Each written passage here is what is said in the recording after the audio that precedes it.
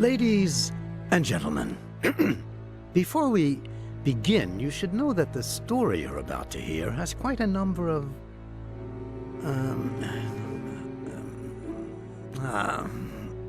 well, don't say I didn't warn you.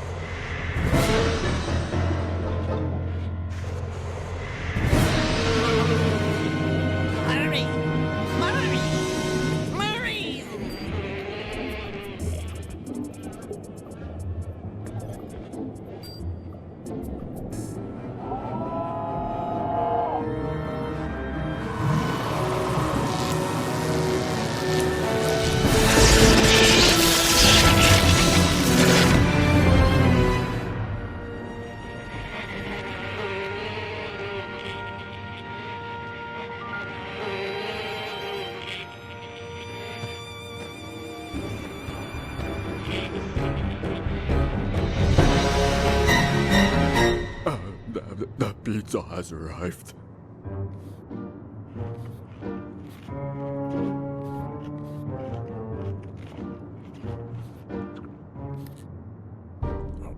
He's alive. And he's hungry. Needs tomato sauce. Wait a minute. The story doesn't start that way. Ah, yes. Ladies and gentlemen, Ayo, let's begin at the beginning.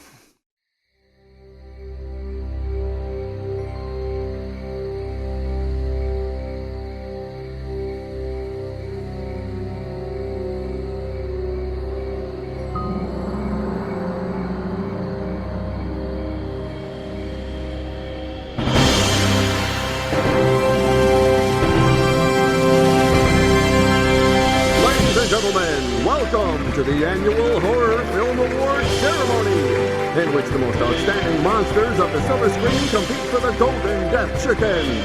Please go into the theater now and take your seats and enjoy.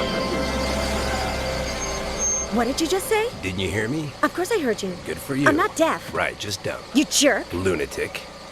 Dan Murray. The boss has assigned this story to the two of us. If you don't come into the theater with me and do your part... So, you don't think you can do it alone? I think I'm more than capable. You don't say. Dan Murray, I'm going to go into that theater and write a Pulitzer Prize story by myself. You hear me? You're gonna leave me out here in the cold in the dead of autumn? I hope you freeze. How can I keep myself warm? Ayo, Dan. It was fabulous. I did so many interviews that we're gonna have to ask the boss for more space. Fitz Randolph, Professor Fly, Chrome Hot, Eva Morte, the poet, the Grim Reaper, and the short guy from Monster Without a Cause. Fascinating. Yeah, you know, the one from, hey, what's that? It's antifreeze. Dan Murray, have you been out here drinking while I was in there doing your job? That's it. The byline is going to be mine and mine alone. They can fire you for all I care. What's more, if they ask me for a shovel to help dig your grave, I'll be more than happy to help. And if... Hey, what's he up to? Big Albert. In Fitz Randall's office. That's odd. You were saying? We have to go in there. My thoughts exactly. Finally, real investigative journalism. Come on, move it. Sweetheart, my thing is sports writing. If he hits you with a baseball bat, call me. And that's how it all started for Liz Allaire. She decided she was going into that office with or without Dan's help.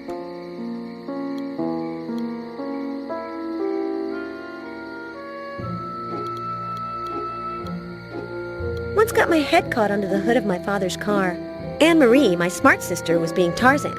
Queenie, my pretty sister, was Jane. I was Cheetah, and the car was the crocodile.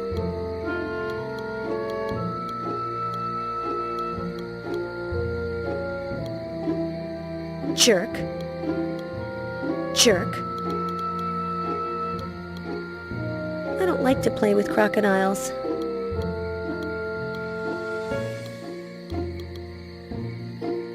Heyo, Dan. So how are you doing? Better than you, my dear.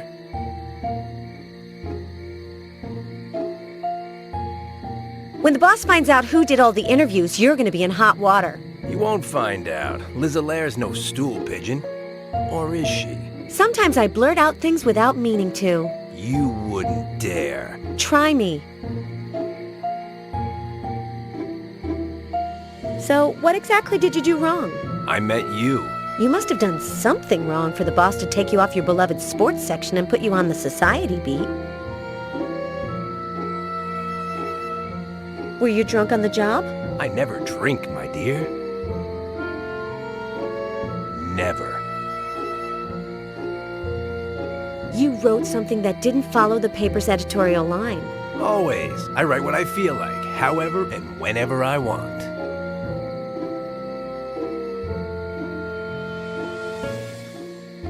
You were rude to the boss. Like I am with everyone, but I have a gift. No one takes it the wrong way. Jerk. Okay, just you, but you don't count. Lunatic. Actually, I could care less what you did. Fascinating. I wonder what Big Albert is doing in Fitzrandolph's office. No, don't tell me. You mean you still haven't found out? Liz Alaire, the famous investigative journalist. What pitiful results. Do you want to hear the story of Big Albert? I know it. I don't need you to... Big Albert, previously known as the Creature, reanimated by electroshock, and assembled using body parts from the cadaver of an unlucky bodybuilder and the brain of the greatest scientist of our time. He created his own line of clothing and accessories 4 years ago. Nobel Prize in Medicine 3 years ago, Nobel Prize in Philosophy 2 years ago, Nobel Peace Prize last month. I'm finished.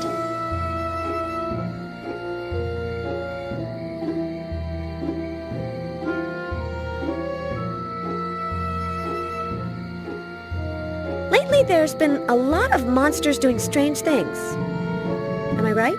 Frankie Dog-Faced Bowser disappeared for 3 days and came back with his face surgically altered. Now he's 10 years uglier. 70 in dog years. This thing with Big Albert could be a scoop. The most intelligent man in the world, caught red-handed. The Quill's Rubber Room reporter tells all in an exclusive.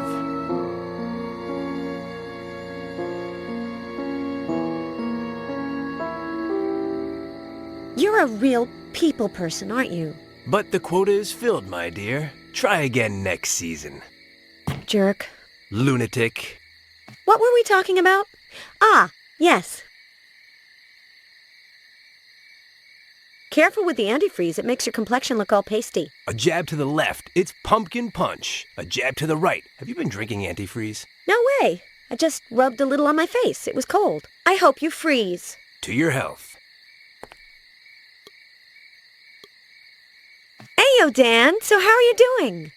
Better than you, my dear. What do you have against me? Not a thing. Not even that you're a daddy's girl. Not even that you're a novice. Not even that Mr. Boss thinks you have talent. Not even that you hate sports. Not even that you're crazy. Not even that you're impossible to work with. Not a single solitary thing. I hope you freeze.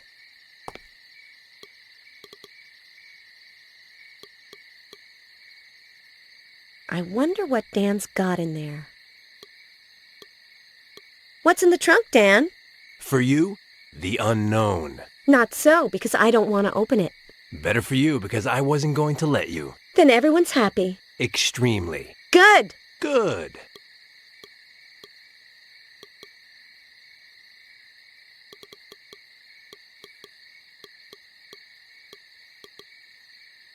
I don't like to play with crocodiles.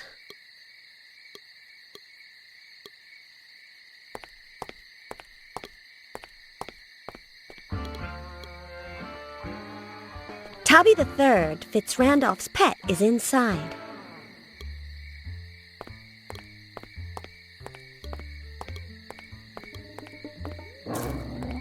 You're awfully crabby, Tubby. I was going to pet him, but he blew it. He's nasty. I'm not getting any closer. I was going to pet him, but he blew it. He has a saw for a hand. How uncomfortable.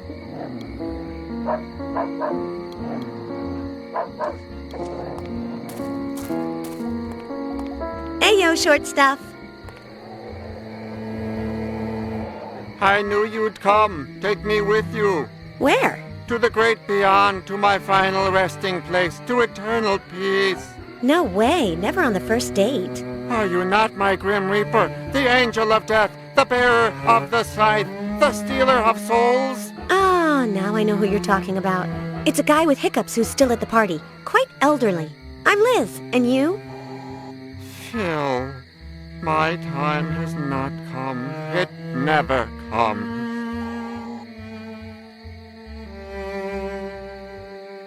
Are you feeling sad? Sadness is the only real name of that which you call life. Let's talk about you.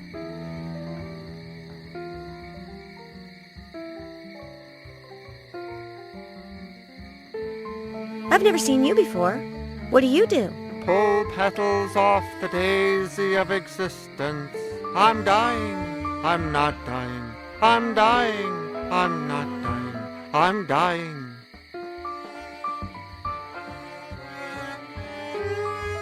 And what work do you do while you're pulling the petals off the daisy of existence? Gardening. I plant, I water, I cut fence posts with the saw. I observe how everything decays in the relentless march of time. What's behind this door? My tool shed, my greenhouse, my vale of tears. Do you want to go in? Never on the first date. Disconcerting.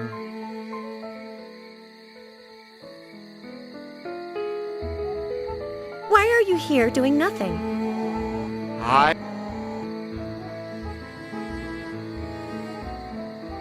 What do you do here apart from dragging yourself toward the inevitable bitter end? Lots of drunkards on the loose. They step on the grass. Hollow men crushing lilies underfoot in the land of death. I'm sorry, I'm not gonna get any good headlines out of you. Have you seen Big Albert? I have seen things you can't imagine. I've seen ivy grow higher on the wall. I've seen lightning bugs shining in the darkness near the door to the mansion. I've seen all this and much more, all of which will disappear in time. But Big Albert, no. Hey, yeah, we'll talk later. If we don't expire first.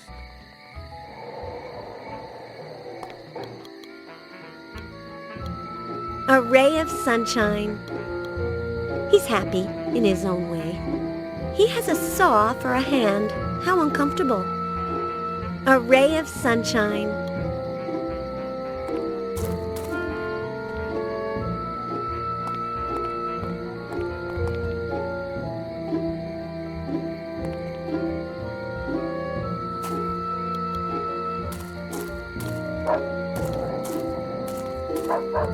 I was going to pet him, but he blew it.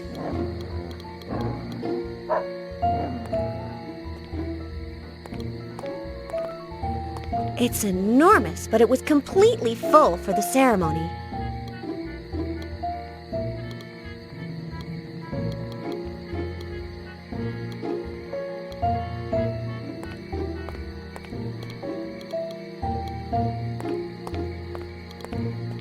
Heyo, Dan. So how are you doing? Better than you, my dear. I hope you're free.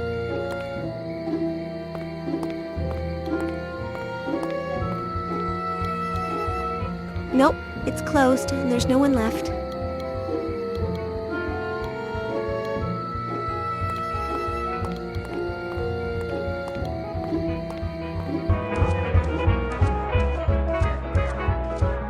Hiyo, miss. I thought you were going.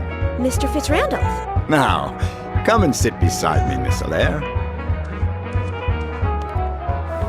I never imagined you were such a party girl. Me? No. I'm still here because it's so pleasant here, don't you think? You don't need an excuse, miss. My friend Murray's intern is always welcome. Oh. Actually, I was referring to your unusual style of dancing. Oh, I see. Have I offended you? Yes. No. Maybe. It's just that...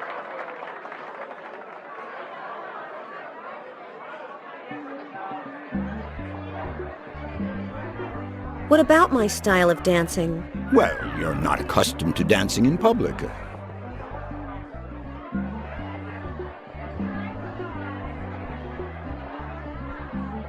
Are you insinuating that I'm not a good dancer? No, although society may not be prepared to see a woman move so many parts of her body so rapidly and with so much independence with respect to the rhythm. Aha! I'm a feminist. I've never danced in public, but I look quite good in the mirror. Then don't let anyone tell you otherwise. If I hadn't believed in myself when I was young, I wouldn't be where I am today. Vegetable soup. I don't understand. Do you want some? What? Vegetable soup. Ah, what's in it? Disconcerting. Now, where were we?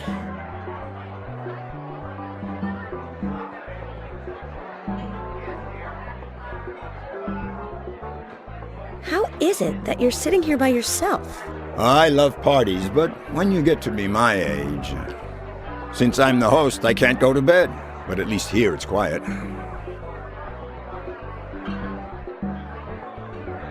In our interview earlier, I forgot to ask you...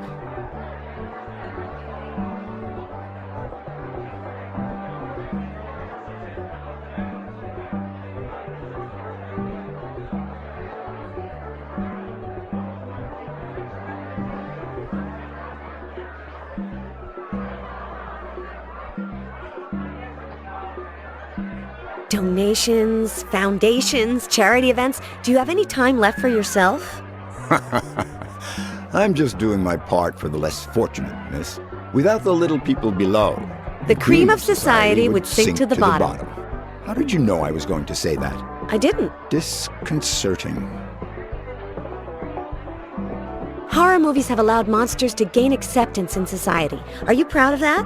Not completely accepted, miss. It's true that we aren't persecuted anymore and that we finally have the same rights as everybody else, but unfortunately, there are still many minds to change. So many people judge other people by their appearance. Do you get along with the stars of your super productions? Well, I try to be a good employer, but it's not always easy. Fame goes to their heads. They do strange things. How's business going? Support your answer. MKO is still the largest movie studio in the country and the world. We have made horror movies fashionable. And as long as that continues, nothing can touch us. Big Albert has... Yes? Yes, what? Big Albert, what about him? Is he feeling all right? Miss, if this keeps up, I will end up understanding why they call you Loony Liz. Thank you for your time.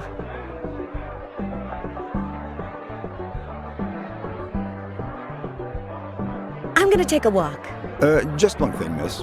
As you're probably already aware, I know some of the best doctors in the country, including psychiatrists. I have a cousin who's a veterinarian. I've observed that you sometimes say disconcerting things. Yes, I've done a lot of reading. Yes, of course. It's, take the vegetable soup, for example. Poor thing. Haven't you had dinner? Yes. No, I won't keep you any longer.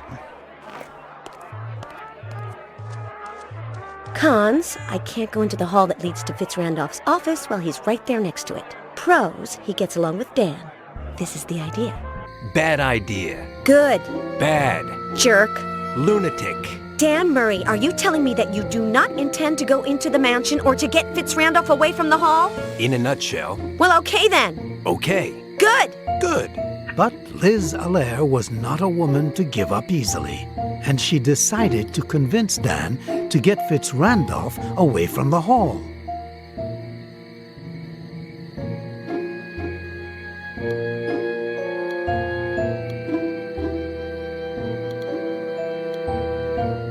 let me open it, the jerk.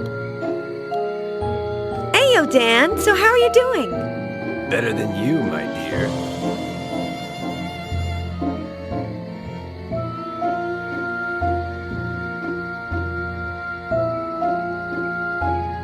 So what exactly did you do wrong? The ball's in your court, my dear.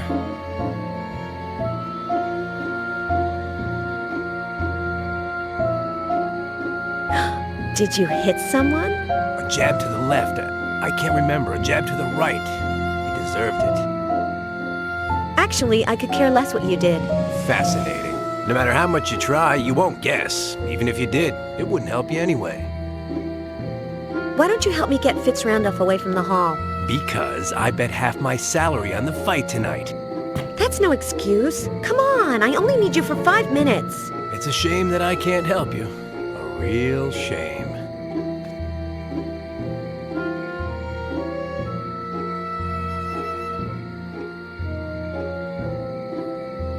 You missed the fight because they sent you here as punishment.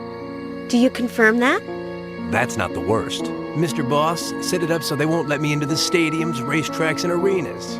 They turned the faucet off. Gosh, I can't miss Friday.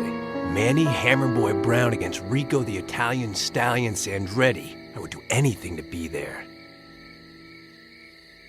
You bet money on a fight.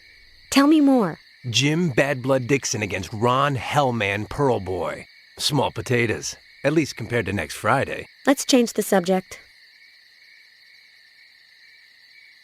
What do you have against me? Not a thing. Not even that you're a daddy's girl. Not even that you're not even that you hate sports. I hope you freeze. To your health.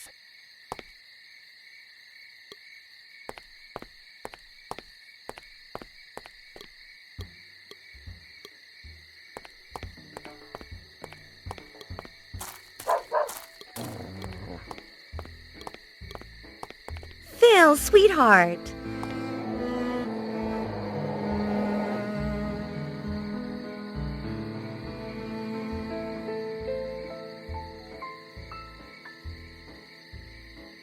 Me, I'm not going to expire. It just doesn't interest me. Bad choice. If you do expire, fine, but... And if you don't? Let's talk about you.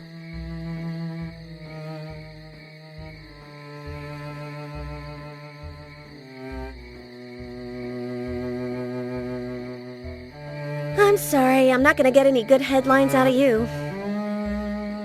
Have you seen Big Albert? I have seen things you can't imagine. I've seen ivy grow. Hey, yeah, we'll talk. If we don't...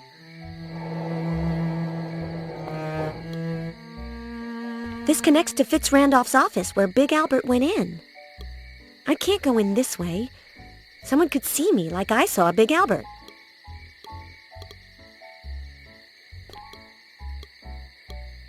I didn't miss it.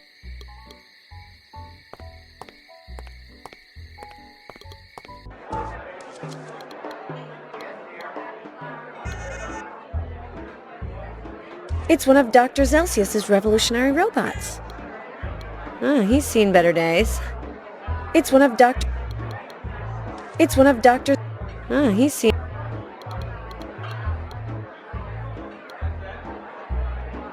That's where the ball is, but it's dying down now. When I left, only Death, Octopus Herring, the Chupacabras, and some others were left. So, short stuff, you guarding the stairs? Restricted area. Only person authorized, William A. Fitz Randolph. Don't worry, I'm not trying to go up. Fitz Randolph's private quarters are up there, right? Restricted area. What happens if I go up the stairs? I punch you.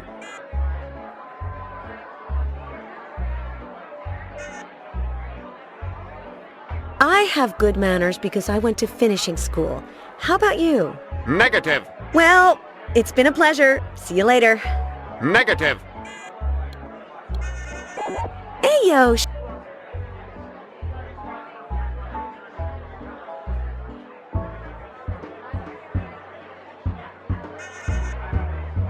just love to get inside your head to find out what you're thinking. Restricted area. Fill in the blanks.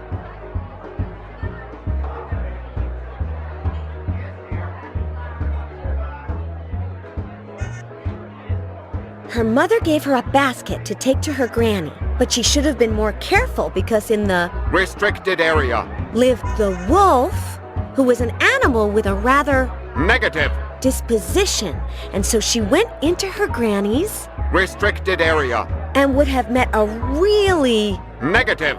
fate if a woodcutter had not said to the wolf, I punch you. "Let me go up, short stuff." Restricted area. Well, it's been a pleasure. Negative.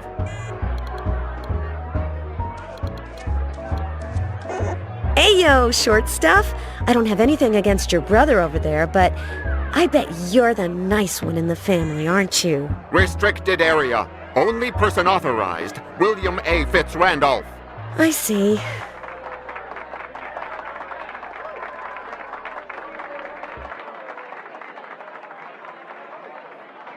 I would just love to get inside your head to find out what you're thinking. Restricted area. Are you familiar with the word positive? Negative. Never positive? Always negative. Fill in the blanks. Dan Murray was so dumb that in school he got one Negative. after another. But he managed to get a job, and one day he touched a co-worker's, Restricted area. and she, who was as clever as she was a good dancer, said to him, I punch you. "Well, it's been a pleasure. See you later." Negative. Ayo, short.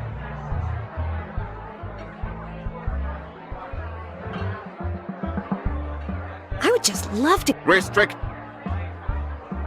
What happened? I. Well, Negative.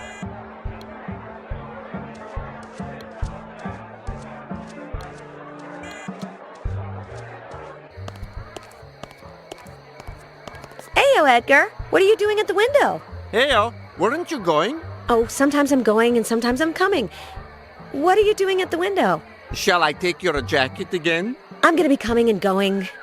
What are you doing at the window? Rehearsing. Ah, you've been cast in a movie?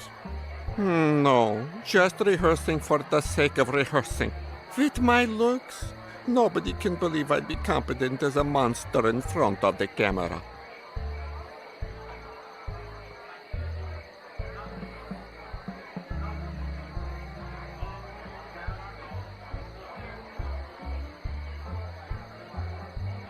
I like books. Who does the one on the table belong to? To me, for autographs. I've gotten them from all the celebrities at the party. Except for Hammer Boy Brown. 20, 12, 1, 4. I don't understand. Why did you say that?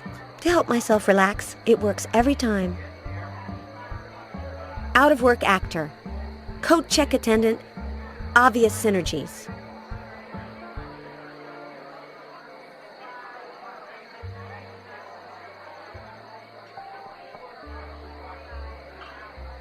How long have you been working for Fitzrandolph?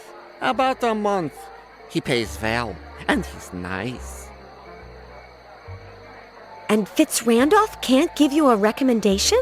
No, that would compromise his integrity. He gives his producers and directors complete artistic freedom and never interferes in things like casting.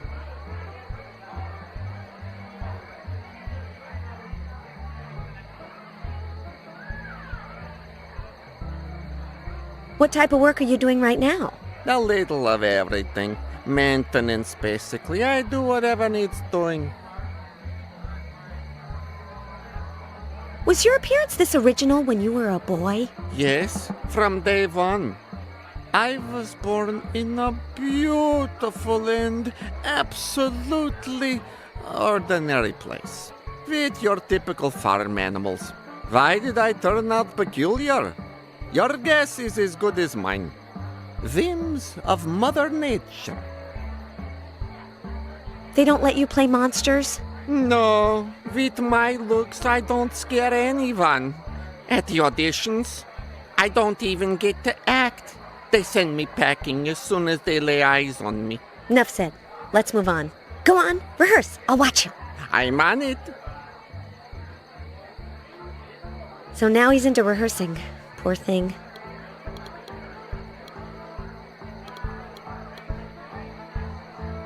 It's Blue Harrelson, the star of Vulcan Flash in the Attack of the Killer Tomatoes, who disappeared without a...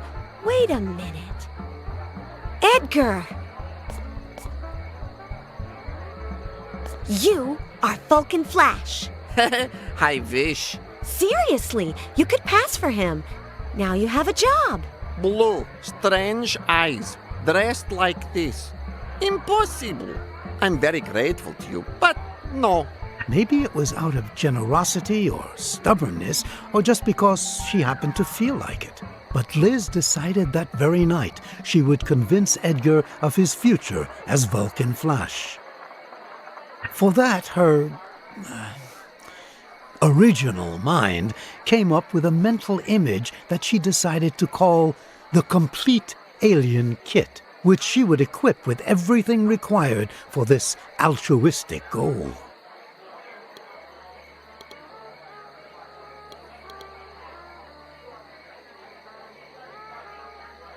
No, I won't give it to him until it's complete.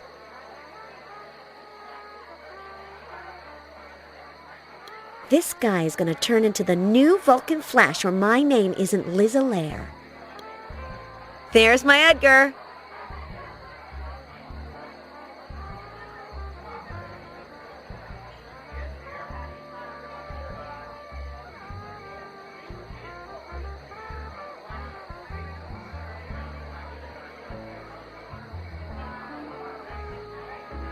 The Making of the New Vulcan Flash, story by Liz Allaire.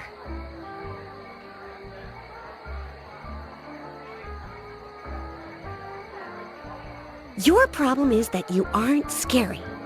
But Vulcan doesn't have to be. Look at me through the eyes of a producer. He has blue skin, strange eyes, that vest, and I don't.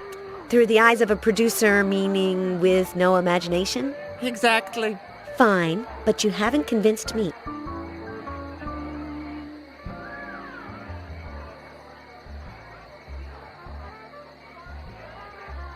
I repeat, you could be the new Vulcan Flash. No, Liz, I don't even look like an Earth monster, which is what I am. Whatever happened to Blue Harrelson, the original Vulcan? No one knows. They rented a spaceship for a Vulcan Flash in the Attack of the Killer Tomatoes sequence. Blue Harrelson got into it, and he didn't come out. He disappeared. By the next day, the spaceship was gone too. And the assistant director couldn't even remember where he rented it. Let's drop it for the moment. Hammerboy Brown, brief profile. No way. You don't know who Manny Hammerboy Brown is? The world flyweight champion. Flyweight, sounds good. What is this? What luck? Boxing. Oh, poor thing. See my jacket? Well, it's his. Was his. He left it here when he went into the pub. Hey, Manny, how about that autograph? And he comes back with, "Get lost, elf." A little while later, he left drunk with a girl and forgot his jacket. And that is the last he ever saw of it. Out-of-work actor. Coat check attendant. Obvious synergies.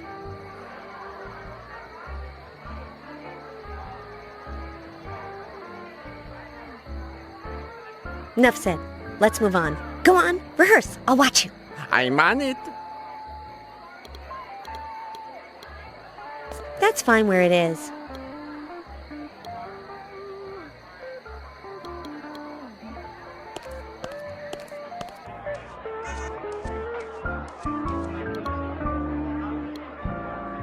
I can't go while Fitzrandolph is sitting right there, or he'll suspect something.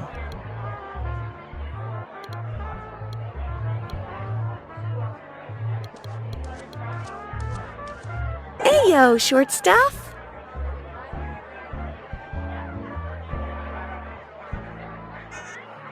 Is there any possibility you could be a little more open to negotiation? Negative.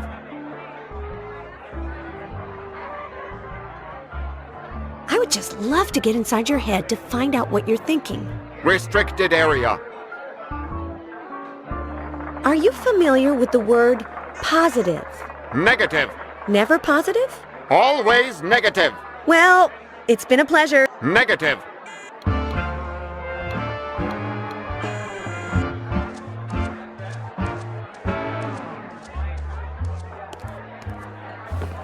Is everything all right, miss?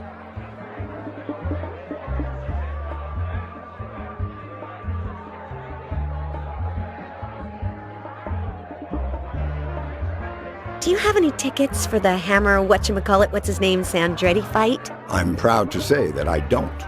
I have been prohibited from attending any event organized by the Sandretti family since I reported their mafia activities. I wish they would go back to New York and leave us in peace. I don't like seeing you just sitting there in that chair. I'd much rather see you in bed. If that's what you want, it would be my pleasure to share my bed. No, I'm not sleepy. So much the better, don't you think? Neither am I. Never mind. Forget what I said about going to bed. I'll figure out something else. Disconcerting. You are light years away from any social convention.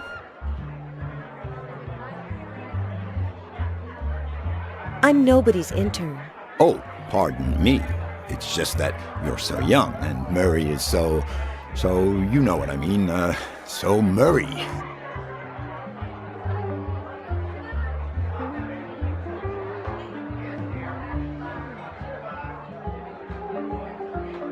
Dan is a sports writer. How do you know him?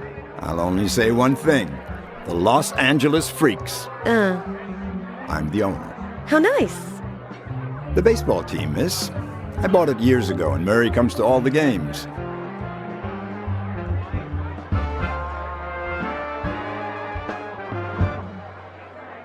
Why does everyone like Dan? I don't want to seem arrogant, but Murray is like me.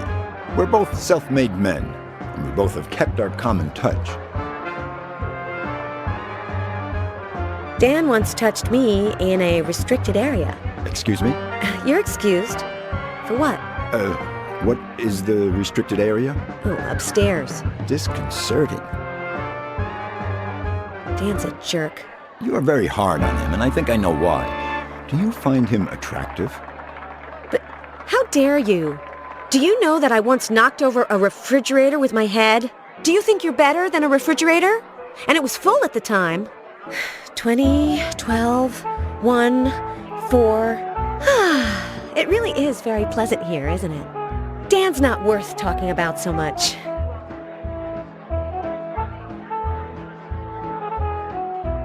I'm gonna take a walk. Enjoy yourself.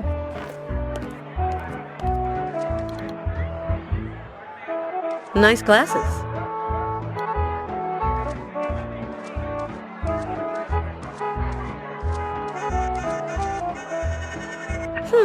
These could be Professor Fly's.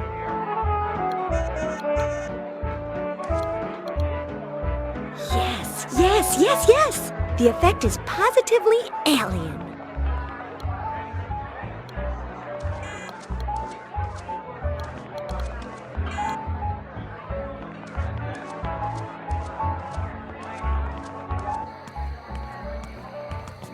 Miss Hilaire, could you confirm that the reading room is being remodeled?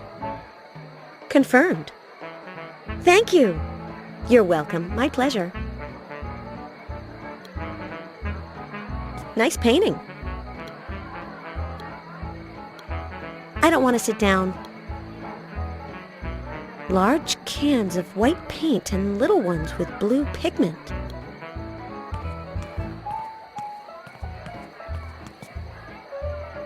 The cans of pigment weigh less. On second thought, the color blue is a fundamental characteristic of the Great Vulcan Flash.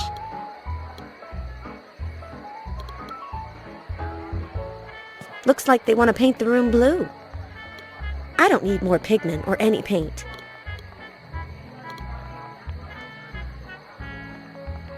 Did the workers leave this behind? If there was anything in the pockets, someone got here before me and took it. Agreed.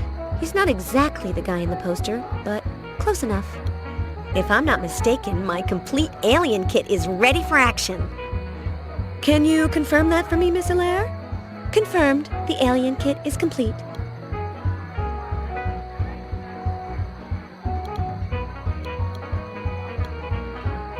What a place to leave books! How little respect people have for culture! I could take a book, but I don't have any more room at home. I'd have to buy another refrigerator.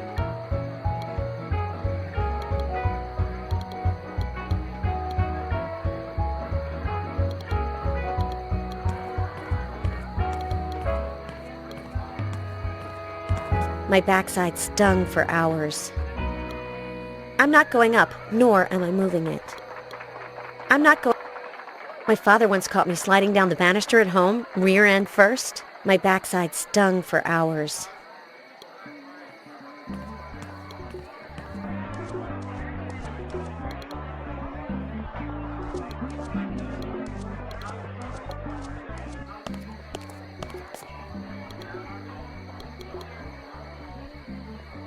Finally, the moment has arrived for opening the refrigerator. There's my Edgar.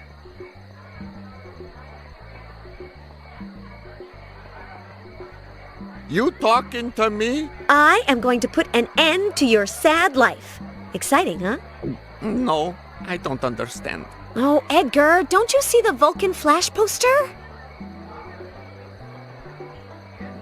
I am identical to him, the new Vulcan Flash. Next audition, I'm going straight to the top. Thank you for convincing me, Liz, Edgar continued. I'll make it in the movies as an alien. Yes. This is all very well and good. But ask me about What's-His-Name Brown's jacket.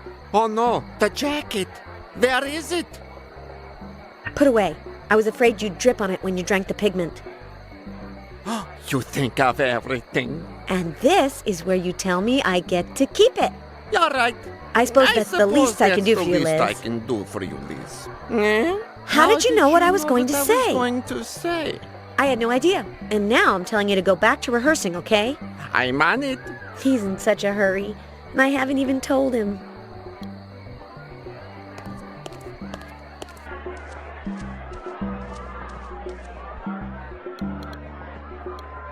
Could there be anything in the pockets? Ah, look, how convenient.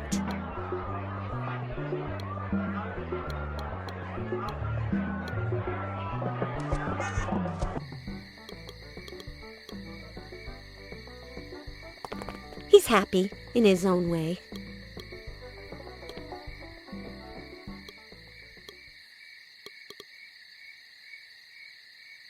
He's much more muscular than Edgar. It won't fit him.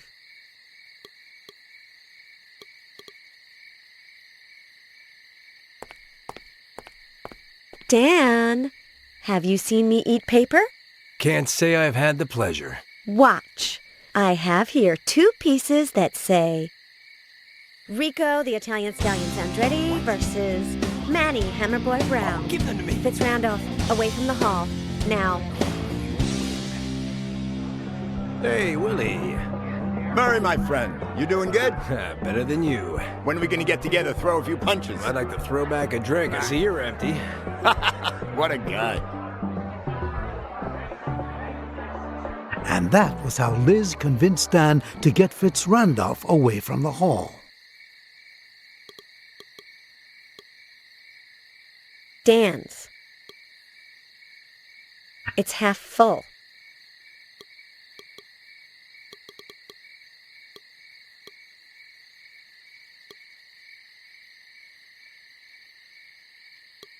Without this, I wouldn't have gotten into the awards ceremony or the party.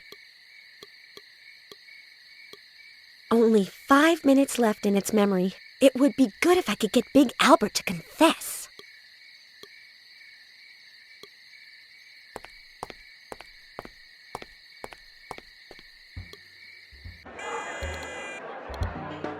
Now I can.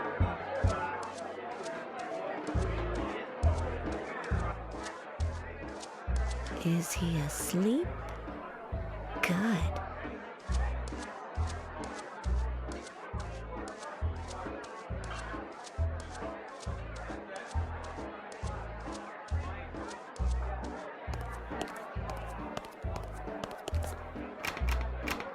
Closed. Life is like a crocodile. Wait a minute. Aren't the offices of Fitz Randolph and his secretary connected?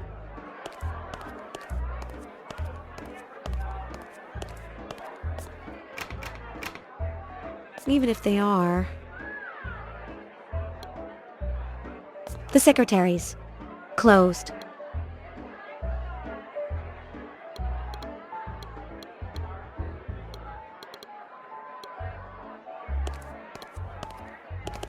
He's out like a light.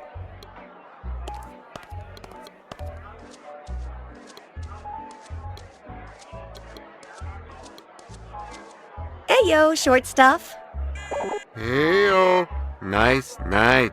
Considering that at this time of year... You open office doors, right? Affirmative. Considering that at this time of year, it usually cools... What's your name, sweetheart? Jimmy Love.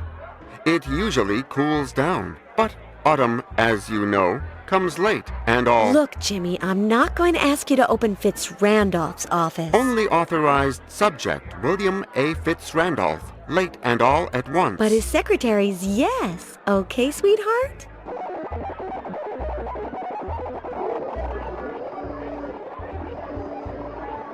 Only authorized subject, Beverly Torrance.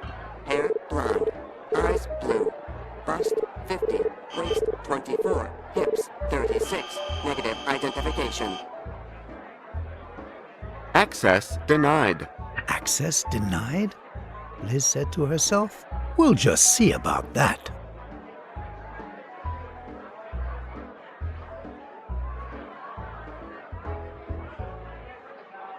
Aren't you the charmer? Integrated elevator conversation chip. We'll have to start dressing more warmly. Informational topic unit. Doors.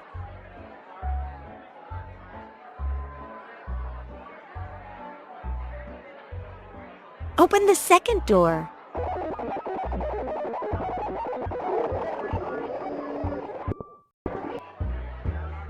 Informational topic unit closed. It is to be believed because it is absurd. Tertullian. Disconcerting. I don't understand. That is the path. I don't understand, but I believe. I don't understand, but I don't understand. Hey, time for bed, sweetheart.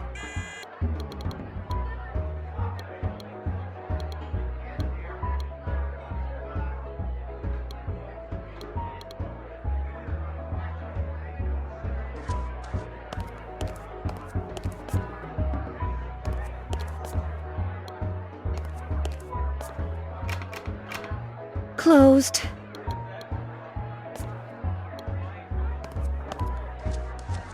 Hey, yo, Jimmy. Nice. Hey, ya.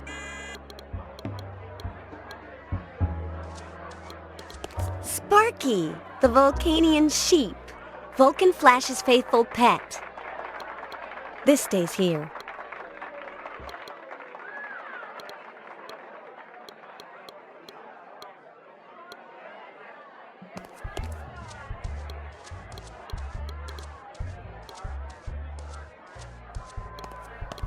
It's a still photograph from the sinister caped light bulb, a huge hit for MKO. I have too many already. My sister, Queenie, the pretty one, is an artist and she gave me all of them. They're in the attic.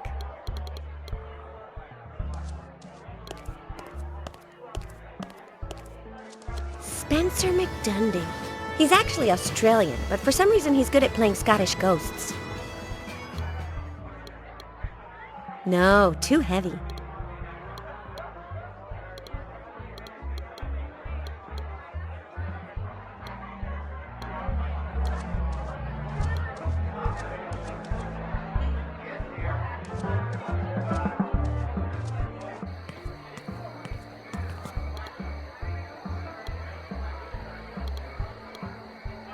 I don't want to sit... My father once caught me sliding down my backside. I'm not going up.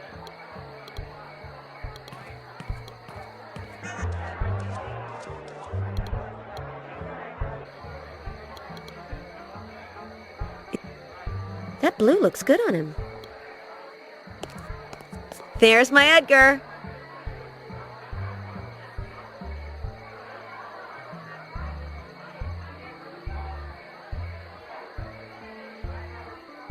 Who is Beverly Torrance? Mr. Fitzrandolph's secretary.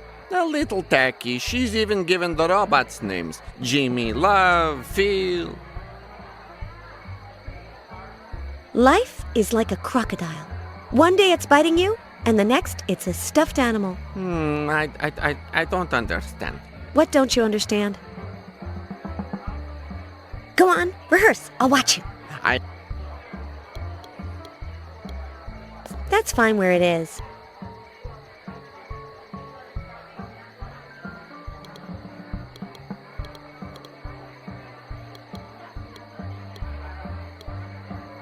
Edgar's autograph book.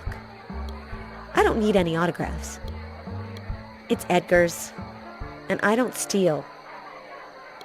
Edgar's autograph. Edgar's...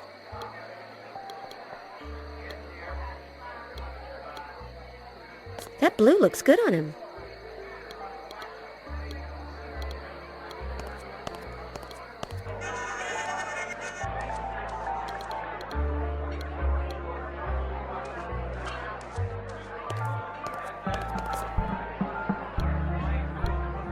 Hey, there's something on it.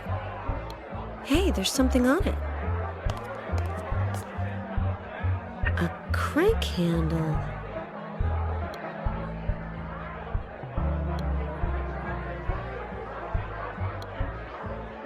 Nothing in that interests me.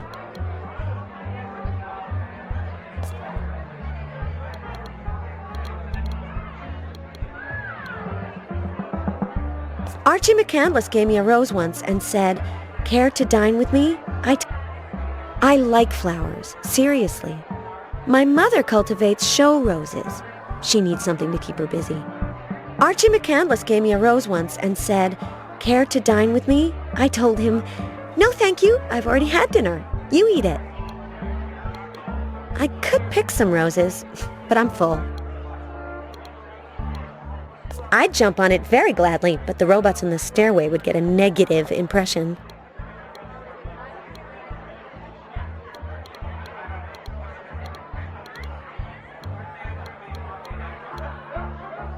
Should I take a seat? Nah.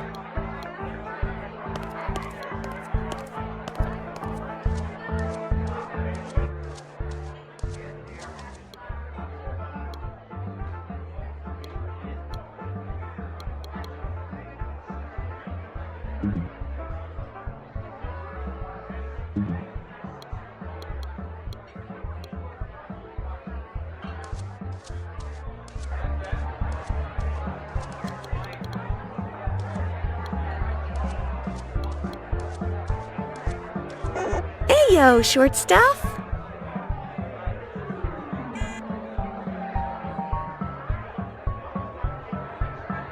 Cat got your language chip? Negative.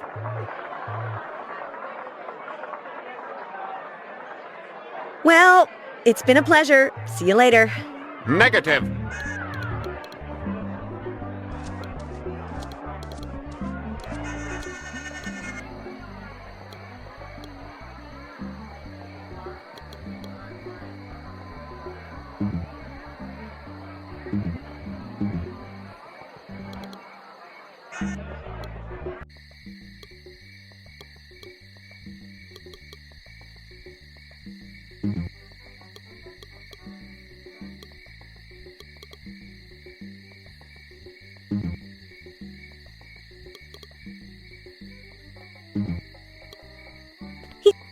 A ray of...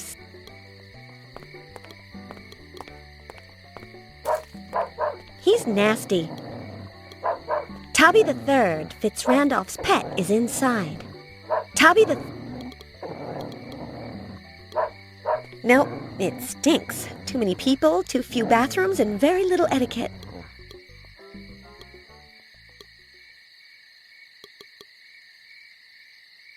This can't be opened with a crank handle, and as far as I'm concerned, it should stay closed.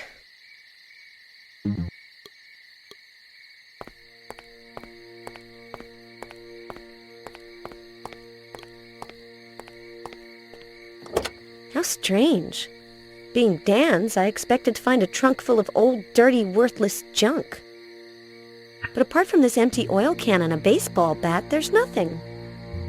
Not even the unknown. Great idea! Pumpkin punch in a can of motor oil. Anyone care for some?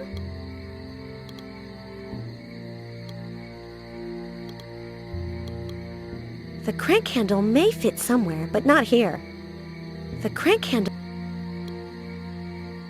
The hip flask is empty, and I'd rather the oil can stayed full of pumpkin punch. The hip flask is empty, and I'd rather the oil can stayed full of pumpkin punch.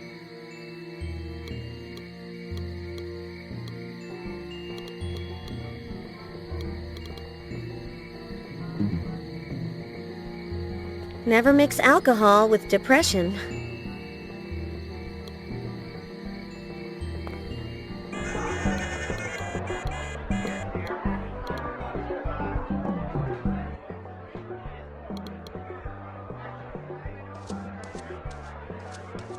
Pumpkin punch, Jimmy? I'd like to, but Mr. Fitzrandolph will fire me if he sees me drinking. He only lets us drink oil so that we don't rust. He's in the ballroom. He won't see you. No, I don't dare. He could show up at any moment, like a summer thunderstorm. Don't worry, I'll figure out something else. But you'll have your punch. I bet you can't guess what's inside this oil can. Affirmative.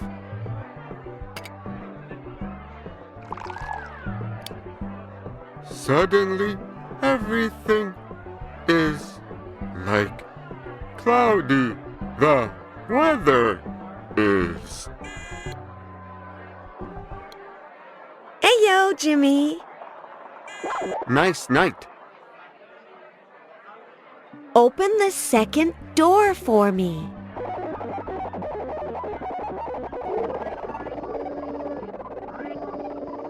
Unauthorized subject, Beverly Torrance. Hair blonde, eyes blue. Bust 50. Waist 24, hips 36. Positive identification. Access allowed.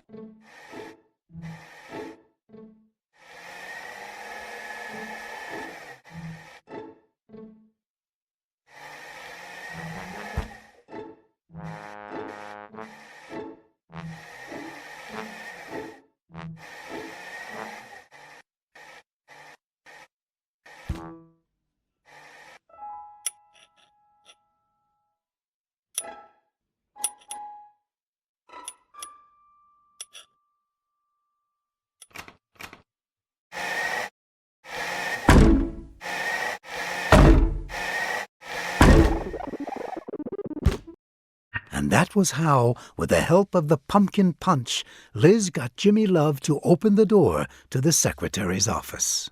Thanks, sweetheart. Fitzrandolph Mansion, Halloween night.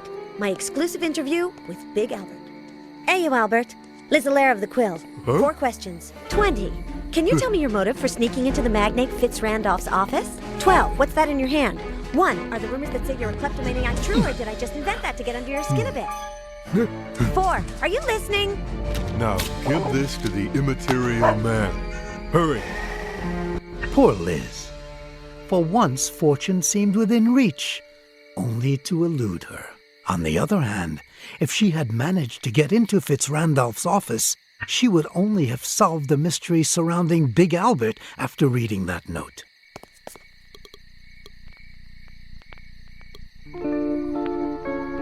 She's not altogether ugly. She's fat and heavy. No. It's too many curves. I don't like her.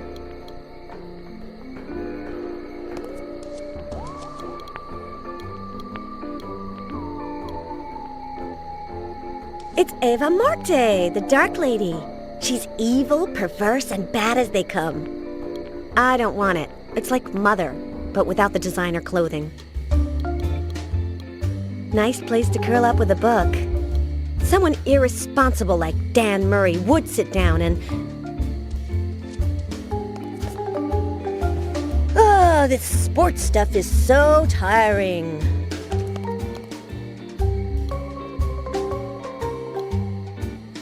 Carrying a few extra pounds. I don't want to be her friend. It's strange that Fitz Randolph has such an obsolete model.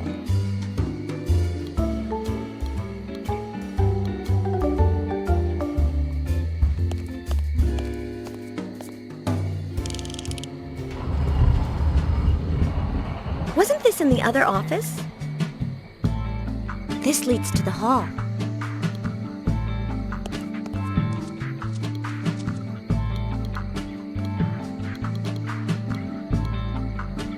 No, I can get out to the hallway from the other office.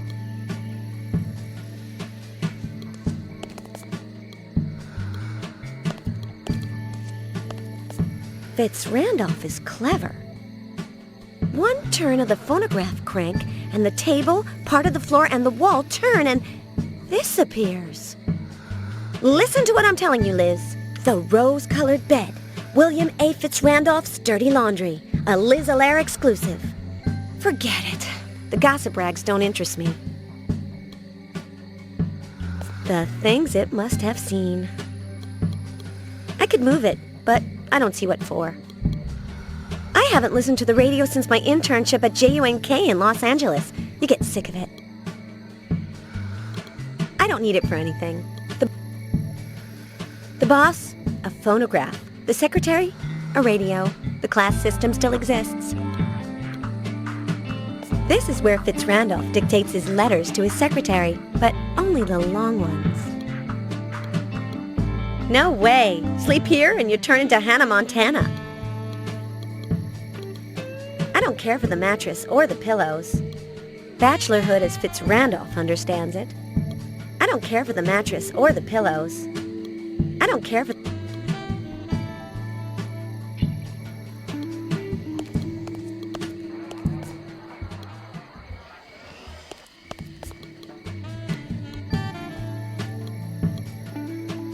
The boss? A phonograph.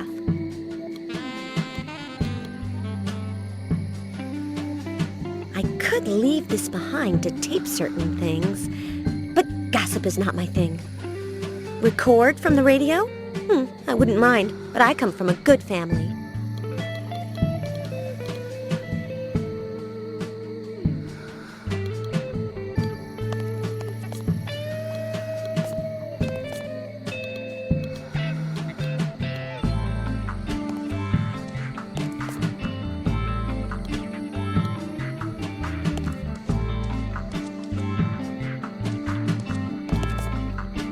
Garden, dock, and on the other side of the lake, the studios. It wouldn't do me any good.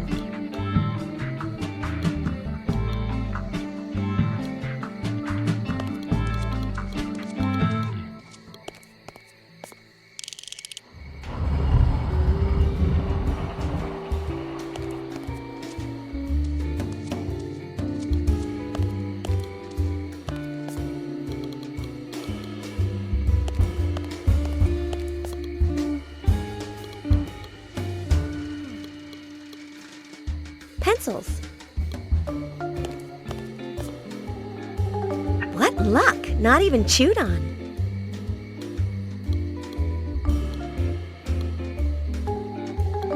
My coworkers tell me I eat pencils. Not true. I bring sandwiches from home.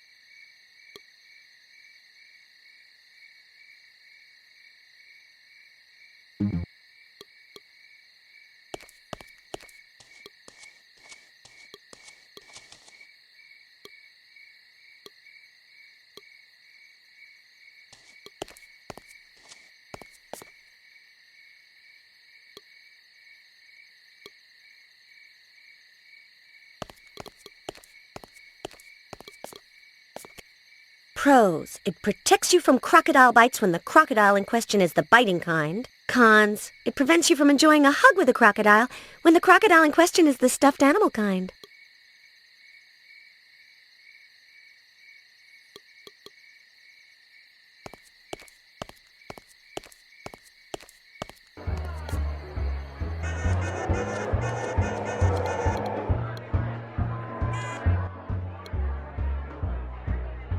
His dinner must not have agreed with him.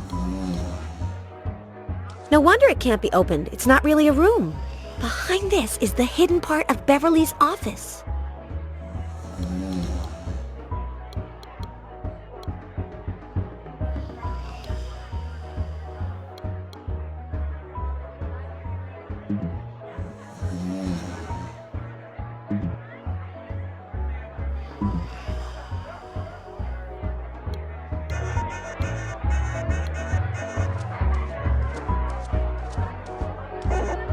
Yo, short st-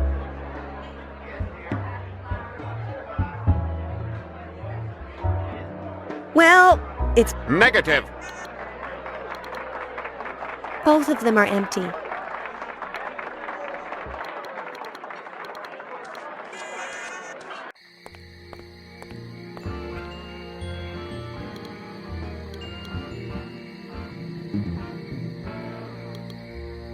I didn't miss anything here. None of this is worth the trouble.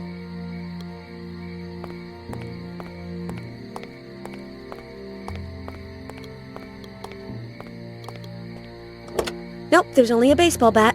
I don't want that.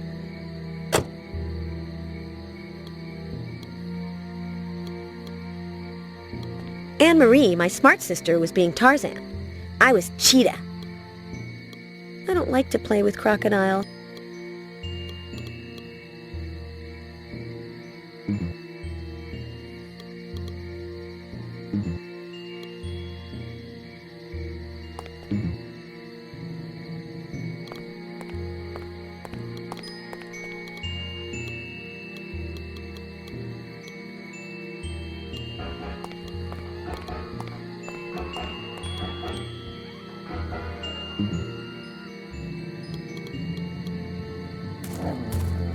We're sorry to say that Tabby III will not be making any statement tonight. Thank you. Big Albert gave him a note.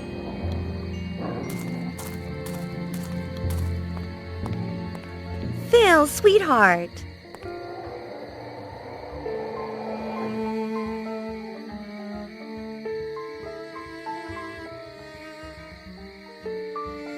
Talk to me about happy things. You can do it. No, defective conversationship. It worked properly for one day. Fleeting and fraudulent happiness. You can't deny it. You have seen Big Albert. Why deny the obvious? Why try to avoid the unavoidable?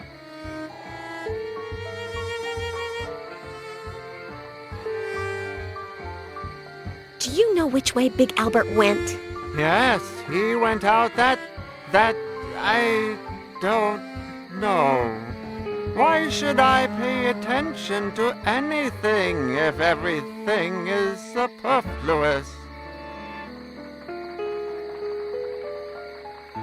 Do you have Big Albert's note? No, I ran into the immaterial man in the hall and I gave it to him. Everything meets its end, sooner or later.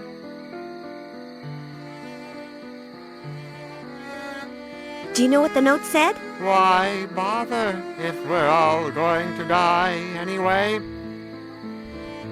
Which way did the immaterial man go? There's only one possible destination. Nothingness, non-existence, death. Clearly, you don't know anything. The only certainty in life is the tomb. Let's talk about you.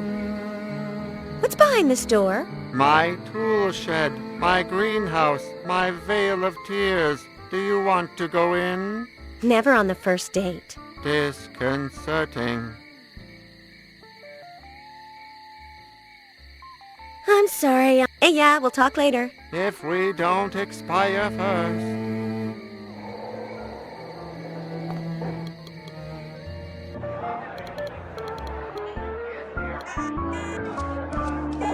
Hey, yo, shortstop.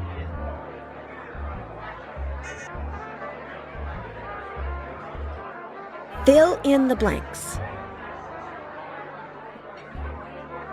Dan Murray was so dumb that in school he got one Negative. after another. And I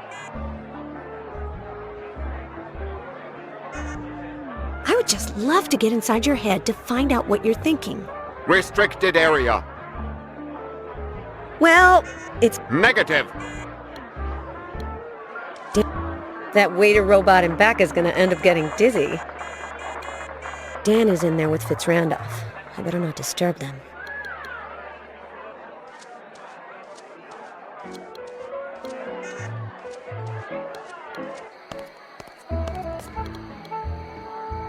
Don't you threaten me. No, doesn't even rhyme. I'm annoyed that Edgar hasn't asked me for my autograph. Better not ask. He might have Dan's. There's my Edgar.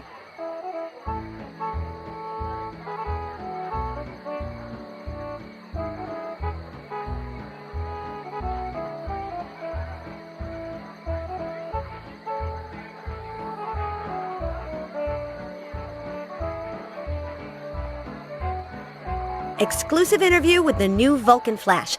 First impressions. I'm not in character yet, but as of tomorrow, just wait and see. When I get to the audition, I'll look like his clone.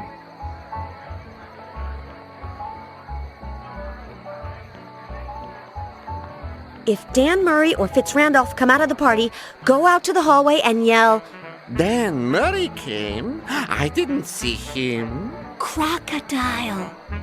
Crocodile!" Wait. How do you know Dan? Come on, everyone knows Dan Murray. What a guy, eh? How dare you? I don't understand. Dare what?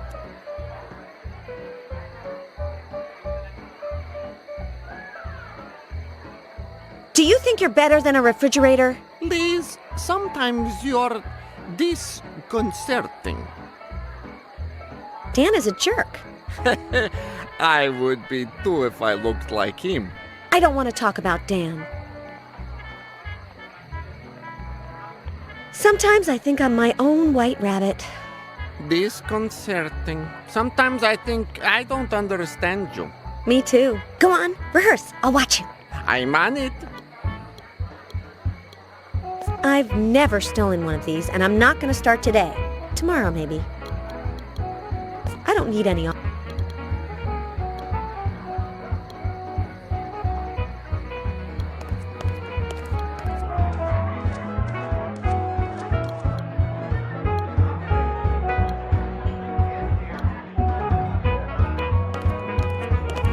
Nothing in that interests me. October 31st. Greenhouse or imported? October 31st. Paper.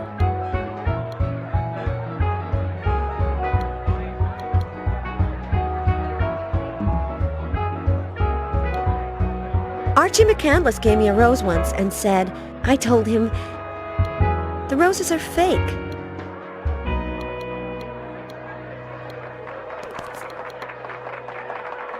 Doesn't look like Fitz Randolph dropped anything else. This is good for getting into trouble for jumping on it.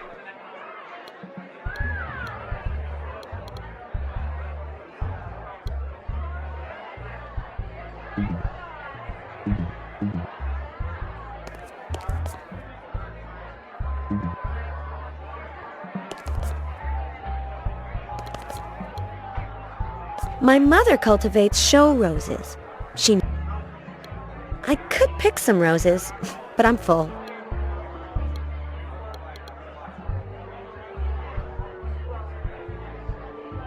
It already has water. It already has...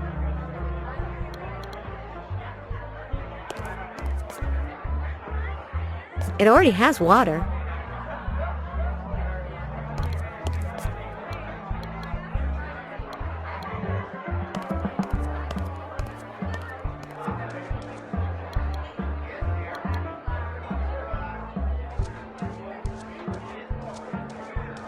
Ayo, short stuff.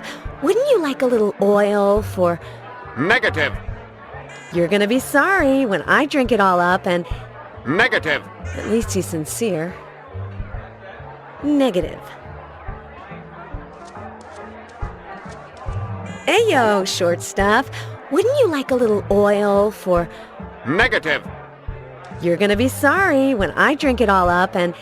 Negative. At least he's sincere.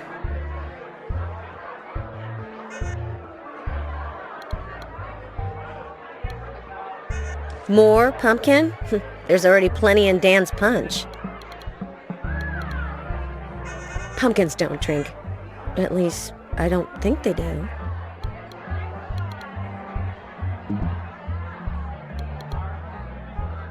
Pumpkins don't drink.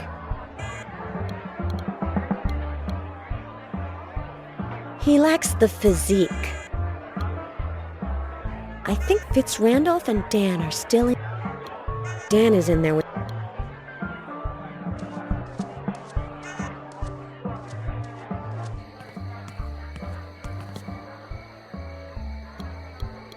No, Edgar is already blue enough. I could take a book, but I don't have any more... I'm not going up.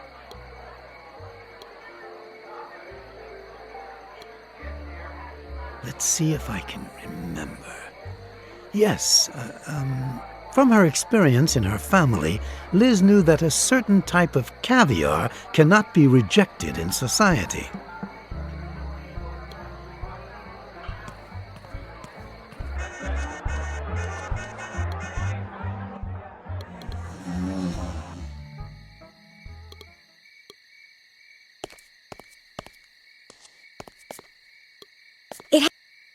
When the crank is turned, the wall between this office and the one next door also... When the crank...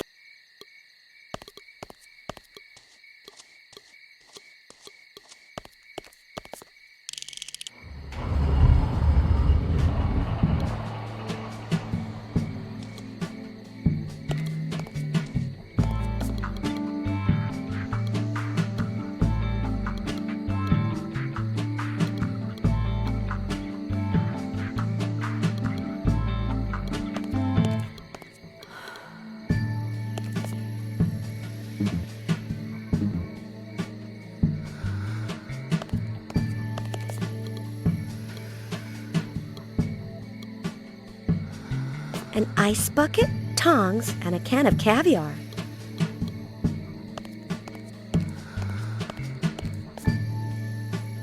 Expensive caviar. My sister, Anne-Marie, the smart one, uses it to make sandwiches.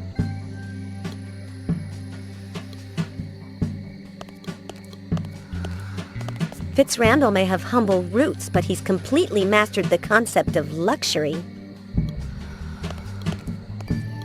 There's nothing here that interests me. Good taste can't be bought. No way. Sleep here and you turn into Hannah Montana.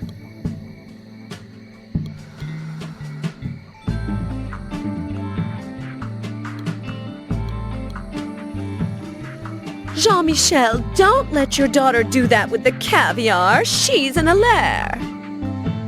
Jean-Michel, don't let your... I don't know if it can be opened from inside, but I don't care.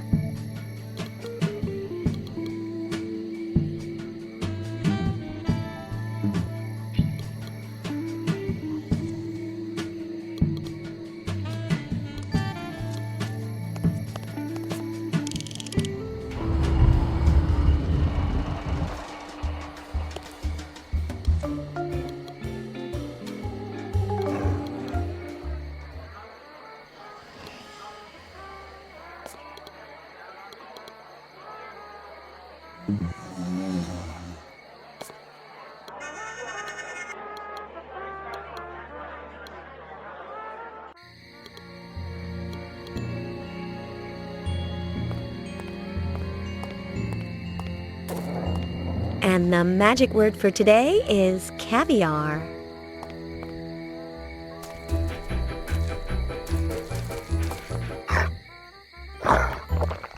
But the real magic would be if something was written on it.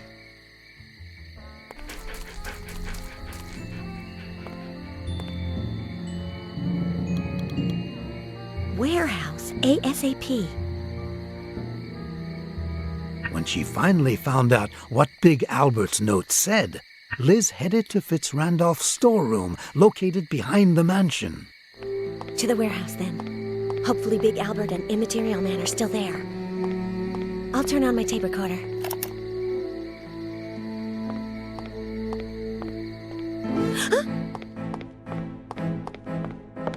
Easy now. Immaterial?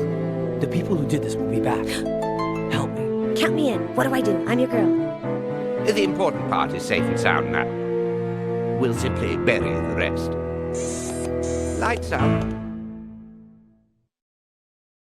At noon the following day, Dan was awakened by a ringing telephone. It was his boss. Liz and Dan hadn't shown up at the paper that day, and he was, how can I put it, pretty angry. I won't tolerate another screw-up. You hear me, Mr. Murray?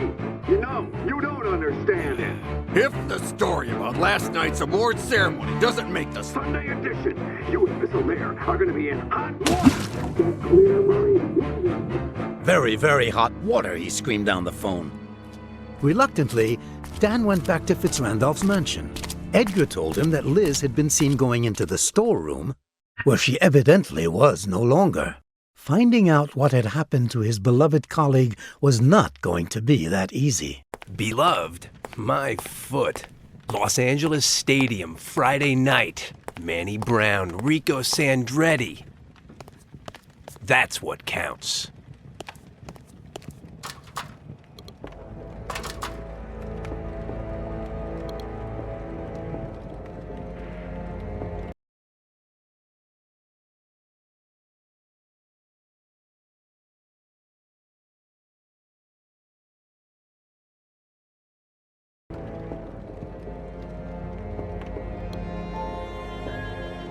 It's wood burning.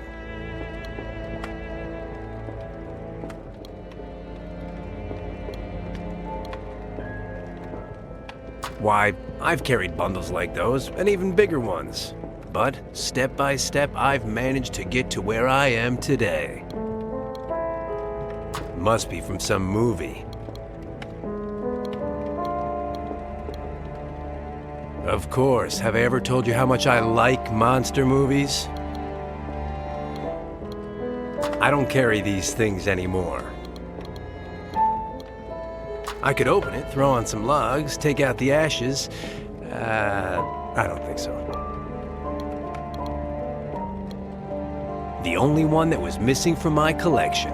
I once pinched it from a store window and they caught me. I was 5 years old. At 12, I bought it with my first paycheck. It's 6 years old and it suits me to a T. To hell with fashion. It's 6 years old.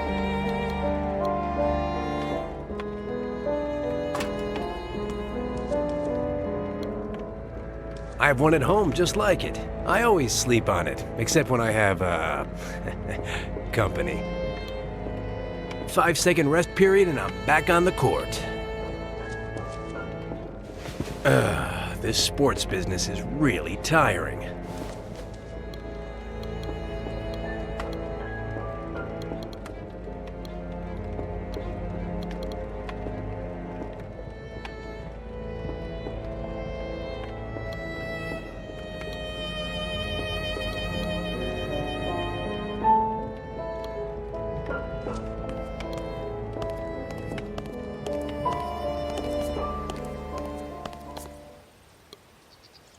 An 8-pack.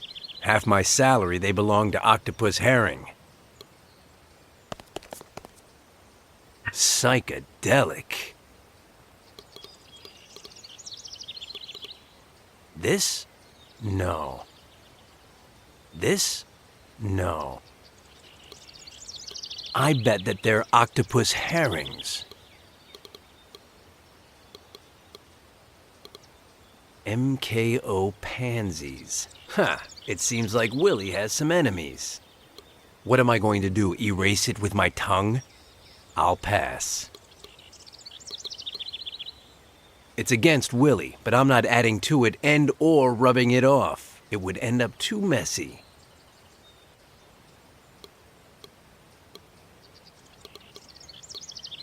MK...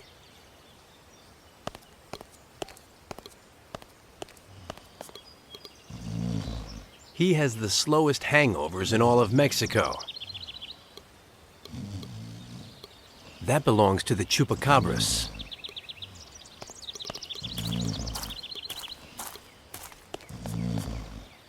He never plays it in public.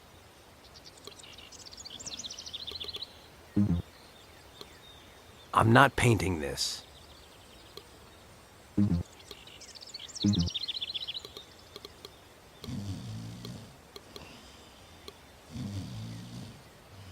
If I try and wake him up, he'll only fake being asleep. He owes me money.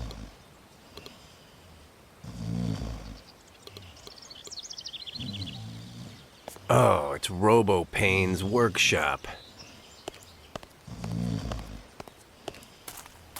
What's this? One of the chupacabra's claws. And I thought they were natural. It's really stuck in there.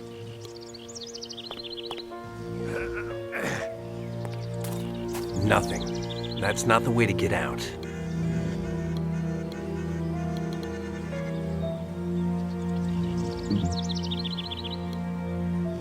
Attaboy. Heyo, Tabby. Attaboy, attaboy. No, I didn't bring you any caviar today, you glutton. Eya, go lay down. I haven't seen him since he was Tabby the Second. Could he have a genetic memory? He never uses one.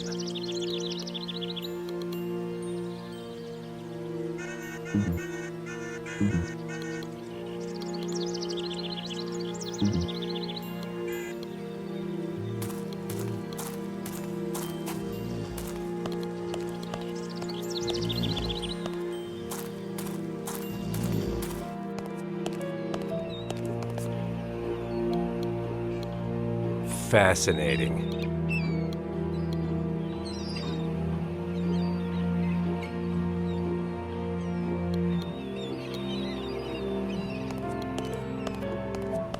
Oh, if I really gave it my all, I could, but behind it has the mother of all knots.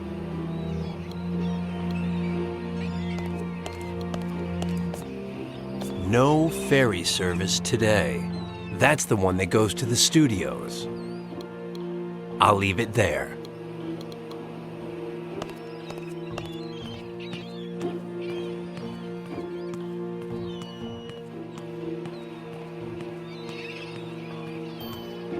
Closed. Hey! You in there! Ayo! And who wants to get in?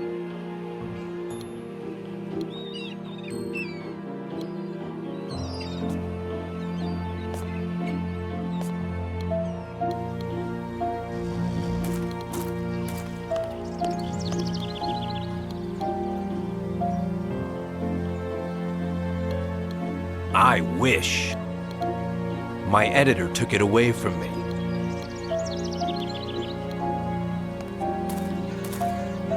He owes me money.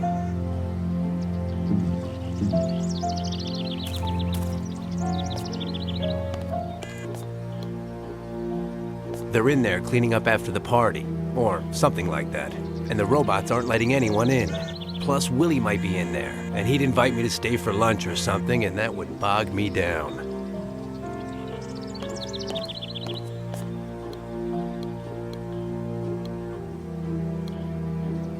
My editor lent it to me. It's his wife's. His is in the repair shop because... He lent it to me because mine has been in a slight accident. Some people never learn. My pal. It was in the trunk. I always carry it in the car. It doesn't matter in which car.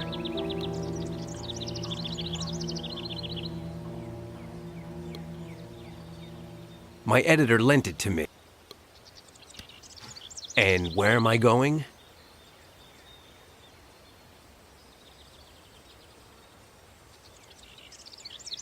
That's the ticket.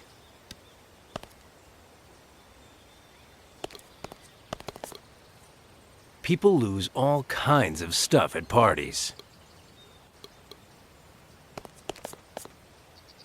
Well, what do you know? It's that idiot Mr. Death's soul extractor. Ah, yes. He was at the party, dying of hiccups, dancing without a partner. What a life.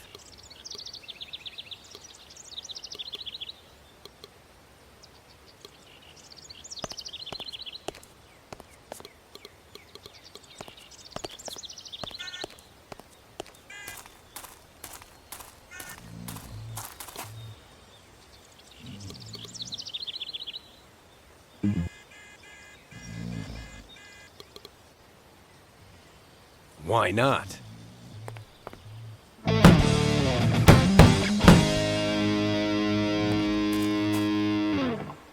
I know that this makes no sense, but this is my chance to use a bat.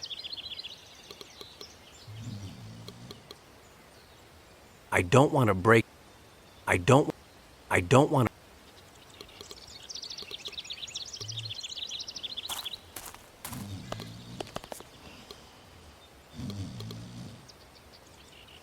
He owes me money, but I'm not...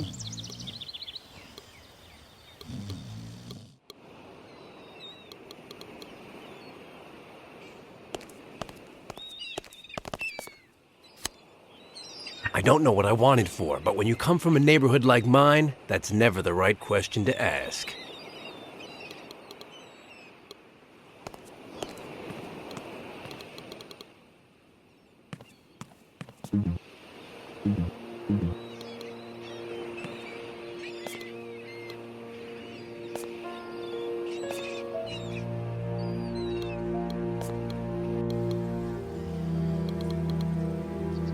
He owes me money, but I'm not...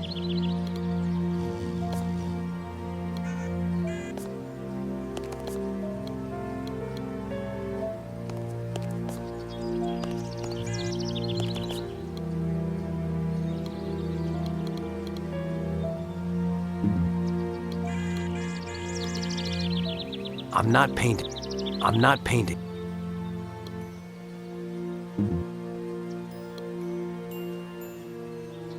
There's no soul here to extract. There's no soul.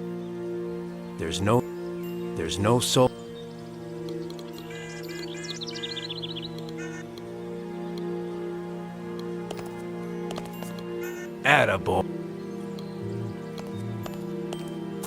Heyo, Tabby. Yes, I know I smell like a party. Good nose. Aya, go lay down.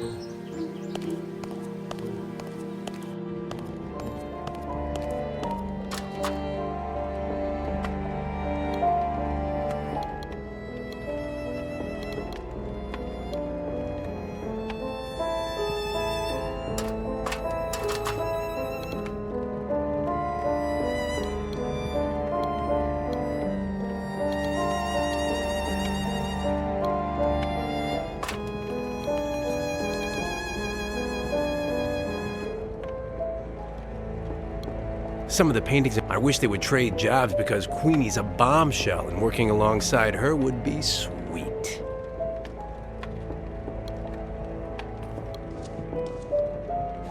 This is the life. The seats in stadiums should be like this.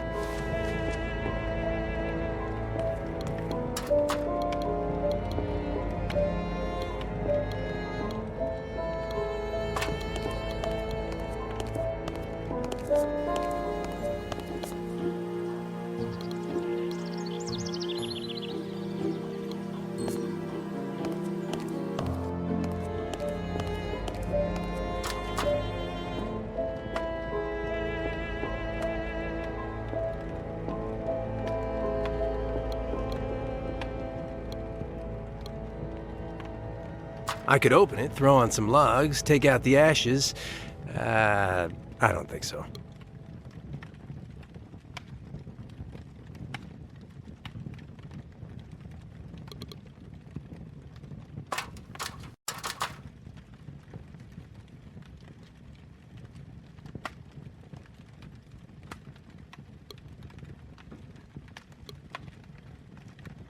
Doesn't this belong to that lunatic?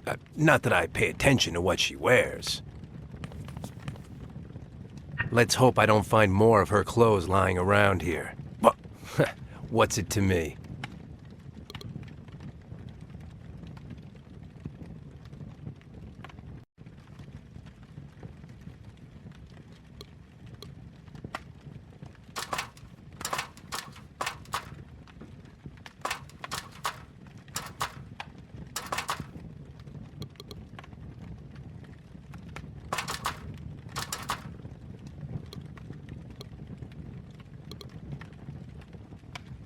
As everyone knows, some animals have to be tied up well with chains to keep them from escaping. The problem was, Dan had neither an animal nor a chain. I don't see what I'd gain by tying this. There's no soul. There's no soul. This one is soul. I don't want to break this. I don't want to break this.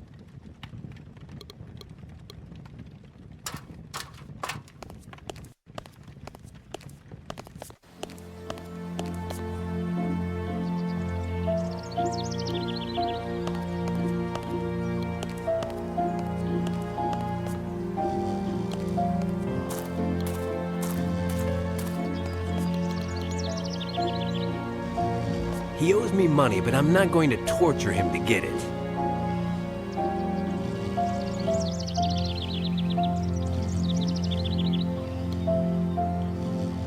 Oh, it's Robo-Payne's workshop. No, the last time the robot in there caught me, I wished I was dead.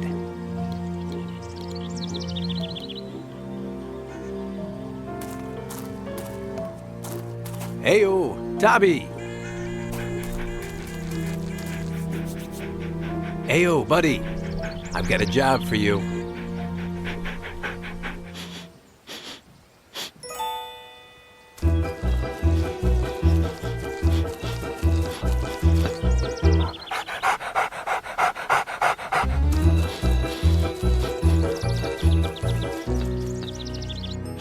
Attaboy, Tabby, attaboy.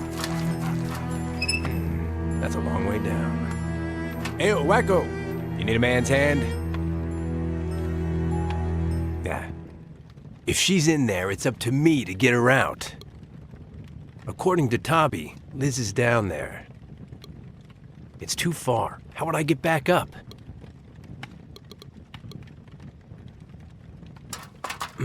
Will this hold if I tie it?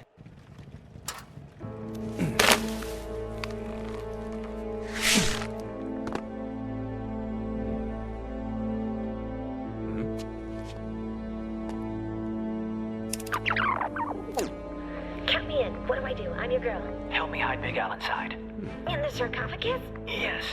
It'll save us time. Now let's get out of here, or... If you try it, you can consider yourselves toast. You'll Your two-bit invisibility tricks won't work with me, Material Man. You and the lovely Miss Alaire shall be escorted to your new quarters by my assistant. I can escort myself.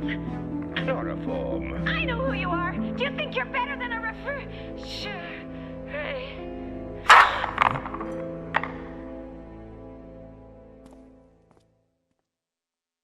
Now that he knew what had happened to Liz, Dan would only be able to find her by going after Big Albert. The sarcophagus? Said Edgar. They took it to the Temple of Eternal Illusion. Now we're really in trouble, replied Dan. The Temple of Eternal Illusion. Headquarters of the famous sorceress known as High Priestess Chrome-Ha. It was completely impenetrable. Whoever entered was observed and analyzed by a scanner, which detected any sign of cerebral activity, and once inside, it was filled with deadly traps out of which no one had ever escaped. The game was becoming increasingly difficult, but Dan had come too far. Plus, his feelings for Liz were becoming more intense all the time. That ninny. Thanks to her, I'm going to be on the ropes again. If she's lost those tickets...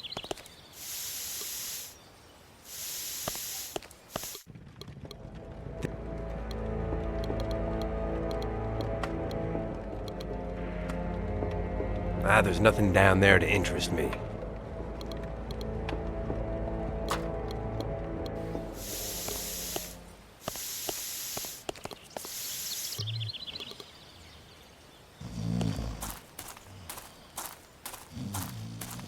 At last, they opened it.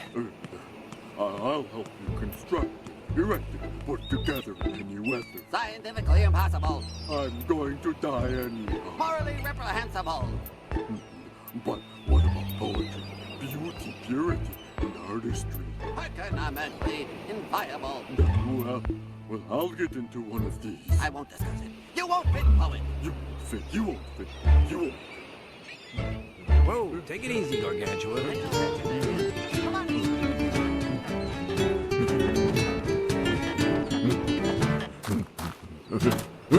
Hey-o, Dan Murray. Guilty as charged. And you, Half-Pint? What a guy. Professor Fly, at your service. Good. And that idiot outside? What's with him? The poet?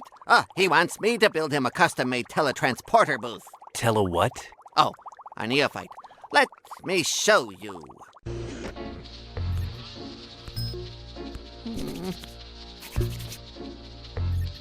Two booths. The foolhardy volunteer gets into one of them.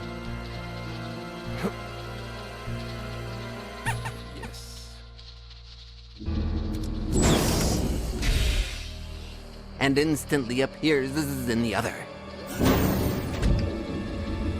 Does the duck get frequent flyer miles? Interesting.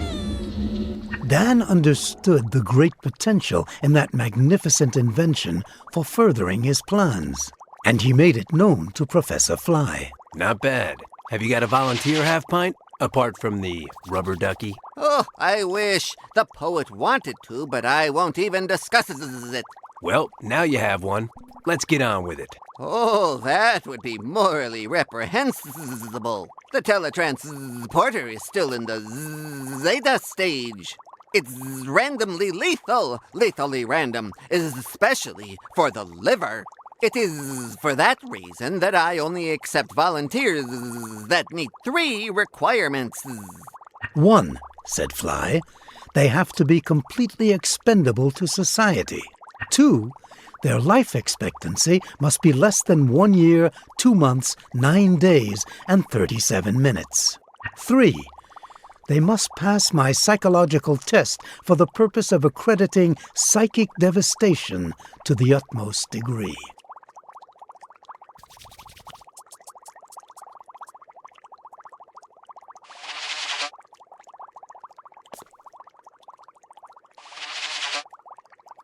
What do you have to say about the poet?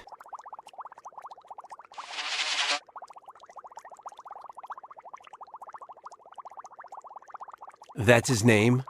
Poet? the poet of pain. He's already published 3 volumes of poetry, all with the same theme. Unfortunately, he's beginning to repeat himself.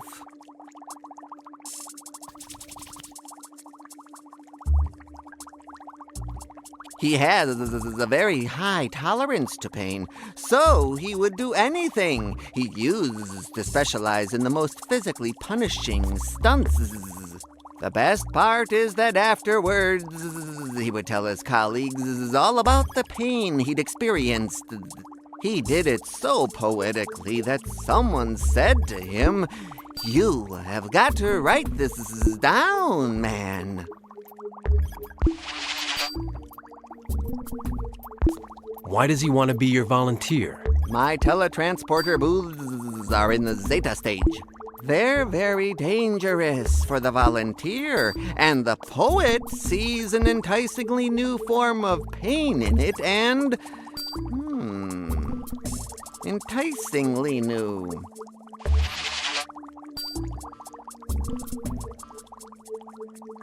Why can't he be your volunteer? Unfortunately, that's scientifically impossible, since my teletransporter booth won't accommodate him. Economically inviable, the cost of building a booth his size would be astronomical, and morally reprehensible, as we are talking about one of the greatest literary figures of our time. Is he stupid or just pretending to be? Well, the poet of pain is peculiar. Peculiar? Yes, peculiar. Peculiar in what way? In a peculiar way. I get it. Very peculiar? Between somewhat and very peculiar. Peculiar, period? What they call peculiar. Like this peculiar attempt at a conversation. It is a somewhat peculiar conversation, yes. Poets. Enough nonsense. My life expectancy is almost nil. Are you sure? That's experimentally demonstrably experimental. Do you see that machine in the corner? Better than you. I don't have bug eyes. What a guy. But it's true. I can't see all that well because I lost my glasses yesterday. So the machine is called a life-o-meter. It uses the breath to determine the subject's total remaining life expectancy down to the minute. How much time until he kicks the bucket, right? Definitively positive. Positively definitive.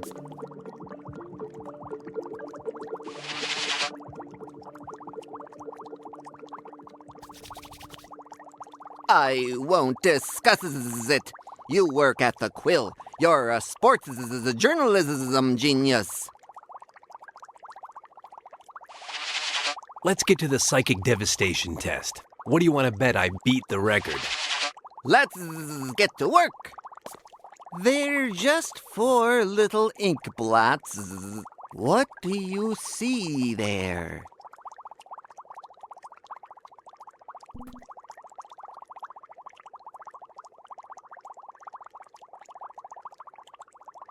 A pretty little flower. This is not psychic devastation or anything like it. I'm sorry, try again when you're really dissipated. Back up to the ceiling, half pint. What a guy. Almost as orderly as my desk at the Quill. None of this interests me. No for the test, I'll call half pint, and that's it. No for the test. No. Very funny. When the test's over, I'll smash it. I still have to pass the test, but after that, it's home run derby.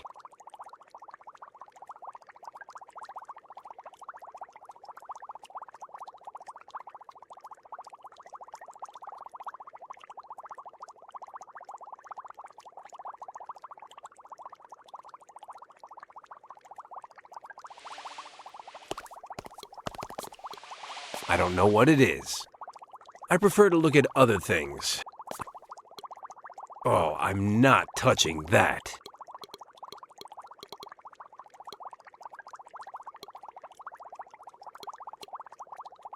I'd grab it, but I'm too busy being sarcastic. When I find the lunatic and we have the story he wants, he'll give it back to me.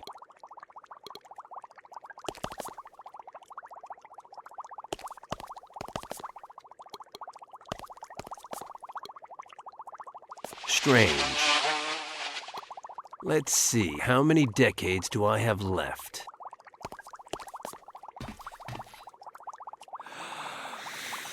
Years, 5 months, 6 days, 12 hours, 9. 5 years, 6 months, 12 days, 9 hours. Revolting machine. And the worst thing is that I'd have to have less than 2 years left to live for Fly to accept me to be his volunteer.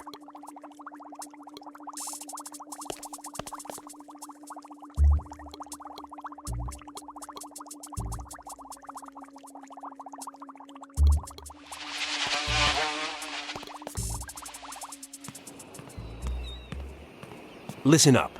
I'm going to be the volunteer for what? You're burning your own hand?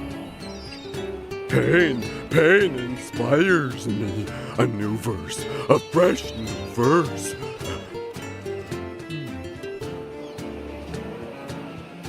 An infernal sun scorches my skin. Implacable, two-faced, cruel. Want me to break your face? It's no trouble. No, very trite. It doesn't inspire me. New pains for new verses. Give me novelty. Good. You stay right here. You're going to go nuts over this.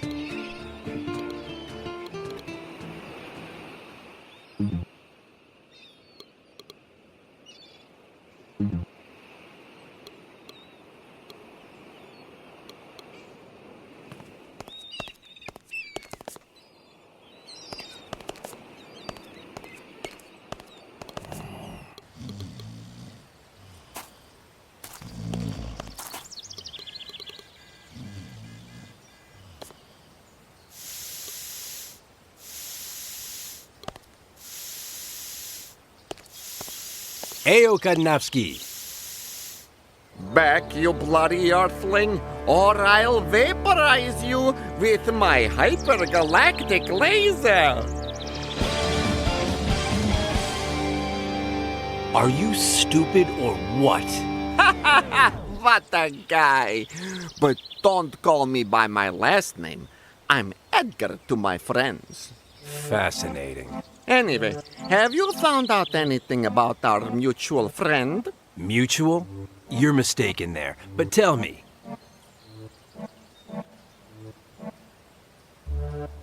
So, they've taken the sarcophagus away. Where did they take the sarcophagus? To the Temple of Eternal Illusion. What is the temple in reality? A temple. Oh, you're really asking for it. What a guy. It's a pyramid that Gromha had brought from Egypt block by block. And what's this about the temple being impenetrable? It is. No one's ever gotten in, except for Gromha's performances on Tuesdays. The best part is that the people in the audience don't even know how they got in. They're outside waiting in line, and then suddenly, bam! They're inside, comfortably ensconced in their assigned seats. What day is it today? Saturday. Oh, enough about the temple for the moment.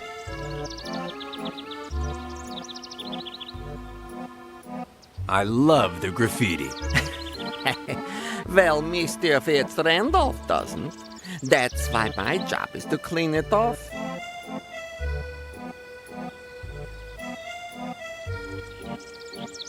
Is Willie around? He was at the mansion, but he asked them to get the Zeppelin ready. Maybe he's already there. MKO Pansies, what's that about? A new direction for MKO. Fitz Randolph wants to get out of the horror business and dedicate himself to family films. Family films don't interest me, but go on.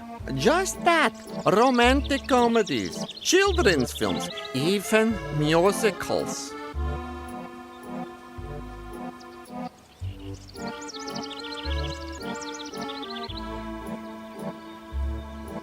I'm still not interested in family films. Go on. The problem is that not all of the monster actors are in favor of the change, and they're trying to boycott it.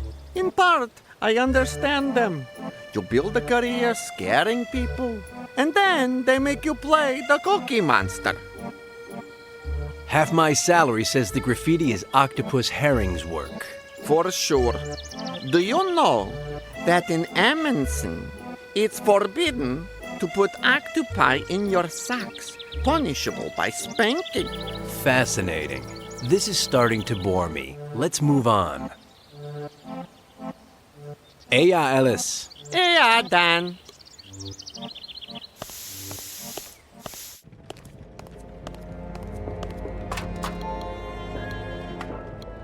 There's nothing. No.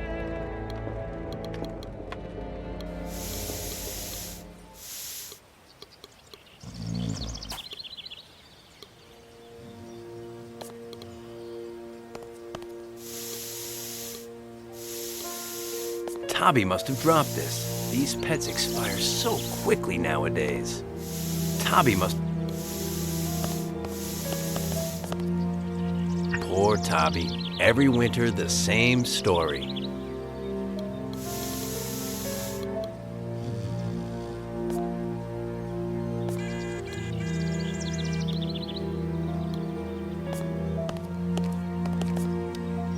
And where am I going?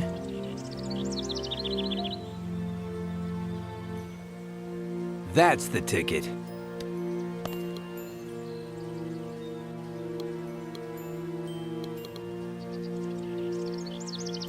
If I destroy the boss's wife's car and I let him know it was me, he'll fire me. But then Fly would accept me as a volunteer. And I'd be closer to finding Liz and the story I need to keep from getting fired. Which, at that point, wouldn't do me any good, so... Left jab, I go about my business, invent a story, and keep my job. It wouldn't be the first time. Right jab, I get myself fired and I start looking for a half-witted, insufferable daddy's girl and... Los Angeles Stadium, Friday night. Manny Brown, Rico Sandretti. That's all that matters.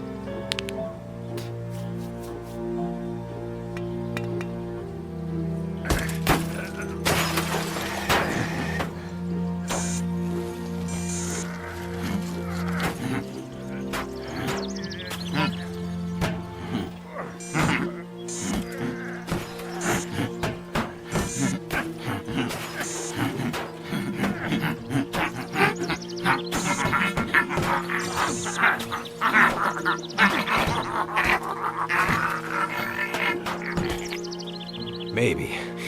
I don't know. Maybe I went too far. Ugh.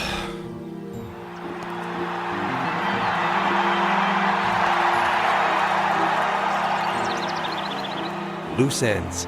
That's the end of it. When the boss sees this, I'm out of a job.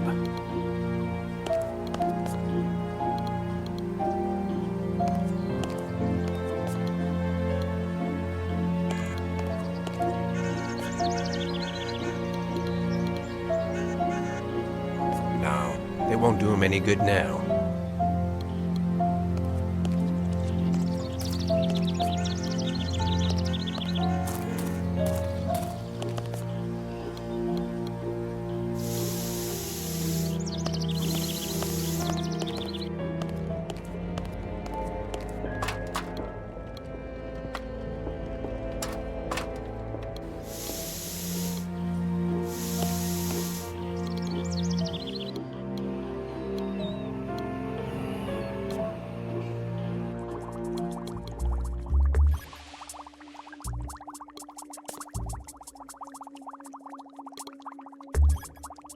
Oh, I'm not touching that.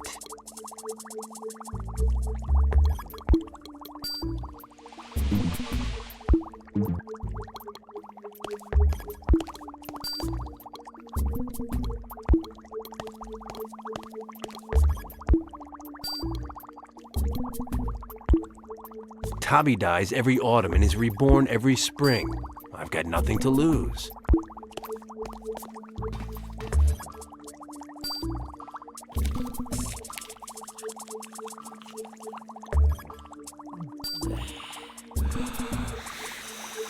Years, 0 months, 0 days, 19 hours, 3. I know. Pretty impressive, huh? 19 days left to live. Poor guy. That's what I call a minimum life expectancy, said Fly. Calm down. As long as I make it to the fight on Friday, everything's fine. What a guy.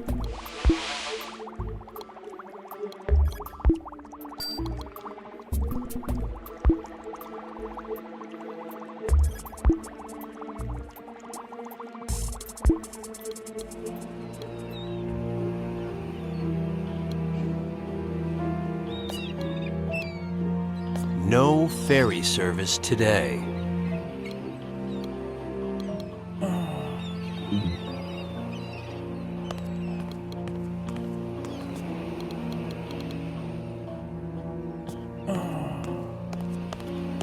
He's going to go nuts over this.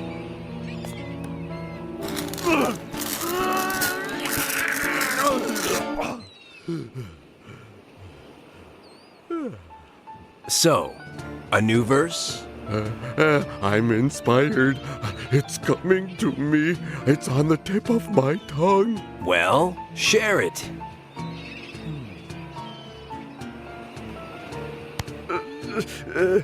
My ear, by 1,000 bees, mortally wounded, bursts joyfully. What a verse, my friend. What a verse. Thank you, friend. Thank you, friend.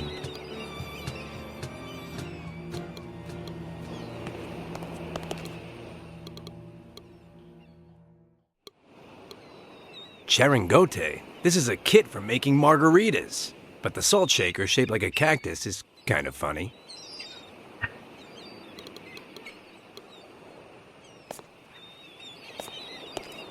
I've got something that might inspire you. Novelty, novelty, give me novelty. Lemon and salt.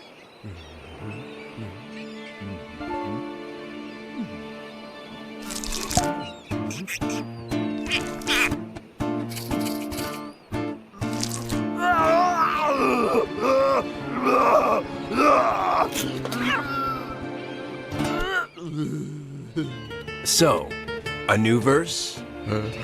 I'm inspired. It's coming to me. It's on the tip of my tongue. Well, share it.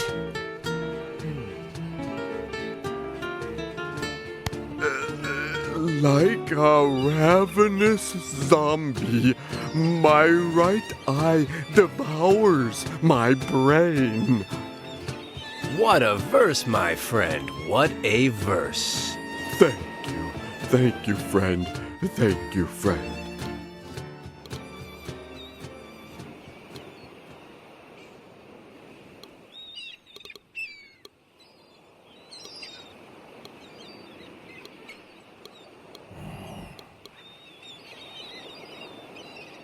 I've got something that might inspire you. Novelty, novelty, give me novelty. Come on, extract your soul. See if that hurts.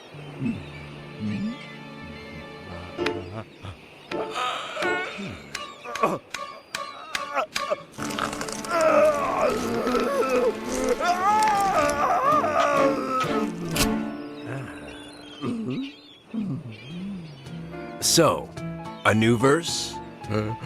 I'm inspired. It's coming to me. It's on the tip of my tongue. Well, share it.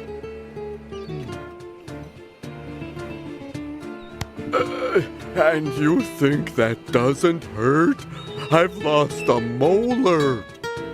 What a verse, my friend. What a verse. Thank you. Thank you, friend. Thank you, friend. The verses he tosses off reek of psychic devastation. Ayo, poet. Poet, poet, poet.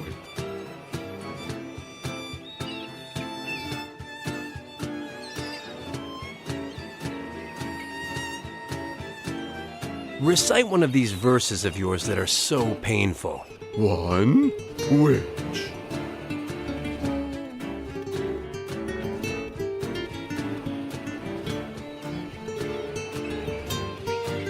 The one inspired by the burning yourself with the magnifying glass. An infernal sun scorches my skin. Implacable, two-faced, cruel. The one that you thought up when they yanked out your molar. And you think that doesn't hurt? I've lost a molar. The one you recited when I scratched the blackboard. My ear, by 1,000 bees, mortally wounded, bursts joyfully. The one that was brought out by your unique way of using salt and lemon. Like a ravenous zombie, my right eye devours my brain. Something from one of your earlier books. I don't repeat myself. I don't repeat myself. I repeat. I've changed my mind. Keep your poetry. My words are enough to cause you pain. Words too hurt, hurt, hurt. Interesting concept. You're peculiar. That's what they say, As far as poets go, you're the worst. Detrimental, aggravating, unmotivating, ineffectual. You smell so bad, even fly won't land on you. What a guy, what a guy, what a guy.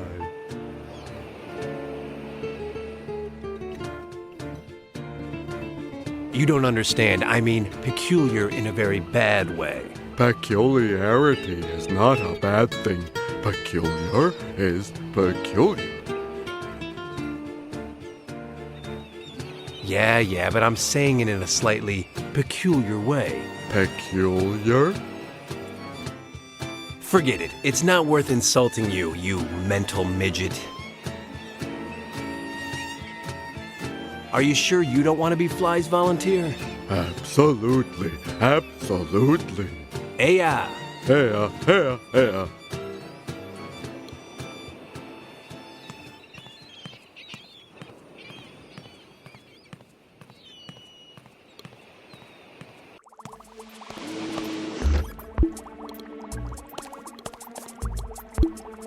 No, for the test, I'll call half pint, and that's it. No, for the test. I don't plan on drinking from any of these bottles. I'm suffering from post-party abstinence syndrome.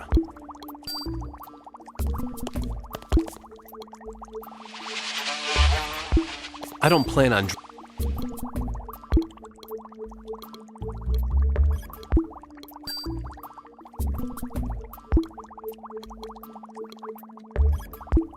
Not much to see. I'm not trying to open it.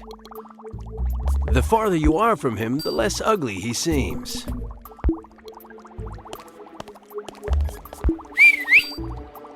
I'm coming! Everything okay?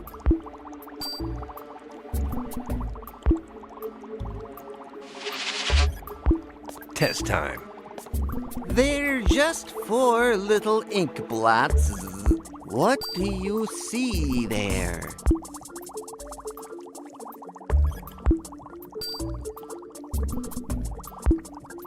A hellish sun scorches my skin.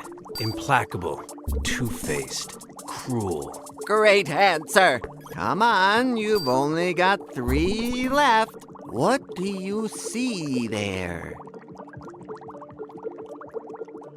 My eardrum, by 1,000 bees, mortally wounded, buzzing, thunderously ruptures. Great answer. You still have 2 left. What do you see there?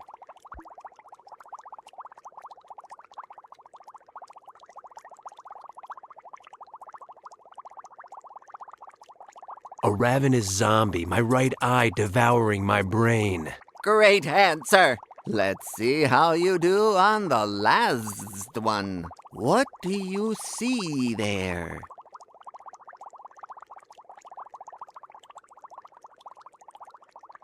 How is that not supposed to hurt? I've lost a molar. Great answer. And congratulations, said Fly. You're so absolutely morally dissipated that you passed the test.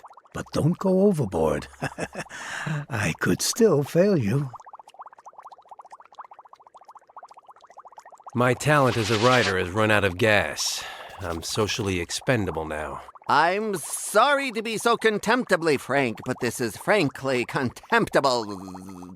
If your boss can't get along without you, it's because you've still got a lot to give. I won't discuss it.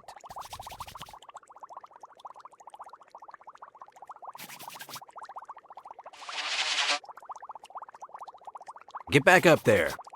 You look better up there. What a guy.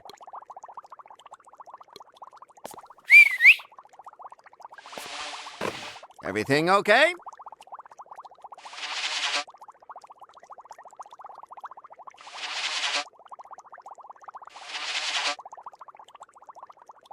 This floating laboratory must cost a fortune. Who bankrolls all this? Can't you guess? Fitz Randolph. He finances all of my experiments. It's a good thing people like him exist.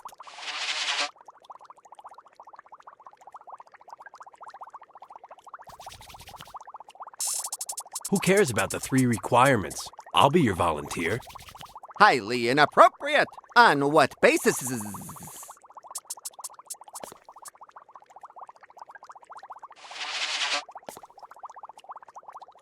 I can be your volunteer or your worst nightmare. You decide. What a guy. I'm a sucker. Dan Murray, the great Dan Murray? No. Yes, Half Pint. You got me. I'll meet your 3 requirements.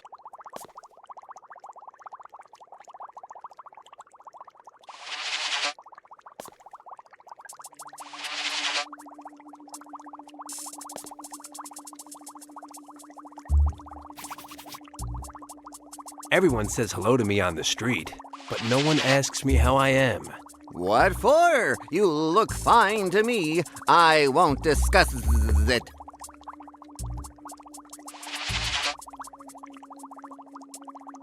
Socially, I am the most, but when I see my mother and she asks me if I'm happy, I have to lie to her. And I'm supposed to believe that?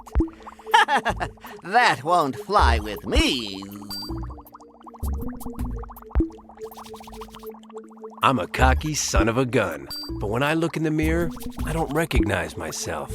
I even scare myself. I've been with hundreds of women, but I haven't loved any of them, and none of them have loved me. And how do you think that makes me feel with these looks of mine? Well, there's no convincing you. You got me.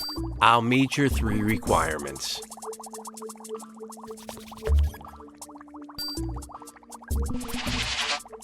My talent as a writer has run out of gas. I'm socially expendable now. I'm sorry to be so contemptibly frank, but this is frankly contemptible.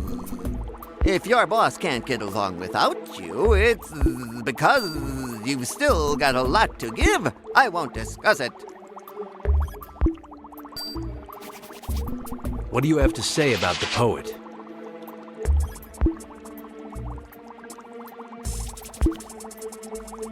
Is he stupid or just pretending to be?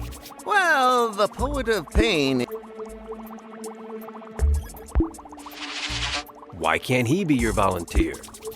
Unfortunately, that's scientifically impossible, since my teletransporter booth won't accommodate him. Economically inviable, the cost of building a booth his size would be as and morally reprehensible, as we are talking about one of the greatest literary figures of our time. Has he always gone in for verse? He used to be a stunt double in the movies. He has a very high tolerance to pain, so he would do anything. He used to specialize in the most physically punishing stunts. The best part is that afterwards, he would tell his colleagues all about the pain he'd experienced. He did it so poetically that someone said to him, "You have got to write this down, man." Why does he want to be your volunteer? My teletransporter booths are in the Zeta stage. They're very dangerous for the volunteer, and the poet sees an enticingly new form of pain in it, and... enticingly new.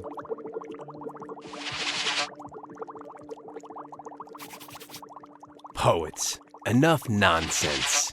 Back up to the ceiling, half-pint.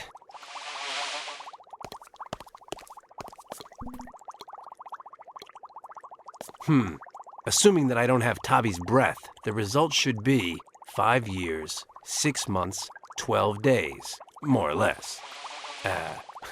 More. That's a lot of hardware. Pass the test. Who needs the machine? He's not even knee-high to a grass. The farther you are from him, the less ugly he seems.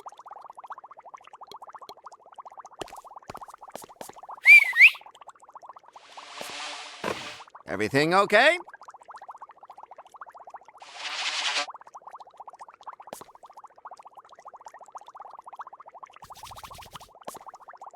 My talent as a writer has run out of... I'm sorry to be so if your boss can't get along with...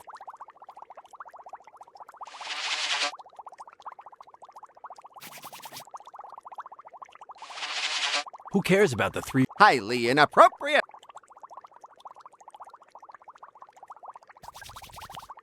You got... Who banged... Back up to... Did I mention that I like steering wheels?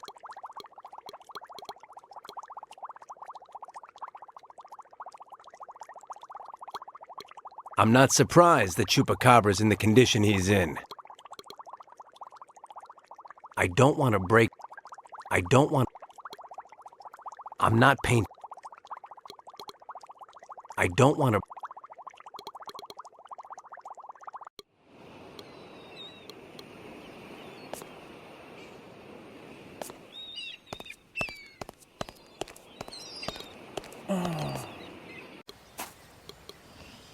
I'd bet half my salary that when he wakes up, he won't even look for the charangote.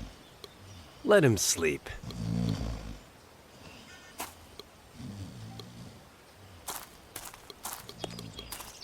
Ayo, Tabby!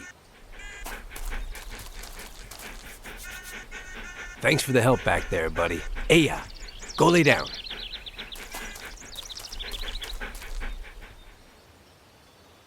Plus, Willie might be...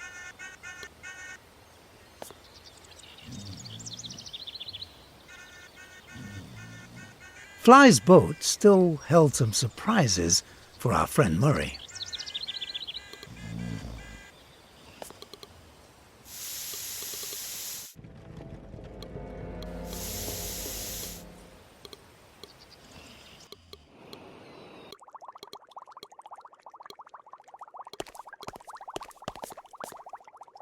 You shouldn't leave these things all over the floor.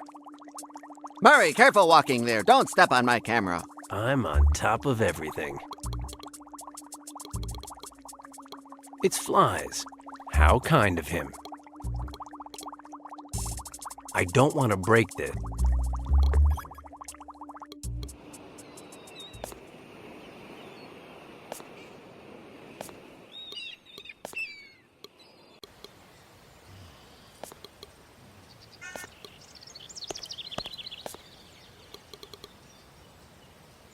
Do I look like a photographer of... Wait a minute. Hey, buddy!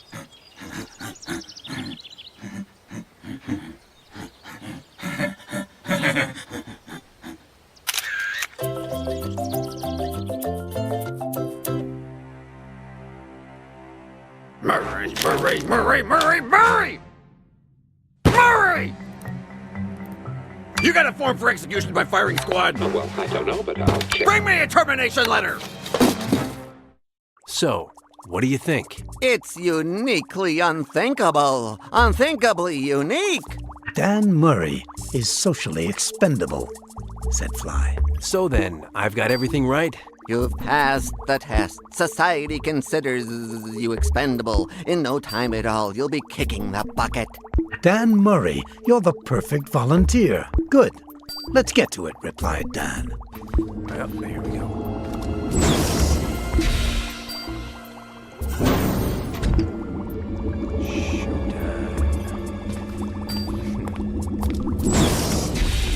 Since the booths were working, Dan's next step was clear. He had to send one of them to the residence of the High Priestess Chrome Ha.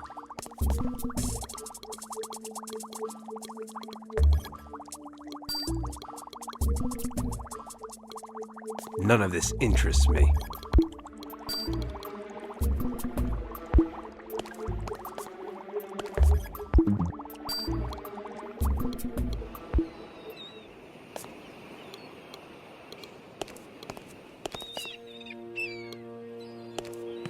Ayo, poet. Give me novelty. You're rather strong, aren't you? Sturdy, powerful, forceful, burly.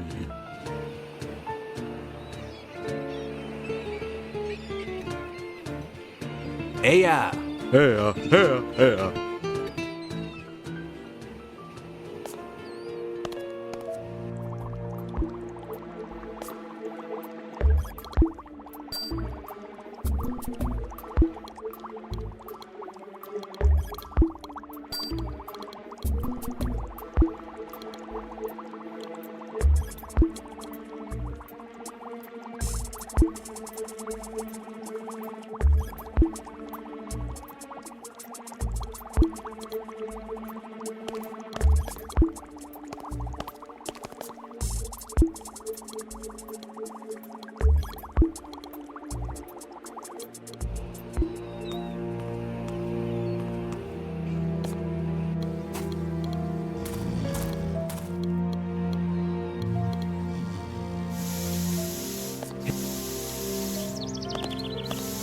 Hey, Space Cadet!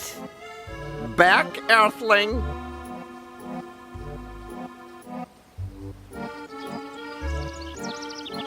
Why are you dressed like an idiot? I'm the new Vulcan Flash! Good for you. And who is this idiot? Don't pretend. Everyone knows who Vulcan Flash is. I am not everyone. Well, except for in Amundsen. They censored the original name because if you substitute an H for the V, a J for the U, an O for the F, an M for the C, and you say it backwards, you get a really bad word. So, who convinced you to dress like an idiot? You'll never guess. Our friend Liz. Aya, Earl. Yeah, Dan.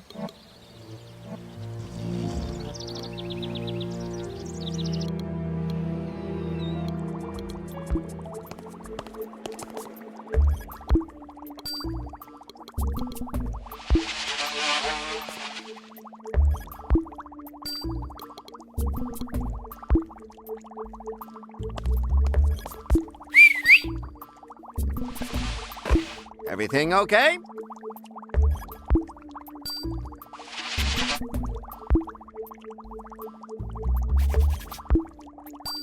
Teletransporting yourself 5 meters is for amateurs. That's probably true and truly probable. What do you suggest? I can't leave a booth just lying around. The storeroom at the mansion. I have access to it. It'll be safe. That's good, but it's heavy. You're speaking to Dan Murray. Relax.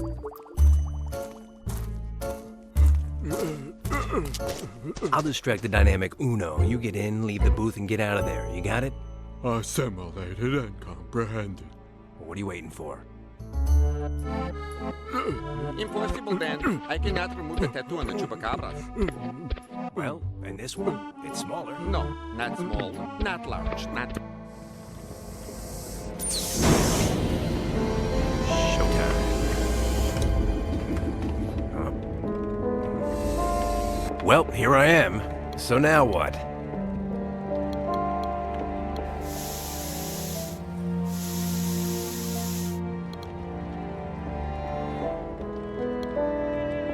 Liz's tape recorder was down there.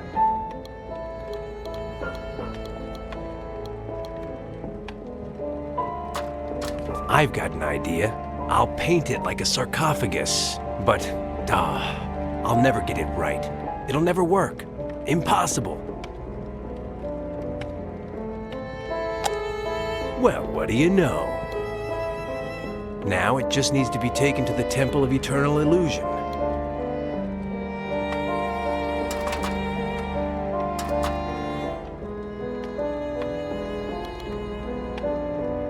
From what I understand, if the scanner at the Temple of Eternal Illusion detects cerebral activity, it will search the package. I'll wait to transport myself until the booth is in the Temple of Eternal Illusion.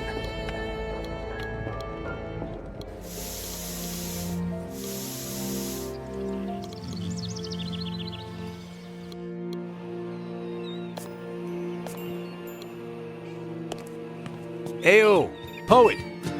A petition, a commission, a proposition, a requisition.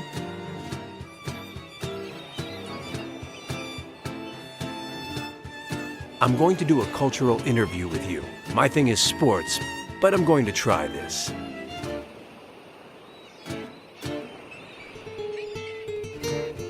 Considering your position, to what extent do your injuries affect you? They respect me. They respect me. I'm crossing my fingers.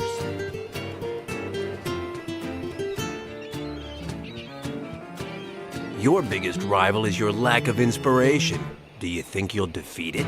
There's no such thing as an insignificant rival.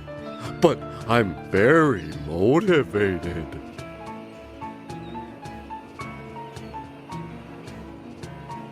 End of interview. Relax.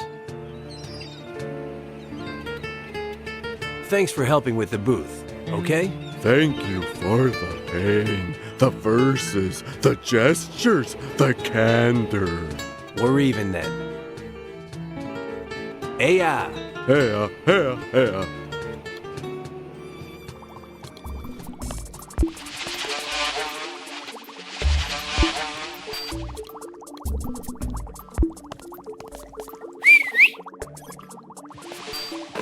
Everything okay? Back up to the ceiling, half.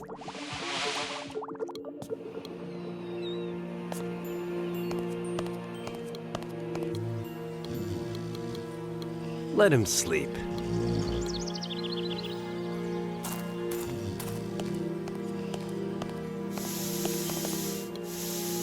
So, do I tell him about the sarcophagus, or do I spend the rest of eternity standing here looking at him? Hey, Space Cadet! Back, Earthling! There's a sarcophagus in the storeroom. No way. I already told you that they took it away before, Earthling. And I say that with those glasses, you can't see a thing. Seriously? Seriously, not one thing. No. Now, about the sarcophagus. Seriously, you're already calling. Let them come pick it up. Take it easy, be careful. And don't you dare scratch my balls there. Good. Eleonoro says it will take some time to get the booth to the temple. I'll take advantage of the time and get ready for the next big round.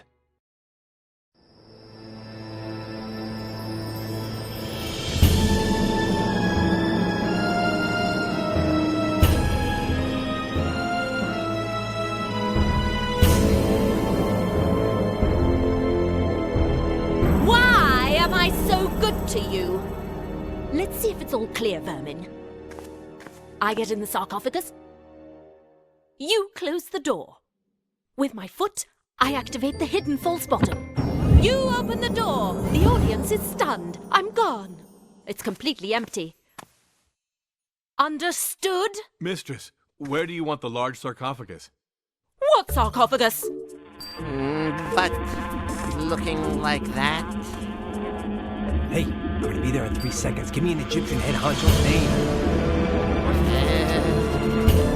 Amenophis 3. the third. Yep, it's me. Draw and quarter him. I am the Supreme Head Honcho Amenophis III, Lord of Egypt, quarterback of the Nile, MVP of the... Be still. Amenophis, the third? The third in the flesh. I don't know if I remember. Why have you come?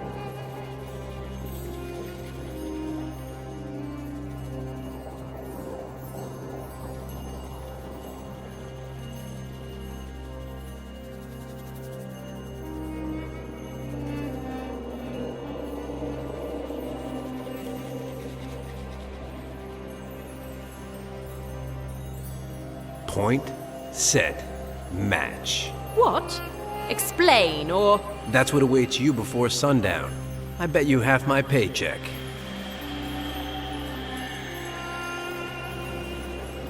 I'm lost. Ever since I lost the dame that gave my life meaning. Speak. Which woman is that? Baby, I'm your midnight camel driver. I find your brashness tempting, but why should I accept you? I'm looking for the High Priestess Kromha, the woman with the best front end I've ever seen. You're looking at her. Your tongue is altogether too loose, Amenophis. But you're lucky that I'm so good. Come with me. Finally, Dan had done it. He had teletransported himself to the Temple of Eternal Illusion. And if nothing went wrong, he'd live to tell the tale. But unfortunately, the future wasn't looking very bright for everyone involved.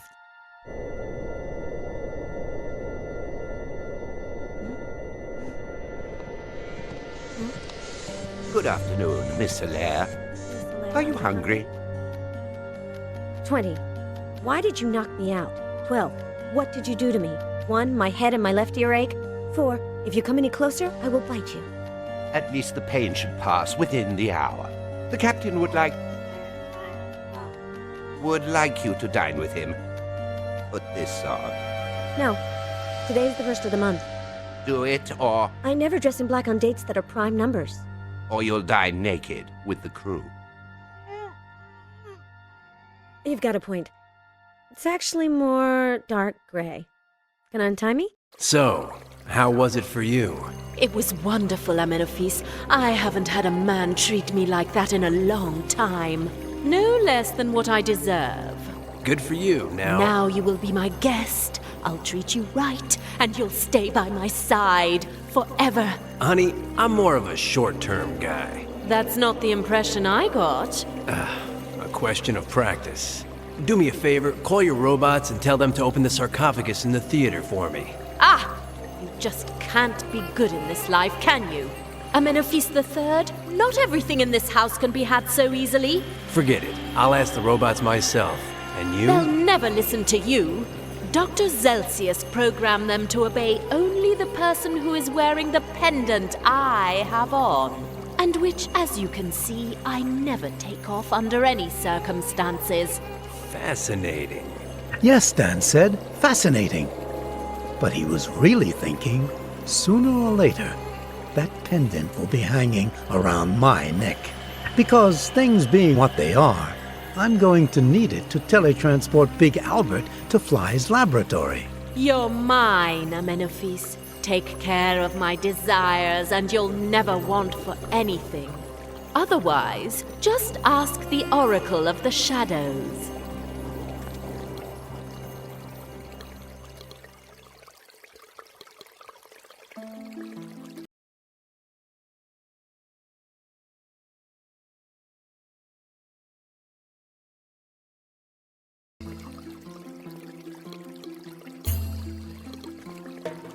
Ha! To me, she's a bombshell and nothing more.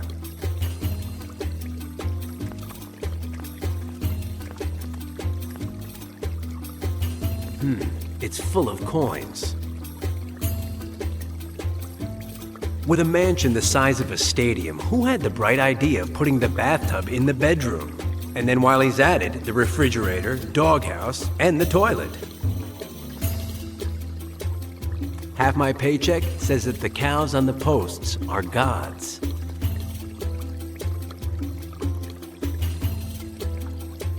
No, half my paycheck says that it's donkey milk or some other nonsense.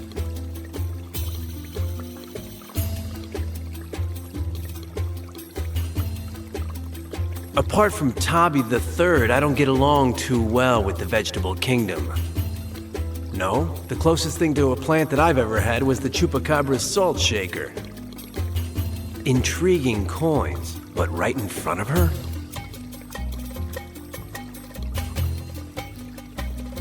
I could lie down, but I'm more of a sofa man.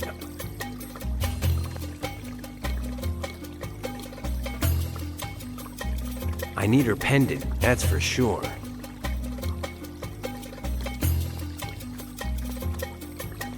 Madam. Speak.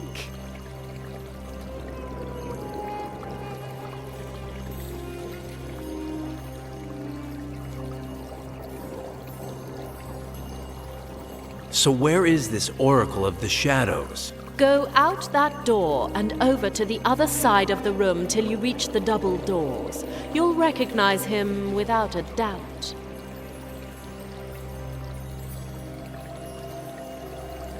Come on, let me have the pendant. Never, Amenophis. I will give you many things, but never that.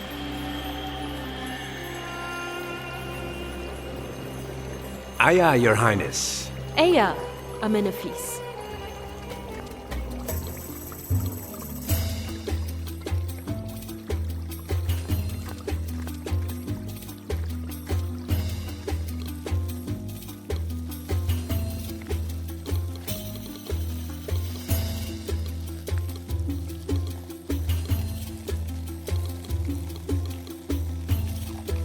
Impressive.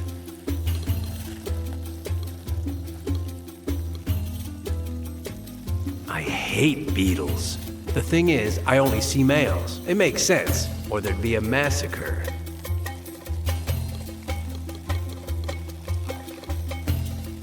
I can handle anything, but I refuse to pick up beetles without a good reason.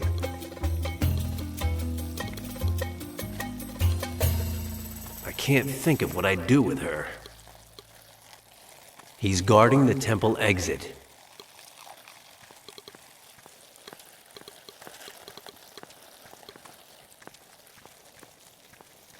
Ayo, you there! Exit prohibited, human. You have no authorization to leave the temple. I wasn't planning on leaving. Do you know why? Because I don't want to. Because the staff I'm holding is ancient. It was made at the beginning of the Narmer dynasty. Fascinating. Over 5,000 years ago. Good for you. The older a staff is, the more powerful it is. I'm happy for you. So you won't be able to get by me, no matter how hard you try. A piece of advice. Get a life. What a guy.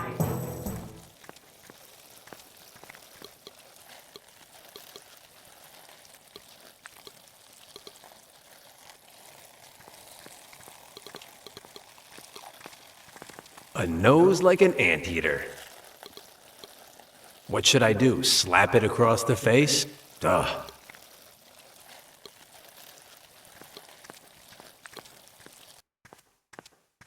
Half my paycheck says he's the Oracle. You there, Mr. Timid. Are you the... I am the Oracle of the Shadows. Good to see you. I am the Supreme Head Honcho. What a guy! You're Daniel Murray, chronicler of sports contests, author of bedroom contests. You're trying to get Cromha's pendant using cunning ruses, but she'll never surrender it to you. Your only chance is to send her back to the land of the dead, which she should never have left. I get it. And how do I do that? You shall read the Book of the Dead. Fascinating. Is it very long? Very dangerous, even for a scribe like you. If you misread the hieroglyphics, you could bring about the opposite and bring hell to the land of the living. Cataclysmic, catacombic. I will test your mettle, scribe. You shall bring me 8 hieroglyphics, not 7 or 9, but 8, said the oracle. With these, I shall give you a syntax test, and if you pass, I shall take you to the Book of the Dead. What is it with these people that they have to put wings on everything? Seems like Cromha has some escape artist numbers. Until I give him his 8 hieroglyphics, he's of no use to me.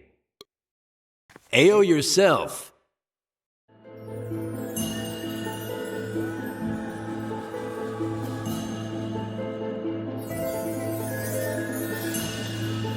Now, what was that about? You will bring me 8 hieroglyphics, not 7, not 9, not 6, not 10, not 3, not 15, but 8? You said it! So, you're An oracle, eh? How is it that I'm an oracle. It's part of the job. If you can't predict things, they don't recommend you for the job.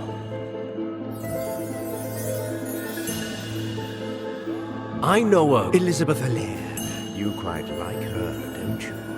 What I really like is thinking that you are a baseball and that I'm next up to bat. You don't like her. You don't admire her. You don't find her attractive. She doesn't catch your attention. She doesn't affect you whatsoever. Good move. So, who's gonna... 3,000 coins up front and 50% of your winnings. Huh? You're planning to use my answer to place a bet, right? You insult me. I'm not doing business with you. Half my paycheck says that you're one of those people that only think about money. The subject? Talk to me. It's a compendium of tricks for surviving after you've perished. But you'll be interested to know that it also contains spells that can return mummies like Cromha to the kingdom of the dead. You know, Crucio, Imperio, Avada Kedavra, things like that. The High Priest... Priestess Cromha.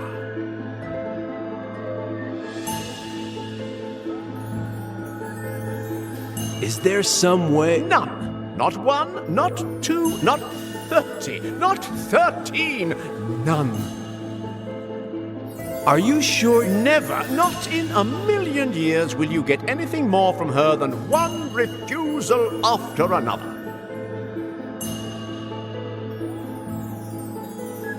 What would happen? She can be very creative. She submerged me, for example, in a tank with 3 jellyfish. Not 2, not 4, not 1, not 5, but 3 jellyfish that left me stiff with skin that looked like a hamburger. Then, Cromha herself mummified me and revived me to humiliate and ridicule me. Why did she... Because I touched her. You A touched... lot. Too much. You're not reassuring me. Cromha to one side. Aya. Aya. I am not getting in there.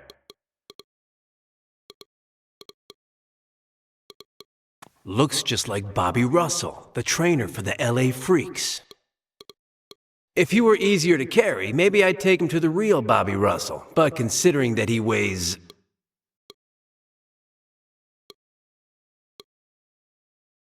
I'll leave here in Fly's booth. It's more practical.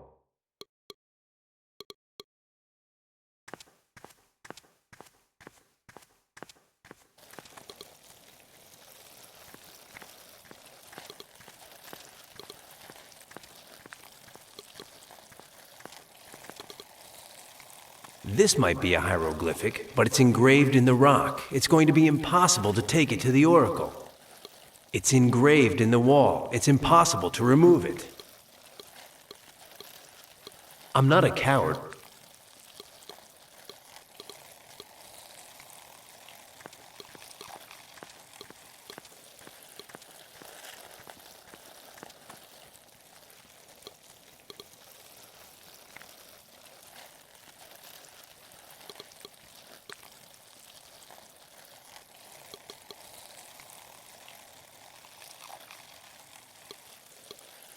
I wish. I feel empty.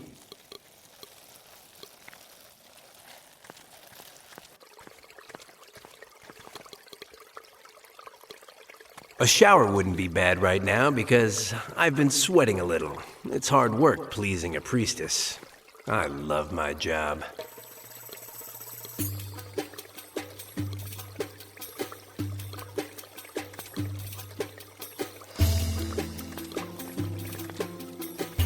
Madam.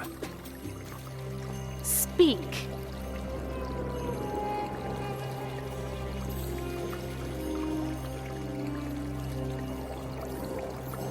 And if you tell the robots to obey me for just a little while? I am the High Priestess Crom Ha, spiritual leader of the Temple of the Eternal Illusion since time began. I'm the one that gives the orders here. Plus, no one gives orders like I do. There's only one thing that interests me. You.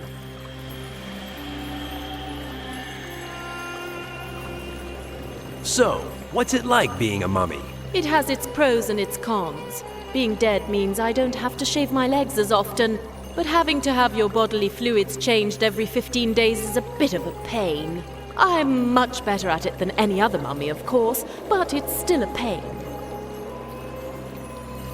Quite something what you did to the Oracle, wasn't it? No one who does not descend from the pharaohs can touch me. No one. I should have had him killed for his disrespect, but I'm too good a person.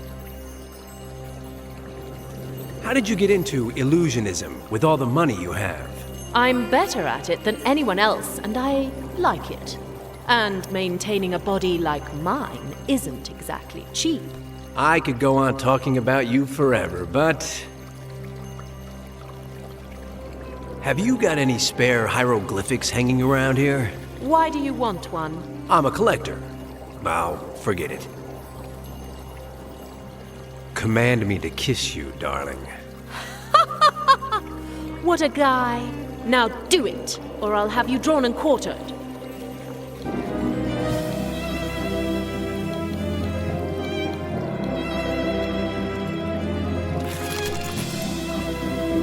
Advice from an expert. Never shut your eyes when kissing. I have to leave you, for now.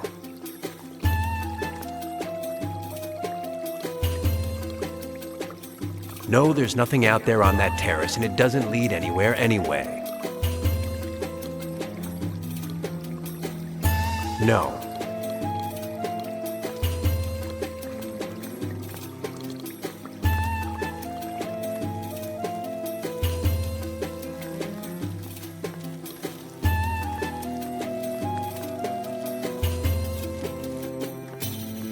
The robots are stunned. I'll go up to the sarcophagus casually. Out, comrade. Anything wrong? Not as far as I'm concerned, comrade. Absolutely nothing. Just following orders. In English, Chrome Ha's orders were extremely clear. If Comrade Amenofis gets near the sarcophagus, draw and quarter him. I get it. Nothing personal, of course. I happen to like you. Good for you. I'm Petzo, at your service. Pay no attention to my comrade Ducky. He's out of it.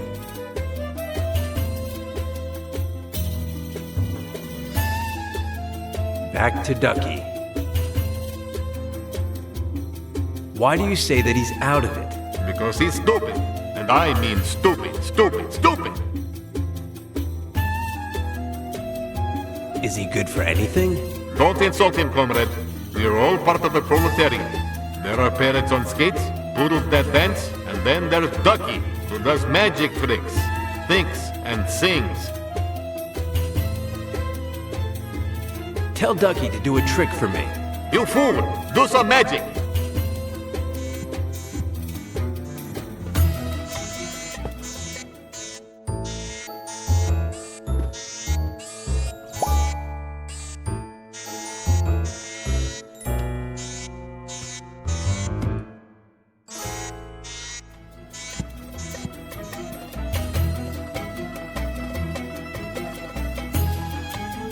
Tell Ducky to think.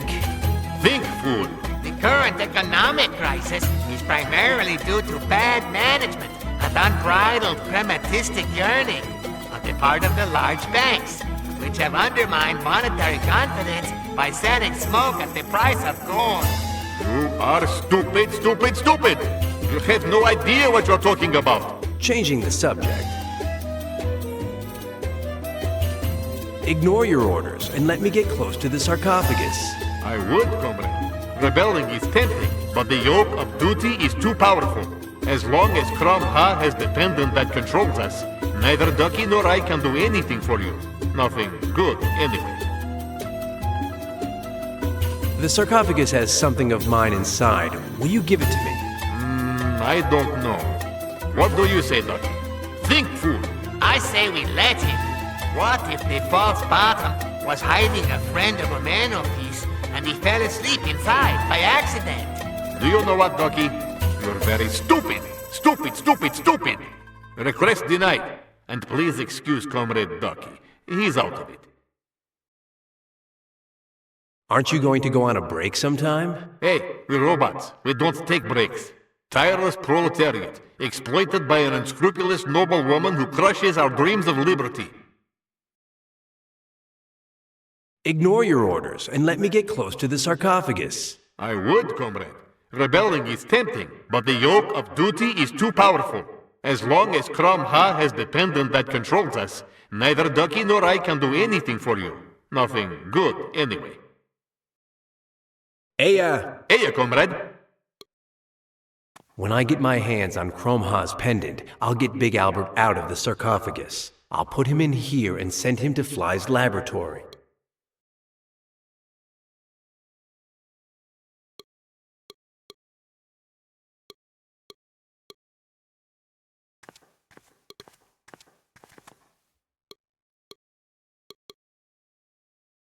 It was inside the top hat until Ducky tapped it with the magic wand and made it switch places with the rabbit. After one tap of the magic wand, and he's inside the top hat. Top hat and magic wand. Long live originality. Vegetable, stuffed, allergy, synonymous. Shall I go on? I hate stuffed animals. Do I look foolish? I don't believe in magic, but one must be practical.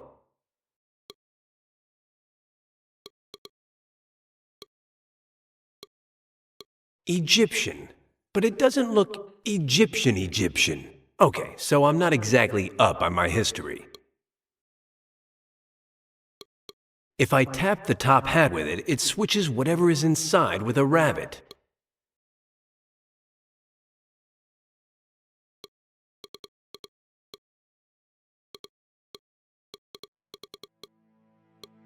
It's painted with such exquisite taste.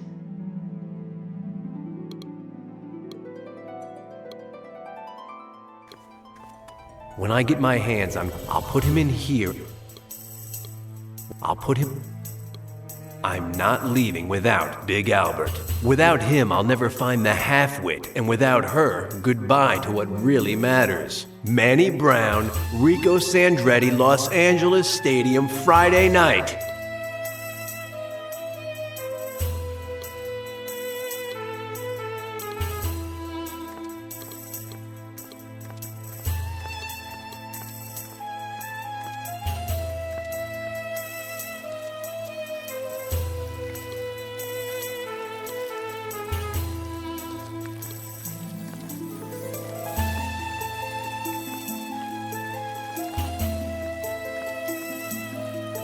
Do not dare to leave the temple, human! I don't want to leave, don't you get it? If you try, the power of my venerable staff will destroy you! Aye, very well. Carry on.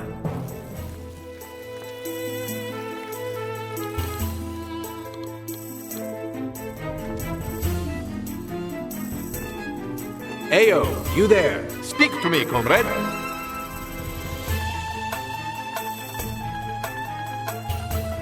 The sarcophagus has something of mine inside. Will you give it to me? I don't know. What do you say, Doc? Think, fool. I say we let him. What if the false bottom was hiding a friend of a man of his and he fell asleep inside by accident? Do you know what, Ducky? You're very stupid. Stupid, stupid, stupid. Request denied. And please excuse Comrade Ducky. He's out of it. Aren't you going to go on a break sometime? Hey, we're robots. We don't take breaks. Tireless proletariat, exploited by an unscrupulous noble woman who crushes our dreams of liberty.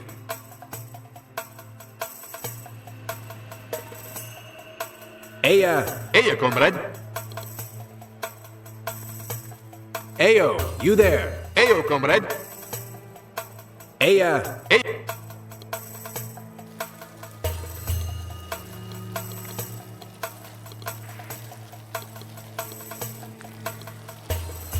I never go in or out through balconies, windows, or terraces unless there's a husband around.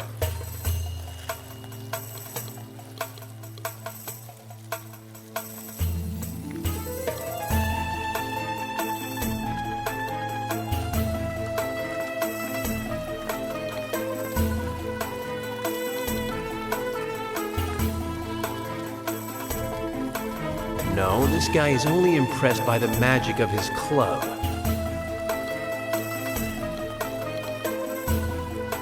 Ha! This wand is just too high-tech for him.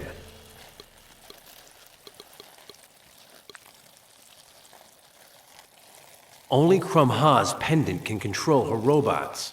What a pity.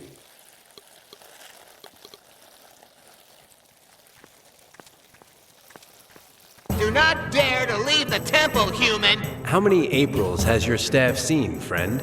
5,000 years of primary power that since the Narmer dynasty. I see your 5,000 and raise you $1,000. What's it going to be? Huh? I have a 6,000-year-old bat. It's positively dripping with power. How do I know you're not lying, human? When you'll see it, you'll flip. Something that beat up just has to be old. Look. Do you believe me now? Stand back, human. I possess a 6,000-year-old bat whose power is so lethal that...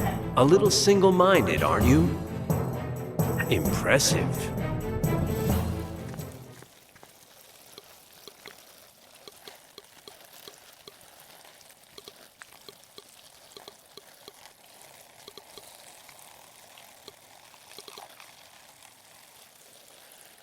Ugh, I refuse to give it back.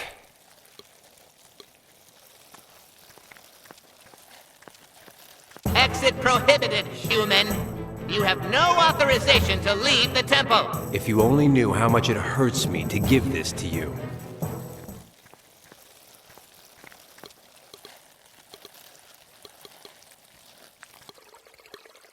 No, there's nothing there that I care about.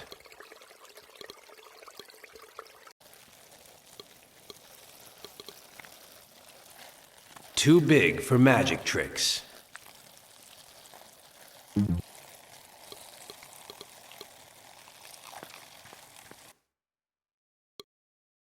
Do I look like I'm in the middle of an emergency?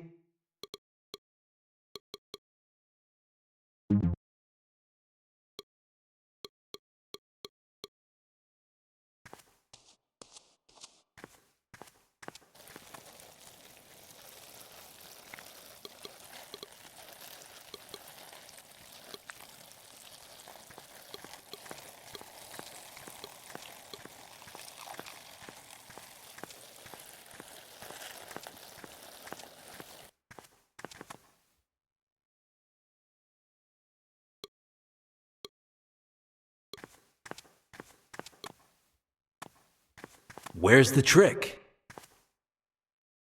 Incredible, but true.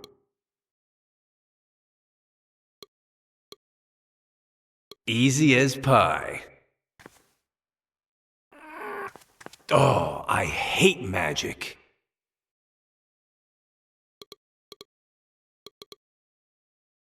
This is a royal stupid... Duh. Out of the frying pan and into the fire.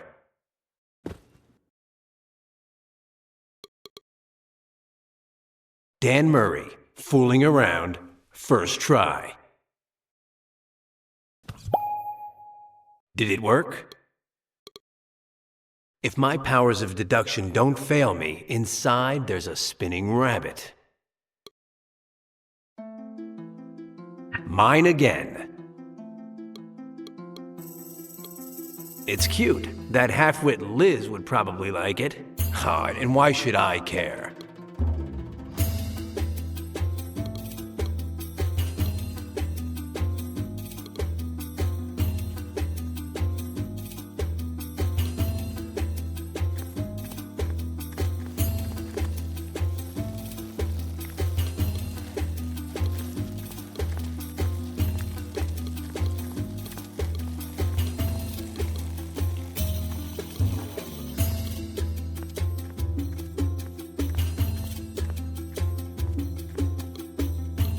There it is. I'm not going to ask by what absurd logic it's here. I don't want to get dizzy.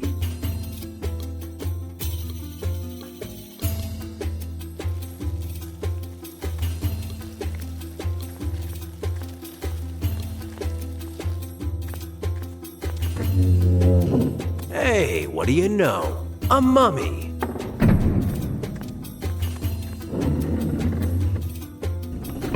I'd swear that...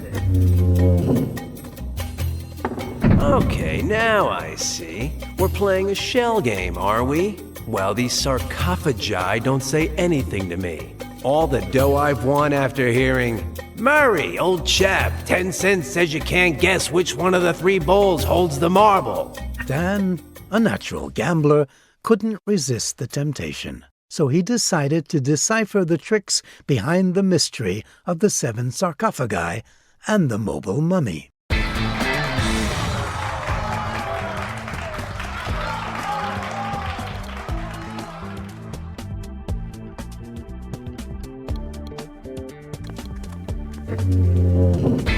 Aha! That's it.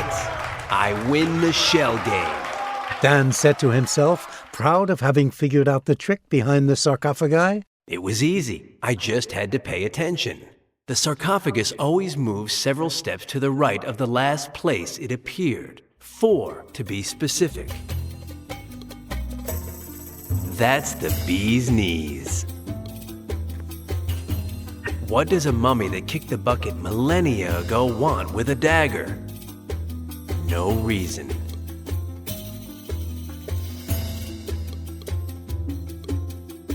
I wouldn't touch that for, well, half my salary. I don't see why. I don't see why.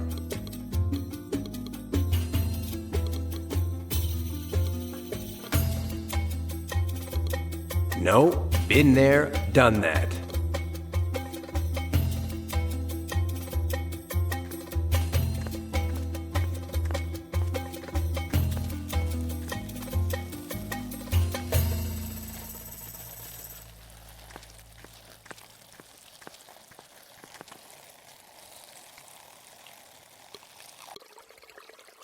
For someone who's...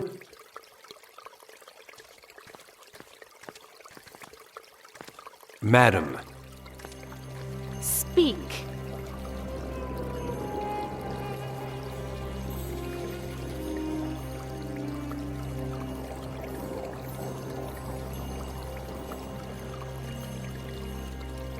What would you do to me if it turned out that I wasn't actually who I really am? What a guy. Don't think that I'd kill you. Good for you. Now, think about the soft parts of your body and how fond you are of them. I'm not going to say anything more out of respect for your sensibilities. I'm too good of a person.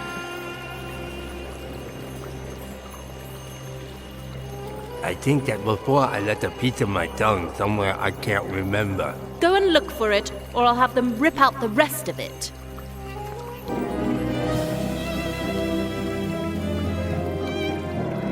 Take it easy, my dear. Well, may it decorate this corner all it likes.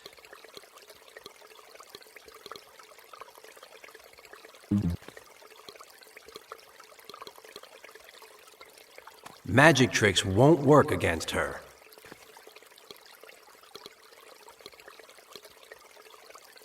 With a remote control, just the opposite. It needs to be up close and personal.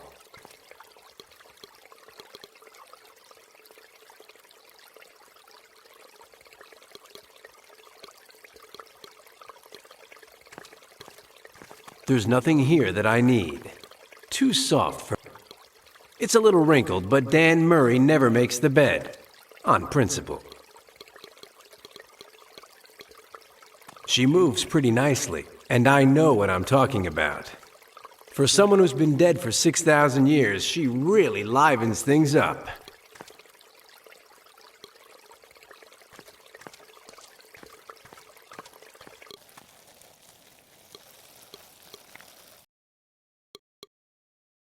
The drawing has its charm.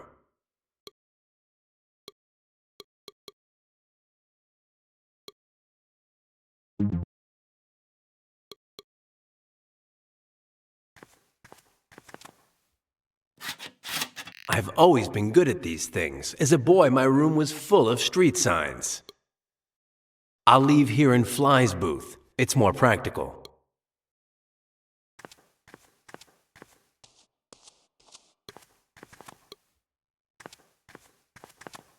Ayo yourself.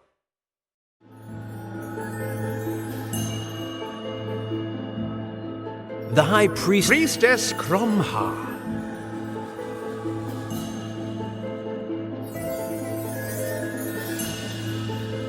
Cromha to one side. Aya. Aya.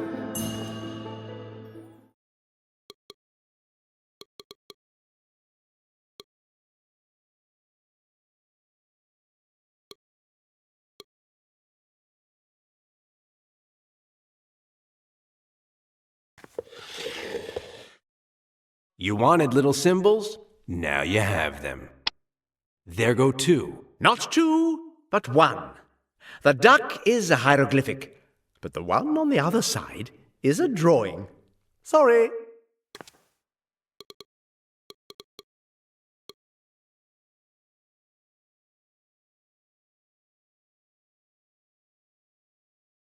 You wanted little symbols? Now you have them.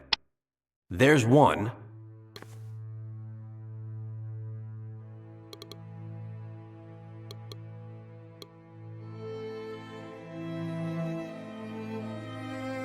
You wanted little symbols? Now you have them. 4 at one time. That's me.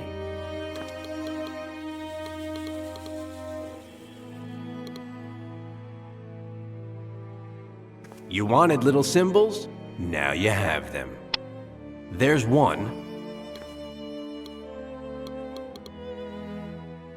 You wanted little symbols? Now you have them. There's one. 8 hieroglyphics mine eyes do see, said the oracle. Not 7, not 4, not 3, not... Can we get to the point or what? 2.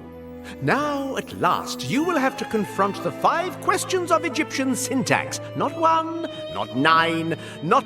Why are you looking at me like that, scribe? Let's get to work. Go ahead, then. First question. Identify the main verb in the following sentence.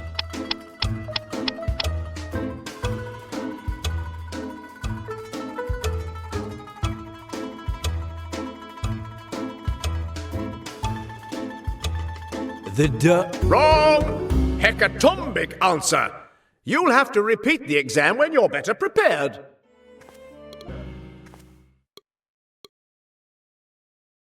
I'm ready. Let the exam begin. First question. Identify the main verb in the following sentence.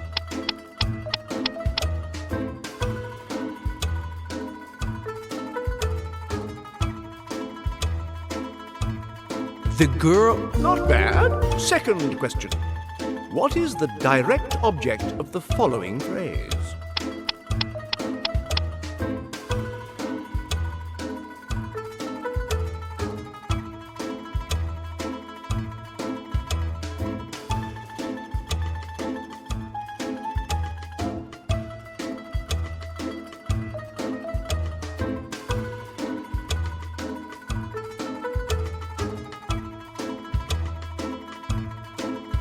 The tar. Good. You have chosen wisely. Third question. Which hieroglyphic acts as the nucleus of the subject in this sentence?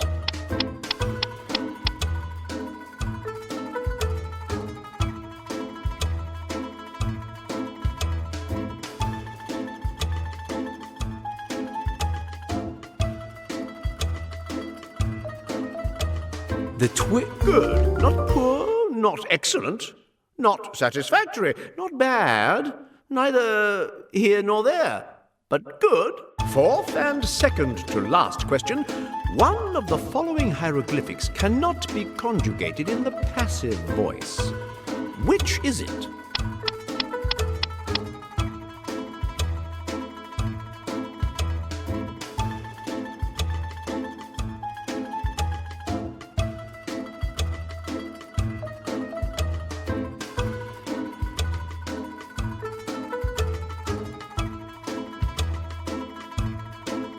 The tar. Astonishing!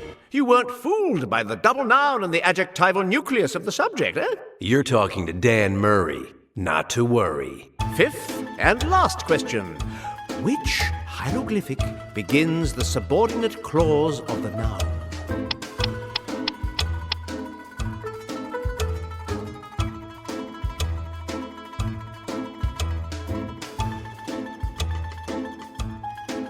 The exam passed. How did you do it? By paying attention, said Dan. The answer in all cases was the hieroglyphic, in the same position in both the tablet and in the phrases that appeared for me to choose from. What phrases? Forget it. My life is more complicated than it looks. So let's get on with this book of stiffs. Oh, yes, of course. Take this. Oh, these bugs are disgusting. Couldn't you come up with anything worse for me? It is the key that opens the door to the chamber that holds the book of the dead. Good. I'll just have to find the courage. That is in...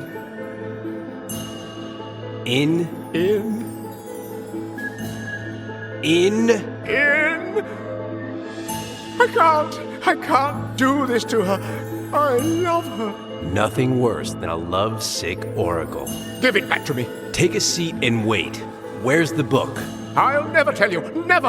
I can't help you to do her in. My light, my joy. How many millennia have I loved her for? Not 4, not 7, not 8, not 12, not 1, not 13, not... Have fun.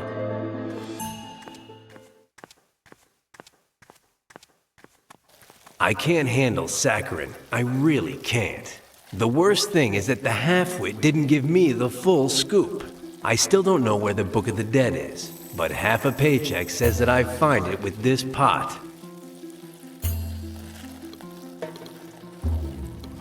Let's be precise. It's not a male, it's a female. If I know anything, it's women. I repeat, it's not a male.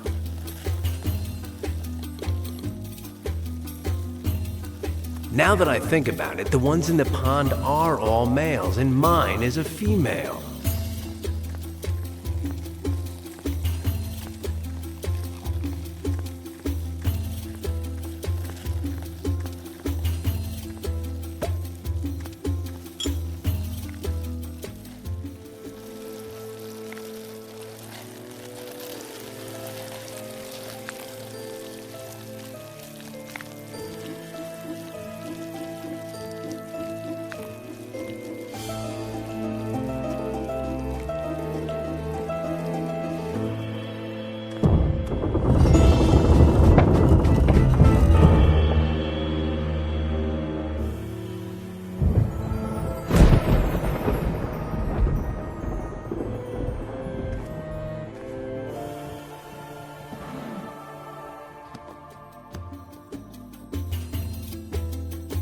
Oh, it's locked! Cursed Book of the Dead!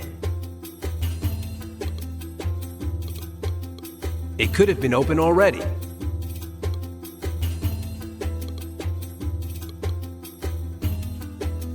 Both have a star. Do they fit together? Touchdown! And now? Don't you dare! You'll end up feeling sorry for me, and then I'll have to destroy you. Do I look like my name is Sister Daniela? No. Let's get on with it then. Which one of these 5 passages is it? 3-legged creature, black eye, grocery bag. Silly fool! You're waking up the dead! It's to make it more exciting, dear. Curved walking stick. Thing that can't be described. Melancholy tortoise. You're going to get us all sent to hell, Amenophes! What's bothering you is that you'll be first. Hourglass. Girl in profile. Sick burn. Oh, please! Take pity on me, Amenophes! Oh, it just doesn't pay to be a good person. Darling, hand over the pendant and go on your merry way. Now that he had the pendant that controlled Cromha's robots, Dan was in the driver's seat. Now for the false bottom of the sarcophagus. Hurry. Well, this guy's seen better days. Right, man. What's his problem? He's in bad shape. He's completely brainless. Finally, Dan had managed to teletransport Big Albert's body to Fly's laboratory. But now there was a new problem that they didn't have a solution to. Where was his brain?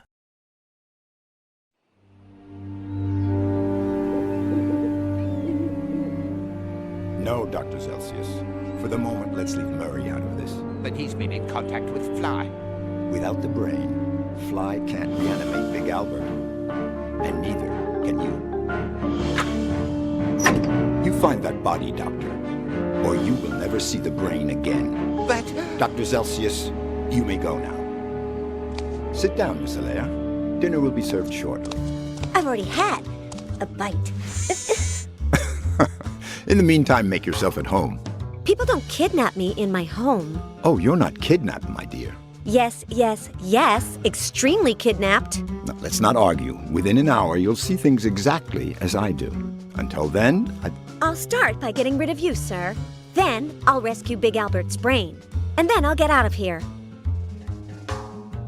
Without saying goodbye. Liz, as always, was sincere and direct. She would put Fitzrandolph out of commission, steal Big Albert's brain, and escape from the Zeppelin without saying goodbye. You are disconcerting. I've always said so. But allow me to remind you that my skin is as thick as an alligator's. No, I can't bite you or knock you over the head. I'm sorry to disappoint you. Oh, don't worry. I'll figure something else out. Within an hour, what will happen? Excuse me? Dr. Celsius, the pain will pass within an hour. William A. Fitzrandolph, within an hour you'll see things exactly as I do. I don't know what you're talking about. Me neither, but I'll find out. What do you want from me? You always seem to know what I'm about to say. And now, can't you guess?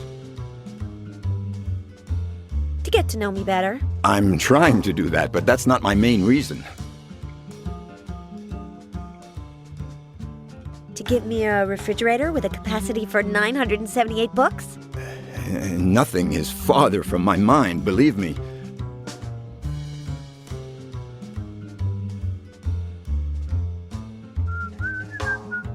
For me to be your biographer. Disconcerting. Interested? I'll pay you well. You'll get to hobnob with the creme de la creme and, No, you don't want me to do this. Because you don't want to look like a pig in your own biography. Of course not. In that case, forget it.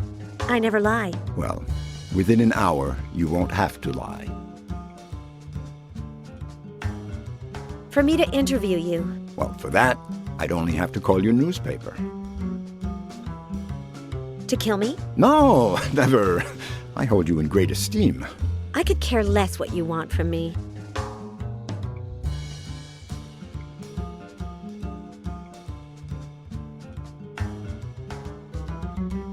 Let's get right to the point. What's going on with Big Albert? Be specific, but don't get your hopes up. Within an hour, I won't tell you anything. Does Big Albert have anything to do with MKO's new direction? Any monster worth his salt has something to do with the new direction. And now, you as well.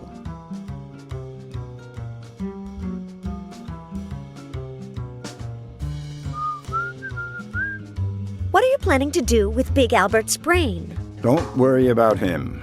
When we find his body and reanimate him, Big Albert will be better than ever. What was Big Albert looking for in your office? I'll tell you what he found. Problems. What is MKO's new direction? We're dropping horror flicks. From now on, family pictures, children's films, romantic comedies, musicals. There's something else. What is it? Patience, miss. Tomorrow, you'll find out. You and everyone else. What does Dan Murray have to do with all this? Very little, I hope. He's a good man, and it wouldn't be fair to make him suffer. Enough said. What's for dinner? I don't know, but if you want something special, tell me, and I'll tell the chef to prepare it. You, your things, your ego. Let's talk. The portrait behind me, is that you all prettied up? Oh, no, my grandfather. A good man. He was a congressman. You can't tell he's a monster at all. No, my father either. But when he married my mother, who had skin like mine, he became a social pariah and lost everything. Now you know why I come from the lower classes and why that was not my rightful place. Okay, but I still have no desire to write your biography.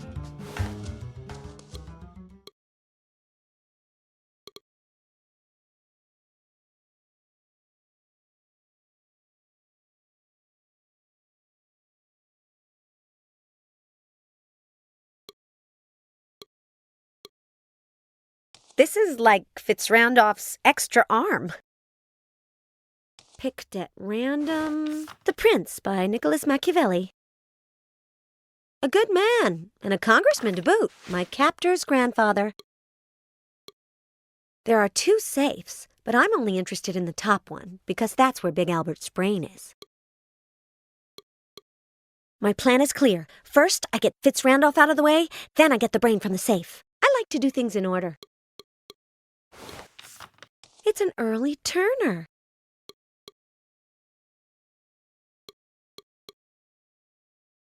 I'm more of a refrigerator person.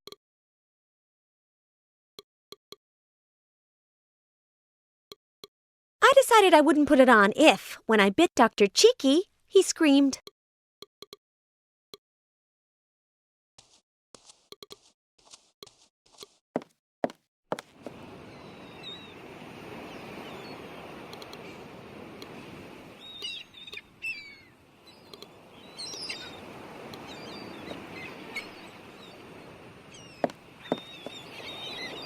It leads to an elevator that goes down to ground level. A good way to escape if the balcony weren't closed.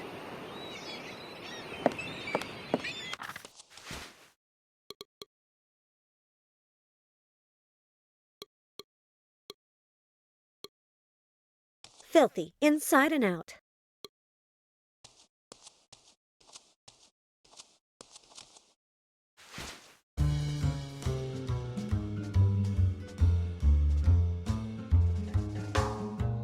I want to eat,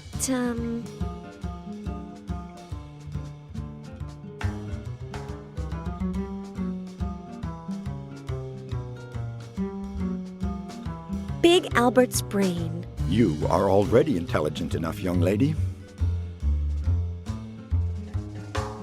Pronto. Dinner will be ready right away. Patience. With anyone but you, sir, or Dr. Cheeky. It pains me, but it doesn't worry me. You'll come around. Don't count on it. In any case, I'm sure that my chef will be able to satisfy your requirements.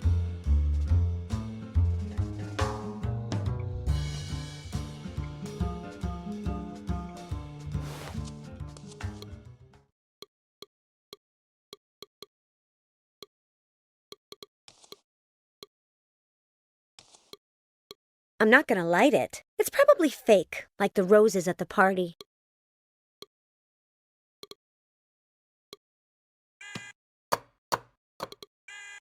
I don't recognize it.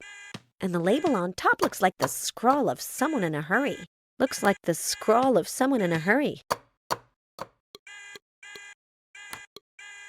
The paring knife, the carving knife, the bread knife, the pâté knife. He has a nice body, but I'm a lady, no touching.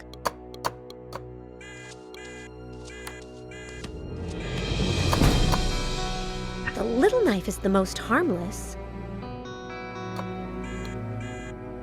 If only there was a center pole, I'd do my Liz Allaire reporter firefighter routine. Where does this lead?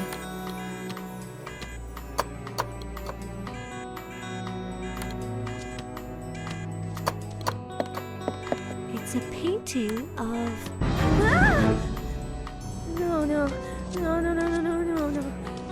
Miss, why such a dramatic entrance? Are you afraid of something?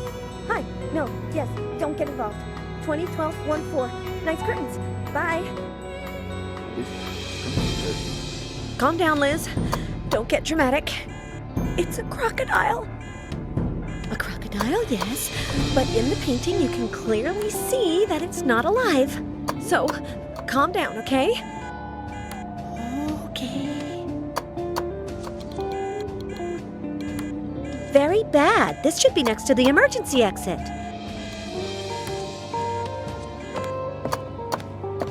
If I grab it, I would be taking it for granted that I'm planning on falling. And although tripping over things is fun, I'm not in the mood for that today. On second thought, I don't feel like being coherent. What a lot of things to do. Heyo, Adrian. How do you know my name? I don't know. Is your name Adrian? Yes. Well, good. No need for introductions then. But I still don't know your name. I'm Liz.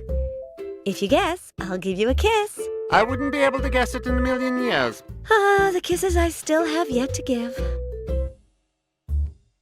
What are you making? Buns? Deconstruction art, molecular cooking. They look like buns. They are breaded cacao sponges with an alginic acid with fresh fennel extract. Oh, how nice. They look like buns. The bubbling texturization of the content is enhanced by the subtle roundness that it gets from the mold. What do you think?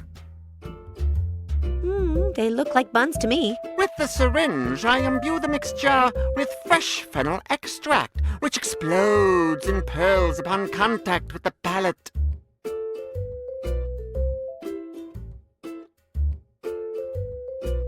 I like you.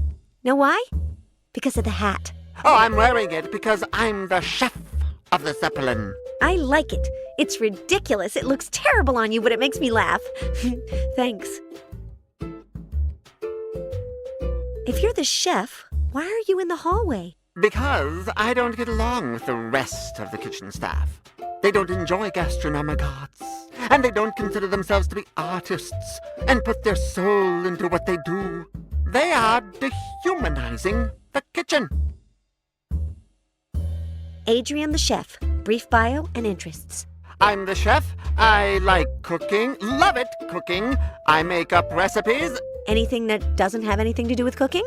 Variety is the spice of life. Thanks. No, nothing. Well, I am afraid of the cold. The cold? The cold. Of the cold. Of the cold. Of the cold, said Liz. And at that very instant, she decided to help Adrian overcome his terrible phobia. I'm a lousy cook. Can you give me a simple recipe? Of course. What do you want to learn how to cook?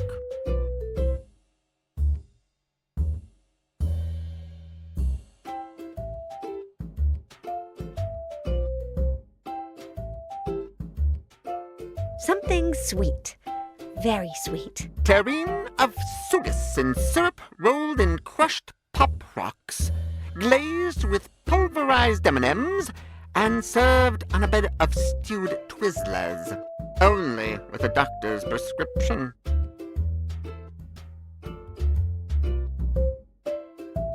Something that's 100% cholesterol. Spanish-style potato omelet stuffed with octopus and brie, coated in foie gras puree, and deep-fried in salami oil. A Spanish tapas as an appetizer, although it works better in a sandwich. I'm becoming something of a cow. Something that will help me lose weight. Extract of lettuce, denatured with centrifuged cucumber foam and a touch of vaporized H2O. It also works to inflate balloons. Nothing. Aya. Aya! Ayo, Adrian.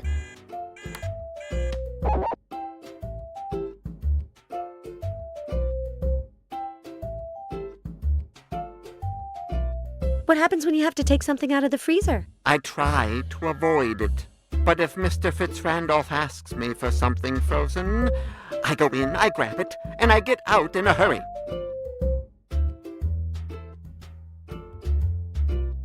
Aya. Aya!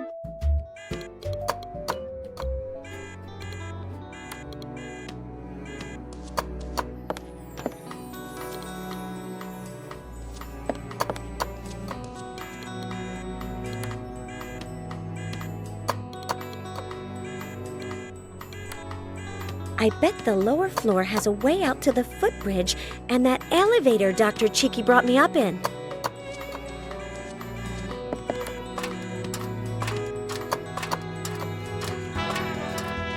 Hold it, stranger. Oh, neat! A robot from the Wild West. Wanna taste my revolver's hot lid? No. Where are your manners? I don't follow etiquette. I follow orders. From Sheriff Fitzrandolph. But you'll let me go out to the footbridge, won't you? I swear on the buffaloes. No chance, greenhorn. Okay. I'll use another route to escape.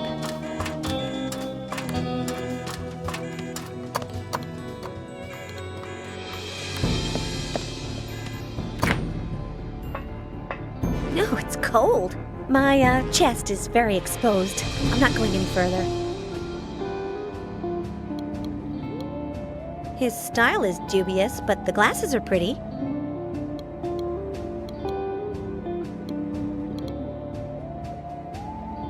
In the refrigerator, from top to bottom and left to right. Lobster, king crab, caviar, blue plastic bag, crab ketchup, seawater, and boxes full of who knows what. On the floor, boxes of surimi. And here, Cuban crabs. I don't want any of this. Or I do, but I'm not going to be the one that goes in there.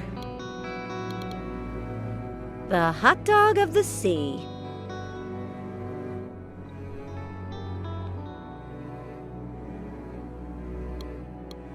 Especially recommended for cooking fish and seafood.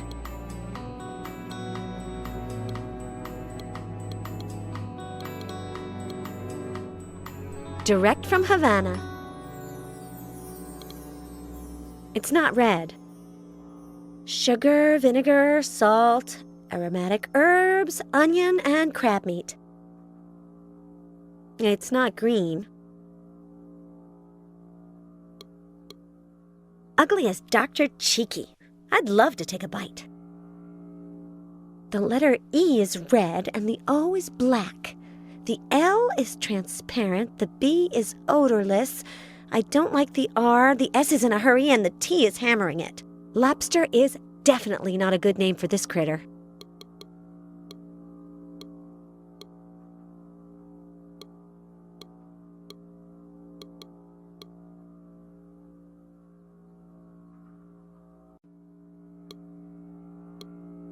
It's like a spider, but in crab form. I'm not hungry. I don't feel like it. I like this name much better. Why is that? Because the movement of the tongue when you pronounce it is the opposite of what you do when you slurp a lobster.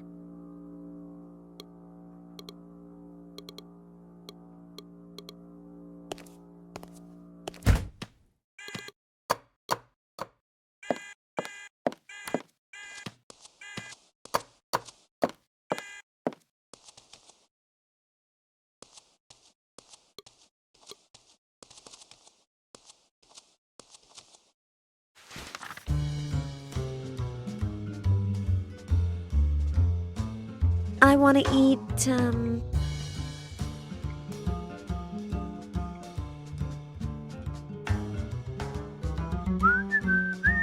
Alaskan king crab sautéed with lobster tails, Cuban crab, cod liver oil, Schlingwursten sauce, sturgeon eggs from the prairies, and testicles from an evil duck. Adrian? Mr. Fitzrandolph? Alaskan king crab sautéed with lobster tails, Cuban crab, cod liver oil, Schlingwursten sauce, sturgeon eggs from the prairies, and testicles from an evil duck. Pronto. And wouldn't you prefer a deconstruction of sushi with violet blossom fritters? I said pronto, Adrian. I hear you.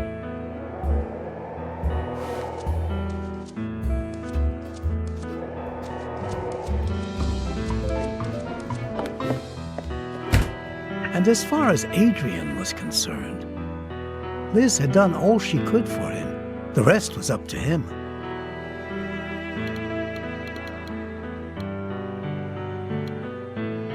This is full of fennel extract. It has too strong a smell, and I'm not one for perfume. I like the way I smell. It's sharp. It's Adrian's.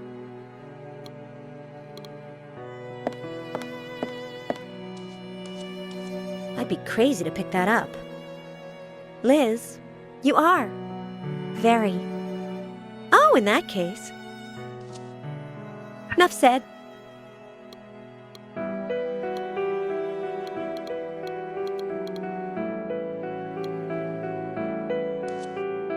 It has traces of chocolate. Chocolate. As soon as I escape, I'm making a cake for 12. I'll eat it all myself, and then I'll call the doctor. It has chocolate left in it. I could scrape it with my fingernail to eat it, like when I collected chewing gum from the schoolyard. For the love of God, Jean-Michel, did you hear what the teacher said about your daughter?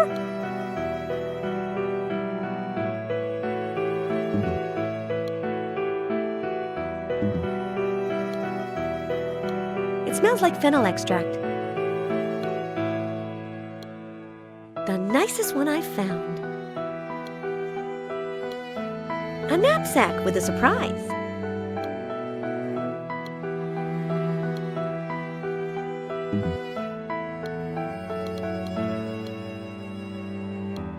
I'll get by with the one I already have.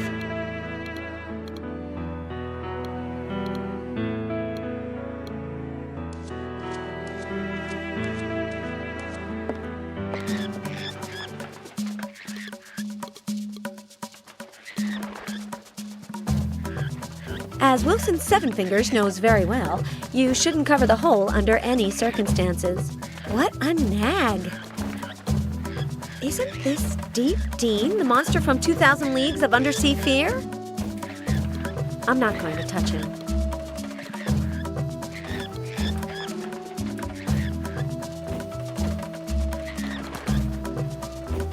This monster was in Perverse Breath too, but I can't remember his name, and I interviewed him once. I'm not going to touch him.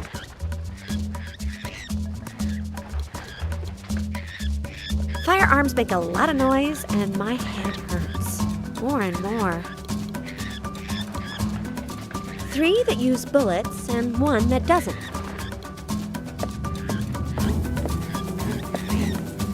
This one, which doesn't use bullets because I can't make too much noise.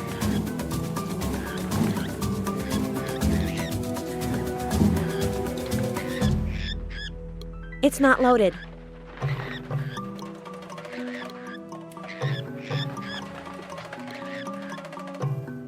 It's full of mountaineering equipment.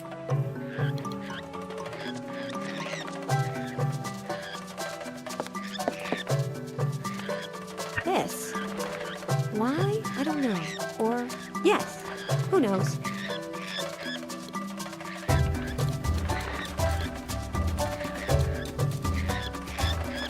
I don't like skiing.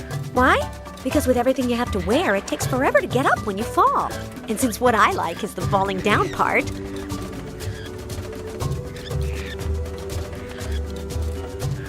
it has tranquilizer darts stuck in it.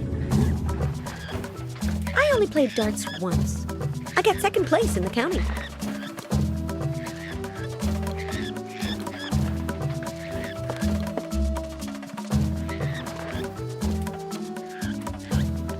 The target?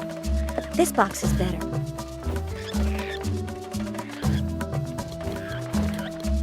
Schnitzler's tranquilizer darts. Instantaneous mega strength. Precisely. It's a pistol for tranquilizer darts. It's loaded with a tranquilizer dart.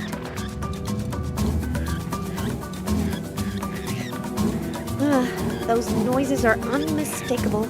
It's a Malaysian parakeet. I wish I could do something to help it, Liz said to herself, because it's having a terrible time.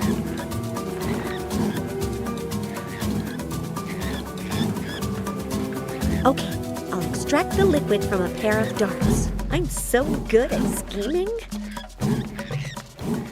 It's filled with tranquilizer liquid.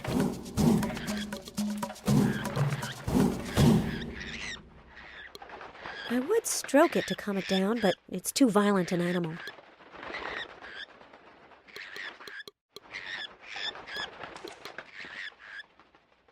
Look how nervous it is. Poor thing. I would stroke it to calm it down, but it's too violent.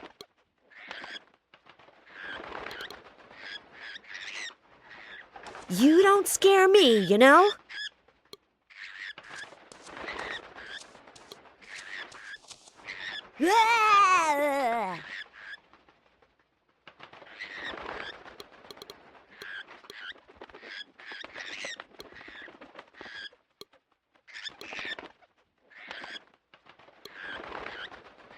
Snowshoes are wonderful multi-purpose things to have around. They're good for crossing decrepit bridges, for draining spaghetti, for dressing up as Dr. Fly.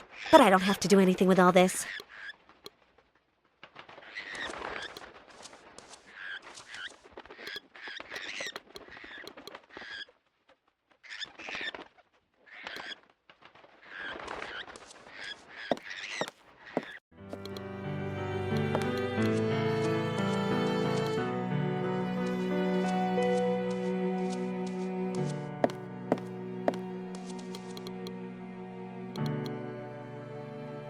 I'll never be able to pierce skin this thick.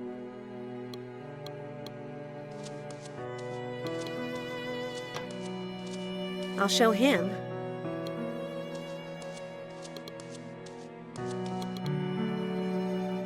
I'll never be able to pierce skin this thick. True, but I've got to keep thinking along these lines. I'm thinking, but my head hurts. I can't think of anything. You'll think of something, trust me.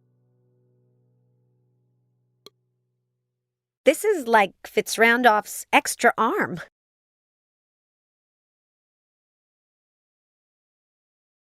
It's a folding cart. You can't tell, but I know. It reminds me of Stacy, my first babysitter, only shorter.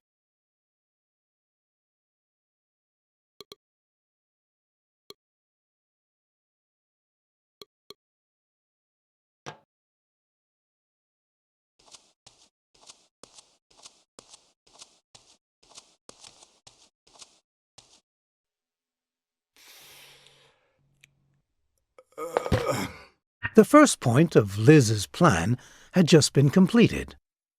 Would she manage to steal the brain and escape?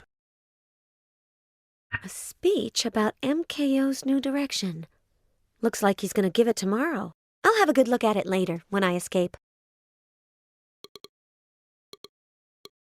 I've skimmed it, and it looks like it's about MKO's new direction. I'll read it in detail when I escape. My head hurts too much right now. It's getting worse and worse.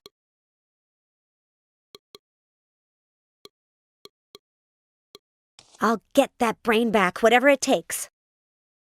The time has come to open the refrigerator.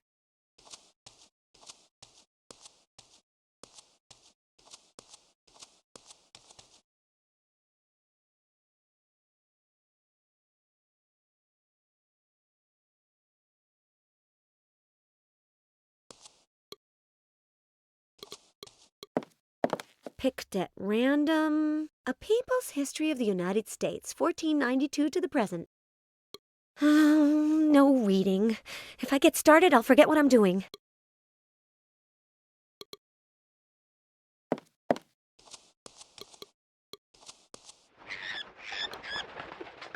It's good for raising and lowering the box. But if I use it, will the wall turn around and reveal a secret love nest? With Fitzrandolph, you never know. I would love to lower the box, but with the parakeet upset like that, I don't dare.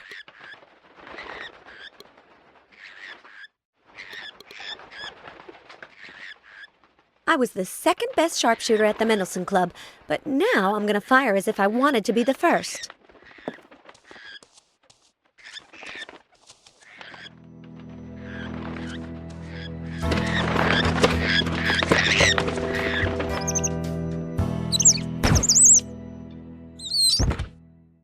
And that's how Liz calmed down the dangerous Malaysian parakeet.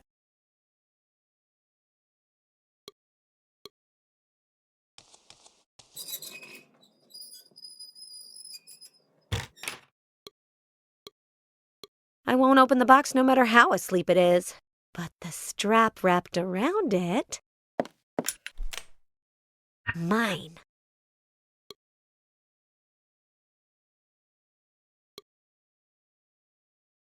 But how many tentacles does it have? I thought that the Malaysian parakeet never had more than 7.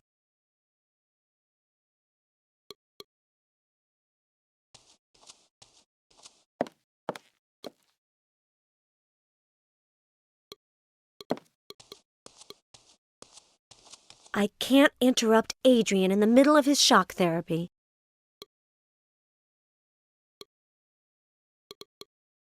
It's a folding cart. You can't tell, but I know. It reminds me of Stacy, my first baby, only... I knew it folded up.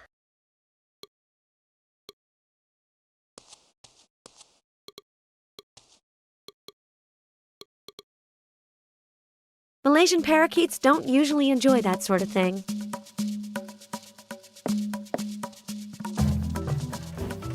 Malaysian parakeets don't usually enjoy that sort of thing.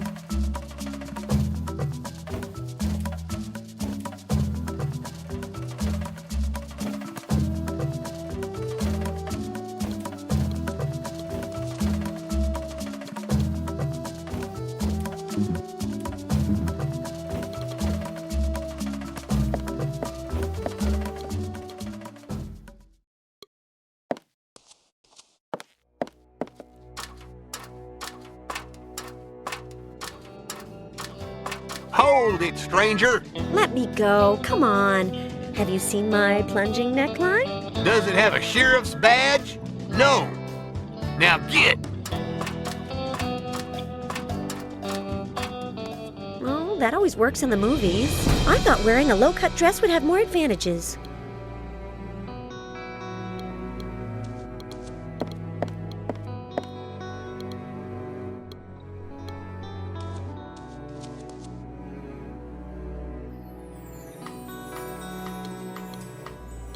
There are 2 safes, but I'm only interested in the top one, because that's where Big Albert's brain is. I've decided that I'm not going to find the combination to open it, so I'll have to improvise a plan B. Ugh! It's heavy!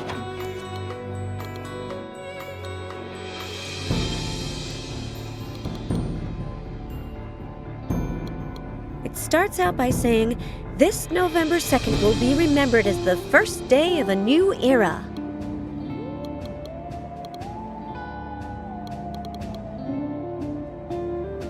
Yes, that's how I'll make sure it doesn't fall off the cart.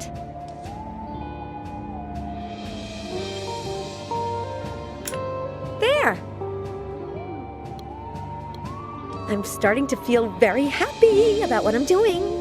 I don't know why. Plus, the safe still needs something. What could it be? I'm starting to plus.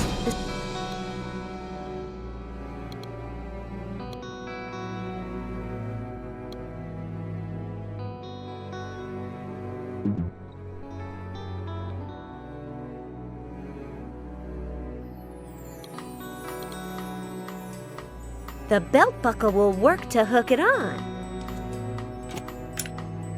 Hooked. It's ready for the big heist, but how do I get it off the Zeppelin?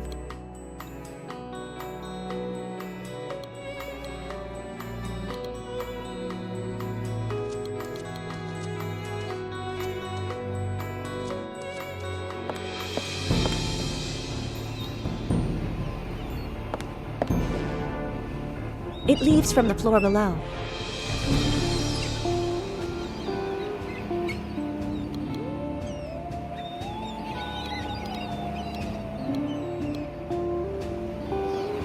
It opens the glass dome that covers the balcony.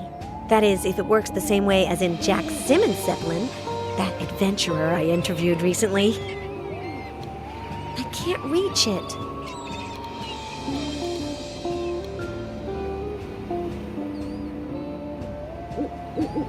With this ski pole, I could reach it, but I need something to go through the ring to pull it and make it turn or whatever.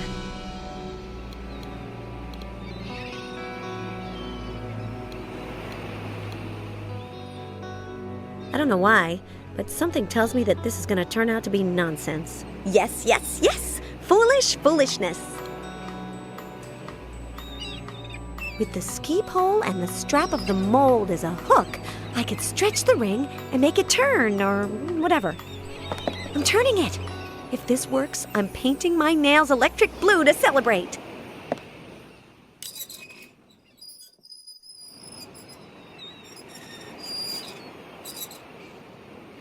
And now...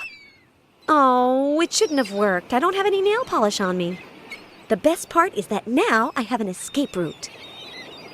I'll jump to the footbridge and take the elevator that's at the end that Dr. Cheeky brought me up in. Another thing accomplished, Liz said to herself, happy to see that everything was turning out as planned. Oh, I'm not happy. Stupid nail polish.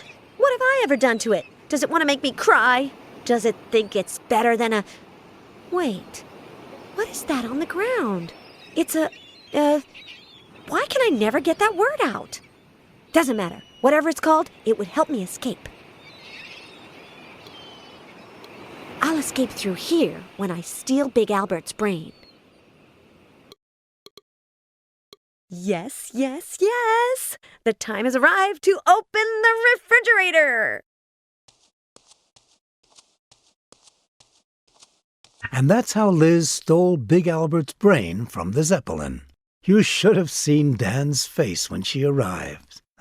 Well, I left something out, didn't I? Oh well, my apologies. This head of mine.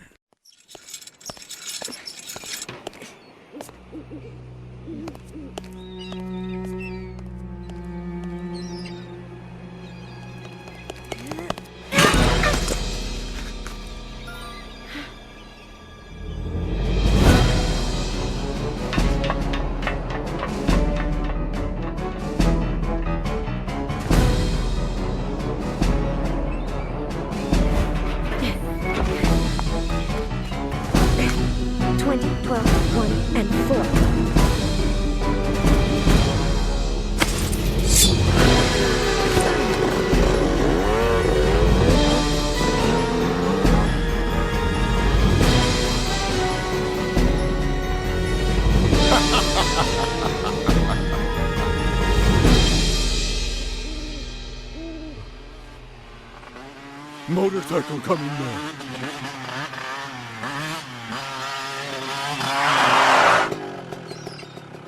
Huh? Liz? What? Who's Liz? How come us women always have to supply the brains?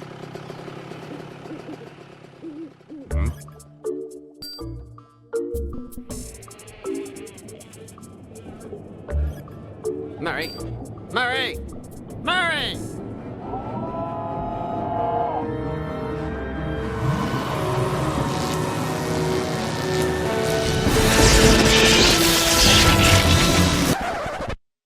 But where is my head? I already covered that part. Needs tomato sauce. So, as soon as Fly reanimated him, Big Albert told them why he had sneaked into Fitzrandolph's office. Chips. Zelsius puts them into the brains of his monster actors so that they'll obey Fitzrandolph. Chips? Think of them as little music discs that, when they're inserted into the brain through the ear, broadcast recorded instructions. Like, Fitzrandolph is your master and stuff. It doesn't make sense. Willie is doing all of this so that the monsters will make family entertainment pictures? There must be something more to it. That was something that Liz was about to discover. But between her headache, which was getting worse and worse, and being absorbed in her reading, she didn't hear the door. Sorry to interrupt you, gentlemen, but would you be so kind as to accompany me? Liz! Run away! Get away! Run! My terrible headache just went away. Mr. Fitzrandolph, how nice to see you. Don't worry, Dan. Mr. Fitzrandolph will take care of everything. Fitzrandolph is fab. Fitzrandolph loves us all. Relax, Mr. Murray. In a minute, I'll implant a chip in your head that's quite similar to the one I put in Miss Allaire. I'm waiting, Three Eyes.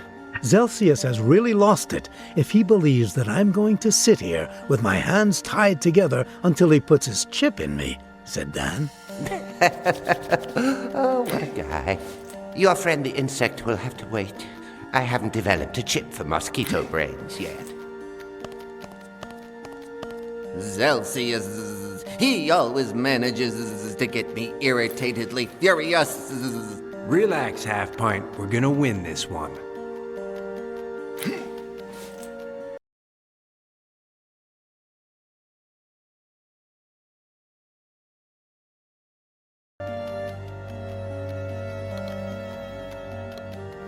Zelsius locked him up there to humiliate him.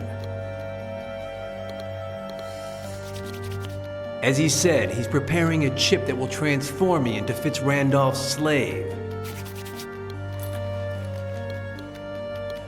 The half-wit went this way. I have no idea where this leads. I have no idea where this leads.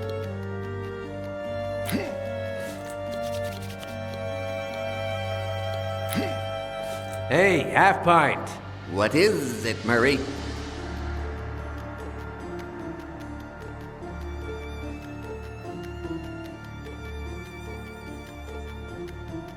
So, Zelsius made you mad, huh? The worst thing is that I don't have my spittoon on me.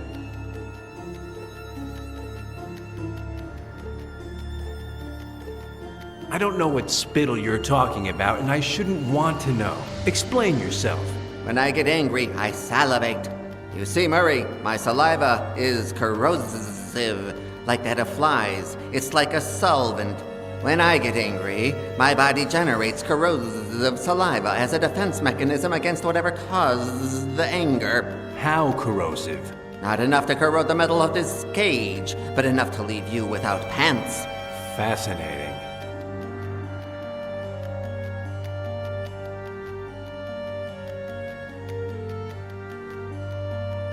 What did Celsius tell you while his robots were tying me up and putting you in there? The chip manufacturing process, where they're lodged in the brain, how they work. Oh, poor Celsius. Poor? Murray, the big problem of scientists like Celsius is that they can't publish their achievements in scientific journals.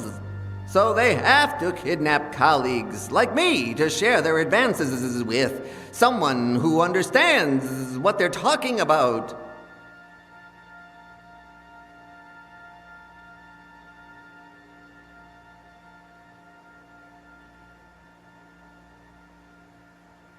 Do you think you could take Liz's chip out? Possibly. It would be risky, but I trust that I could take it out of her brain cleanly.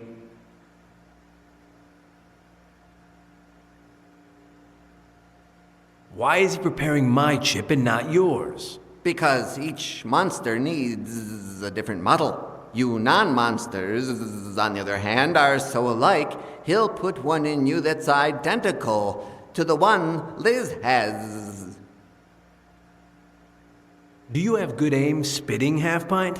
I'm the second best spitter in the Pendleton Club.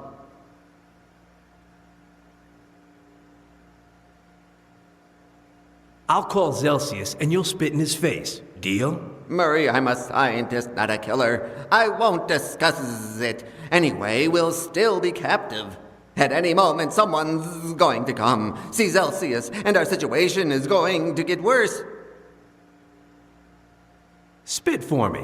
What a guy. How could I spit on you? Take good aim. I want your corrosive spittle to eat away the strap on my left hand. But that's recklessly risky. What if I miss? Don't worry about me. I still have the right one to break your face.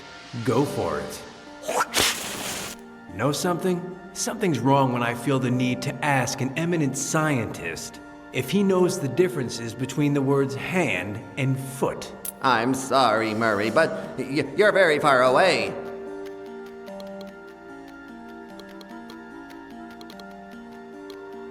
As he said, he's preparing a chip that will transform me into Fitzrandolph's slave. Hey, Three Eyes! Why are you making all that racket? I have a question.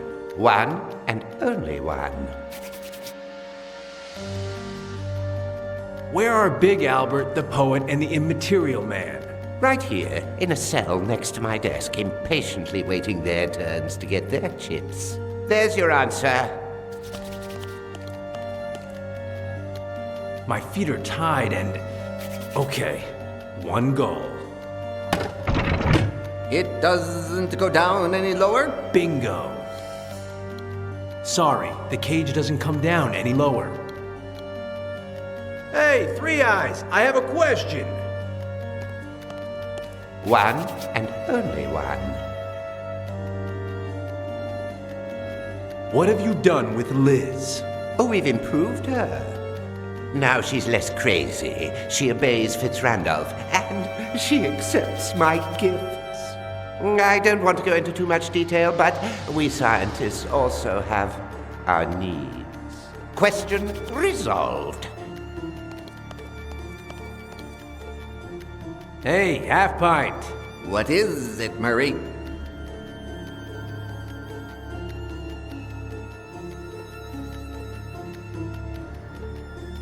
Fitzrandolph has never proposed doing anything illegal to you? Never, even though he has a friend who does propose these things. Illuminate me. He told me, imagine that I had a friend that proposed that you create alienating chips to put in people's brains. What would you say? I told him that it would be morally reprehensible, and that I was glad that his friend was imaginary. Fascinating.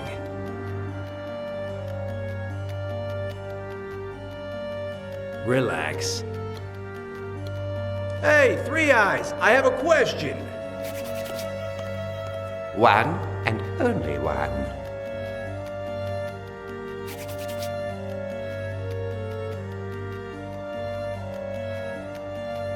Do you know that the half-pint wants to play you for a sucker? What? He says you're such an imbecile that he's going to escape right out from under your nose without you noticing. Oh, yes? And he can't be completely mistaken because he's lowered the cage and you haven't noticed. Oh, disgusting insect! He's not going to want to try that again.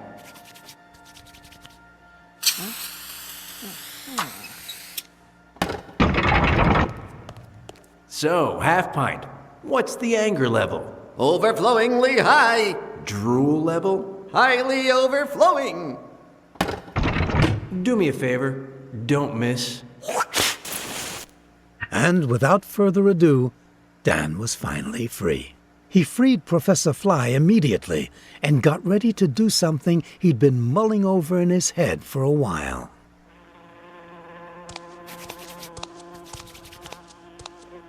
Hey, Three Eyes. Dr. Celsius, Mr. Fitzrandolph says that... Ayo, Professor. Have they convinced you yet? Yes. Murray! We have a visitor, shouted Fly.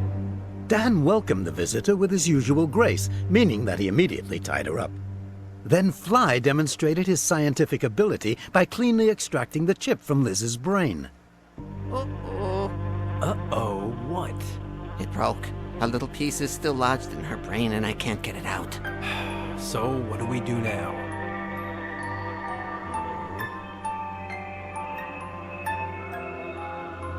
Poor Adam. Don't give up. Please, miss, don't you die.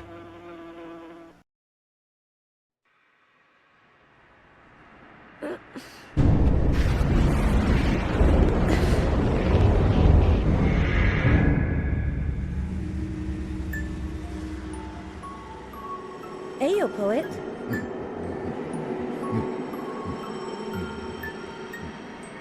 Poet I am. Truish, you're fine. Face fear. Shame overcome. Never give up. Don't you die,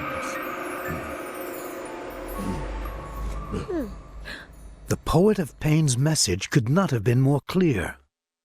If she wanted to save herself, Liz would have to discover her one true wish. But to do so, she would first have to face her deepest fear and overcome her greatest shame. But how will I do that? She asked herself. If there's nothing here... Oh, how kind.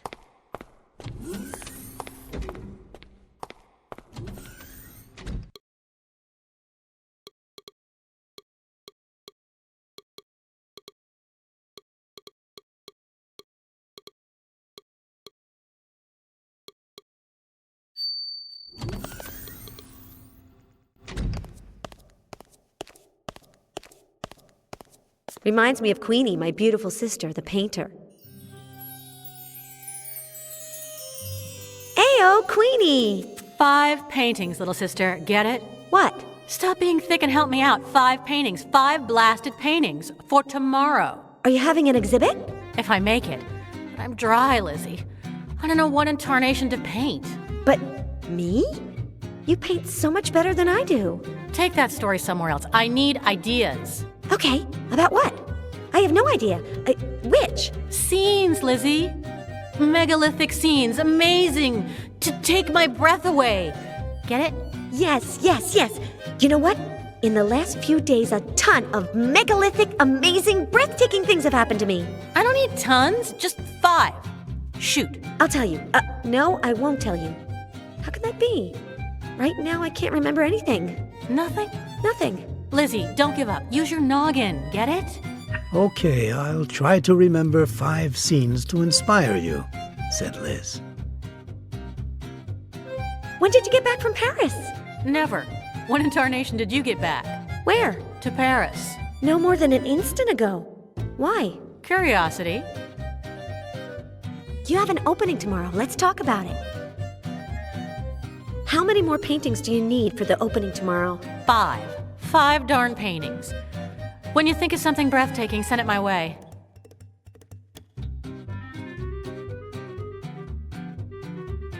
What gallery are you showing in? Guess. One of Dad's. Bingo. Some darn painter fell through, and like always, Queenie, Sherry, cover for me. What's your work fetching these days? Lots, right? Too much. If a painting has the flame-proof red Q that I use to sign all my paintings, it triples in price. That's absurd. Take Chartres. Is there anything more impressive than the Chartres Cathedral? Nothing. And who in tarnation signed that? Let's leave your show aside for now. Yeah, talk about our family. 3 names of babysitters from our childhood. Time? Emily, Roberta, and Anouk. No, none of these is the name I'm looking for, but thanks. Have you heard anything from Anne-Marie? Can it, Lizzie? I don't want to know anything about your sister. And yours. Don't get started. I didn't choose her. Have you talked to Mom lately? Yeah. I told her I was going to tattoo a Q on my forehead, and she screamed, Jean-Michel, did you hear your daughter? For God's sake, she's an LR. She's an LR. Same as always. Let's not talk about family. Hey, yeah. Hiya. I'm 5 minutes older than her. You can tell. Queenie? I'm reading you loud and clear.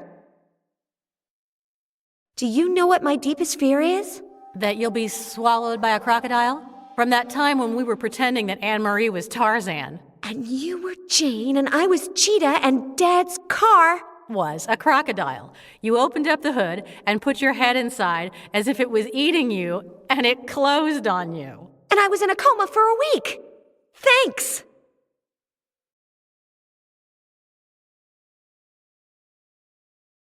You have an opening tomorrow. Let's talk about it.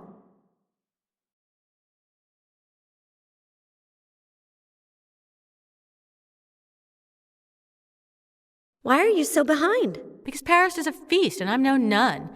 For boring, go to Anne-Marie. For craziness, Lizzie. But for a party, Queenie.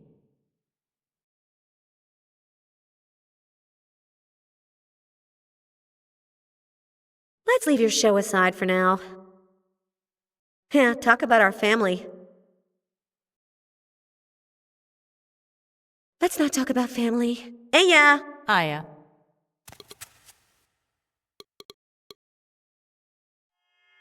It's not good to let oneself get carried away by disappointment.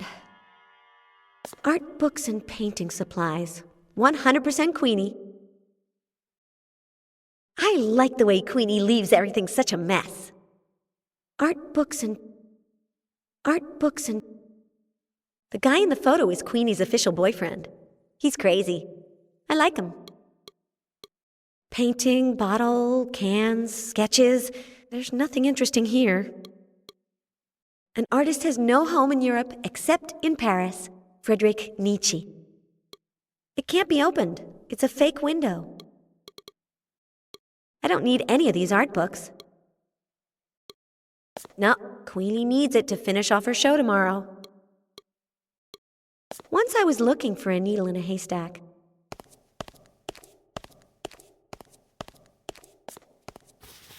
I like for things to work out on the second try.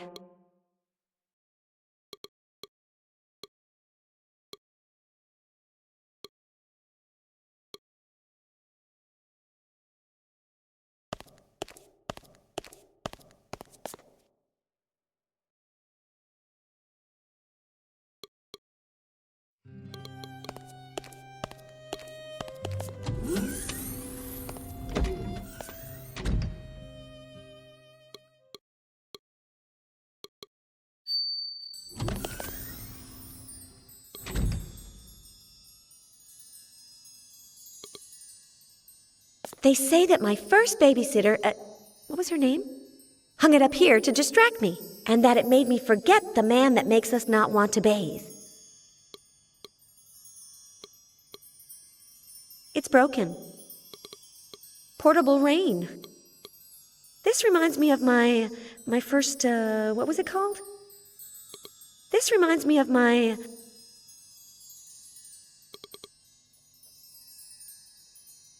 Fitzrandolph stole my courage and put it in there. Wait a minute. How do I know that? I don't know, but I know. I don't know the combination, and I know I'm not going to be able to guess it just like that, but... I knew it. I know the combination. Hey, yo! You talk and everything. What is it? Oh, get lost, female. I've seen Fitzrandolph open it out of the corner of my eye plenty of times. Wonderful. What is it? Get lost! Have you ever done anything for me? No, never. What is it? So why should I do something for you? Because you're an angel. What is it? An angel? Spencer McDundy, the biggest curmudgeon in Australia, and the rudest Australian in Scotland. You're on your own. No matter how many times Liz asked, this portrait of Spencer McDundy would not answer. Liz would have to do something for him in order to get the combination to the safe. I was afraid of him for years. In reality, I've always known that it was a normal coat rack, but my imagination is like that, and that's all that counts. The nannies thought it was an excuse to get out of taking a bath. They said I made things up. I was afraid of him for years. The nannies thought...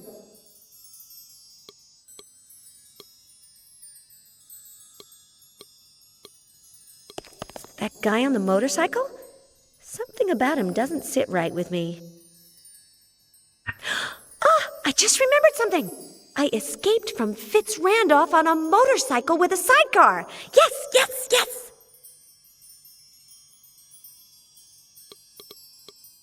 It's like the one I put on when I was escaping from the Zeppelin. It's good to have one with you at all times. The poet of pain gave it to me.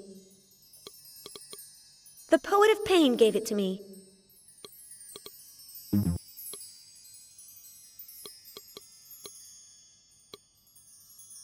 Ayo, Spencer. Leave me alone, female. Come on, give me the combination. Oh, get out of here, why don't you? What can I do for you? Shut up. I'm looking for my one true wish. Will you help me? No. But here's mine. That you get lost. We'll talk more later, okay? Do I get to choose? Ayo, Spencer. Get lost. A Quill mini interview. Spencer McDundy. An Australian actor pigeonholed in Scottish ghost roles. How did that happen? Well, having my head in my hand helps. I started out in silent films. No problem with my accent.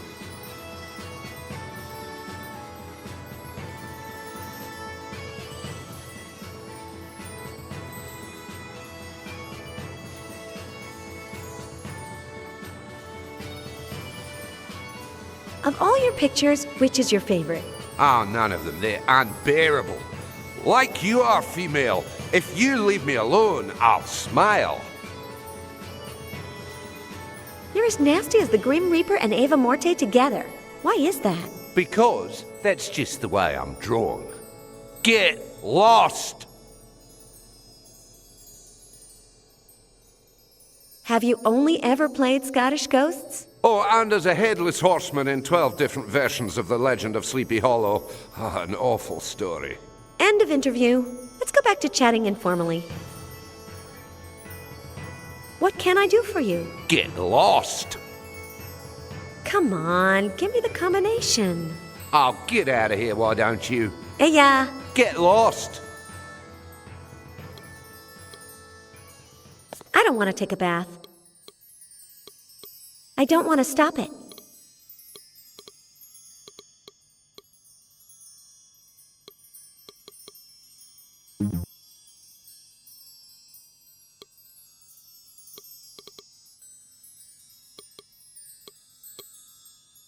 I don't want to touch it.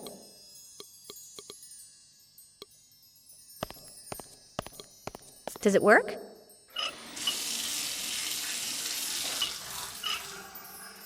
It works. Right then, I'll take it with me. I'm perfectly clean, but you never know.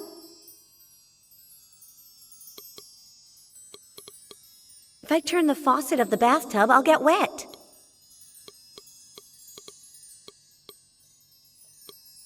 No, not while I'm carrying the shower. I'd get wet.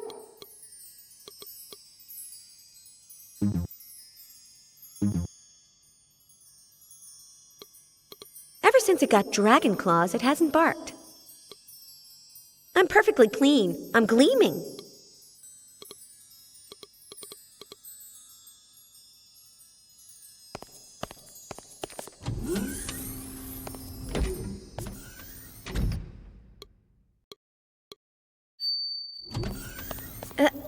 But that's me. Now I have gone completely crazy.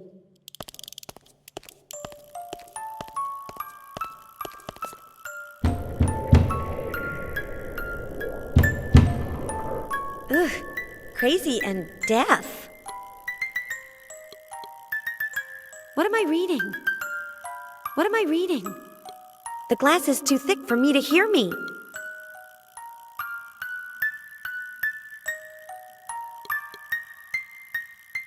For some strange reason, I know exactly what's inside each one of these boxes. For example, I ask myself what's in this one, and I answer, it's full of Post-its. I'm not interested in what's inside. A pear, a round one, a hat. It's another box inside this one. It's full of books. Empty. It's full of pencils. Only I would think of hanging the jacket in a place like this. The jacket looks better on me. The jacket looks better on me. It's full of video games. I don't want to open it. Specifically, graphic adventures. Huh, they're graphic adventures, and they have their appeal. I'm sure someone got rich with these graphic adventures. Excuse me, what's so funny? But they're exactly where the market put them. Nothing inside and full of posters. Full of ice. It's full of awards. It's full of lamps made of knots. It's full of toys.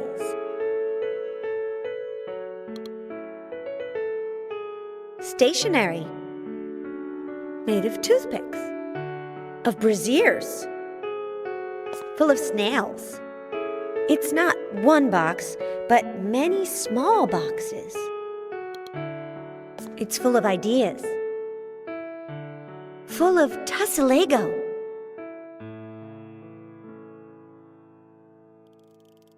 It's full of silkworms. They're darling little bugs.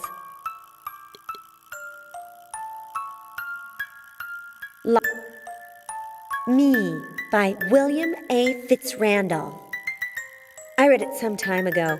Slow-moving and no spice. The worst thing is that he didn't even write it. A streetlight. As strange as it seems. Pizza. Contadina. With extra cheese. But a little greasy. Well, for my taste anyway. That's right. Pizza. Contadina. With extra cheese. But a little greasy. Well, for my taste anyway. Hollow. Boring. Sad. No substance. That's a shame. I prefer not to think about it. Empty. Hollow. It's not a box. It's Pandora's. If you open it, all the bad things in the universe come out.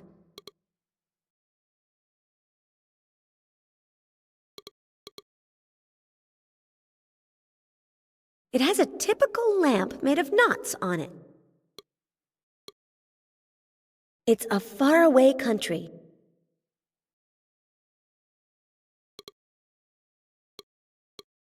The ice is melting. It's melting little by little. A faraway country that no one knows anything about. That no one knows anything at all about.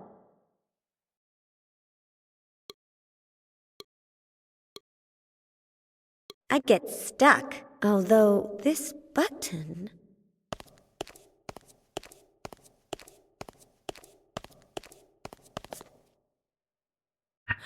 I just remembered something. Fitz Randolph lied. The new direction of the MKO is hiding something bigger. Yes, yes, yes! The speech that I'm reading on the other side is really a message that he wants to send to the entire country announcing the start of his campaign for Congress. He's putting alienating chips into anyone that opposes him. And he's making the monsters act in family films so that instead of fear, they give him the positive image with the public that he needs to win the election.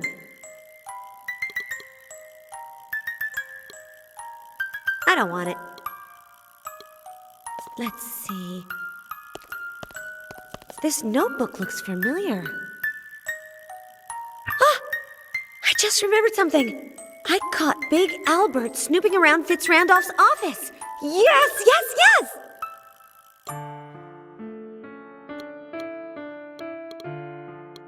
From Fitz Randolph's election campaign.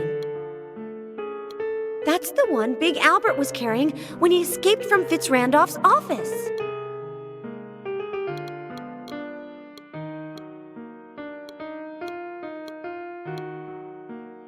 I'm reading the text of a message that Fitz Randolph wants to make public tomorrow.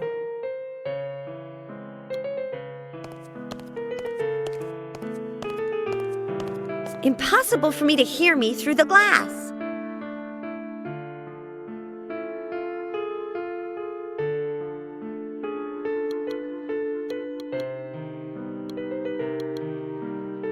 No, it's staying here. They're for Beverly Torrance, Fitz Randolph's secretary and special friend. I did mention that I don't want anything that's in any of these boxes, right? This box doesn't have anything I want.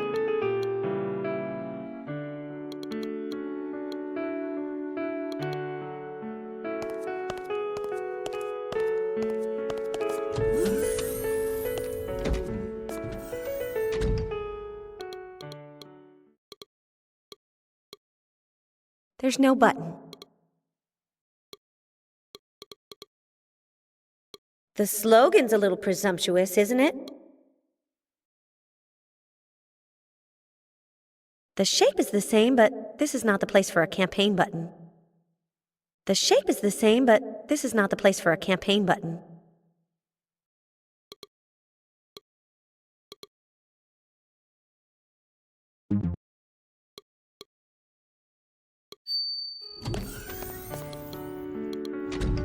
That jacket is mine, but I'd rather that the cactus keep it.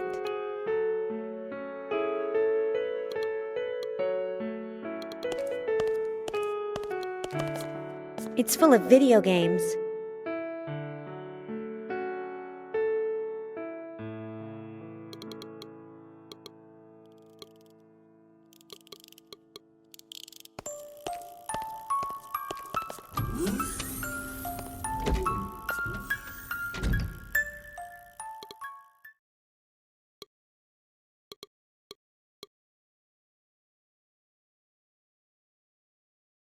I hated Miss Harrington's sewing class, but now I'm glad.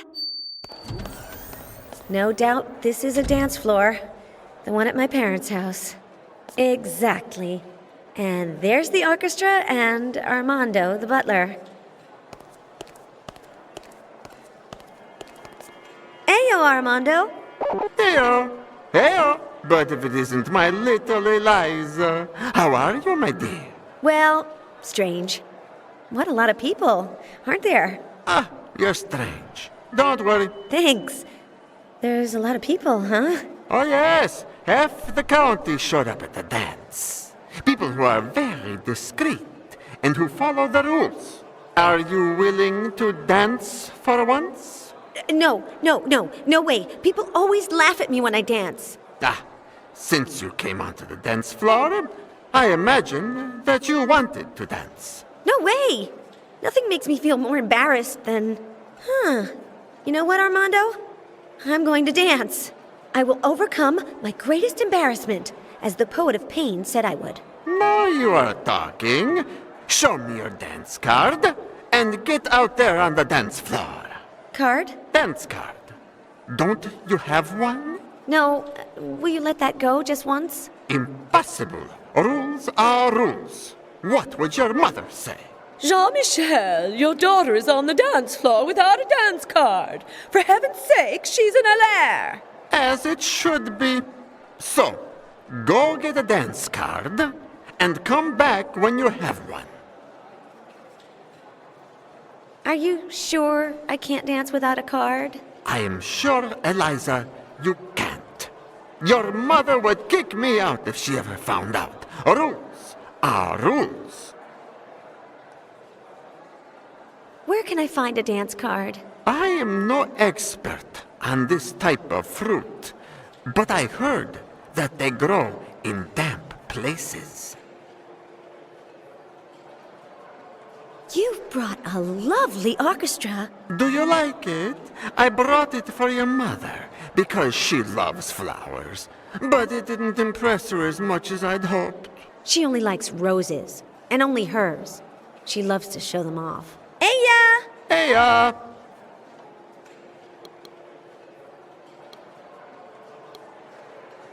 Heyo, Armando. What do you have to say, Eliza? I didn't remember you being so short. It's that you grew a lot in very little time, my child.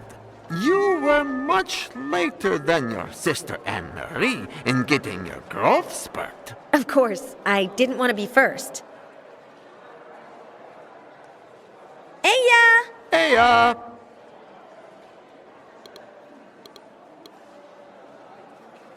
What a nice design. Anthony, the waiter, is behind there. A very discreet guy. How time flies. I'm not going to dismantle it. It smells good. Ayo, would you be so kind as to play... Next, our magnificent orchestra will play the swing number, the Gray Street, for you. Thank you.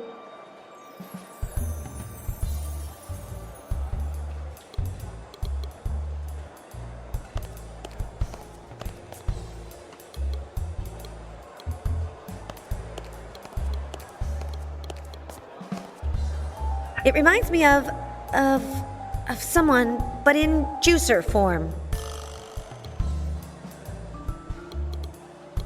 This'll squeeze the juice out of anything.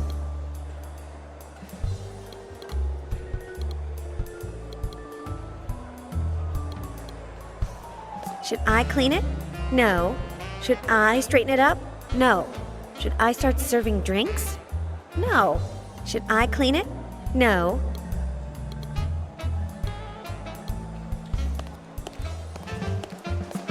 Outrageous! I don't want anything I see on this, not even the list itself.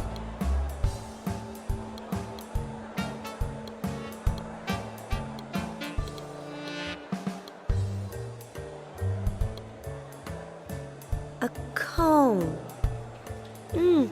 I want an ice cream. Things to do when this is all over. Make a chocolate cake for 12, eat ice cream, and buy electric blue nail polish.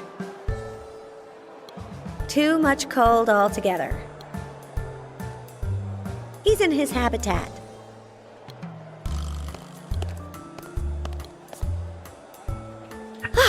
I just remembered something. I scared an enormous polar bear in Fitzrandolph Zeppelin. Yes, yes, yes!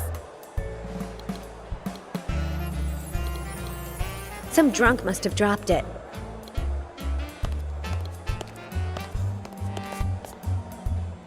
Ah!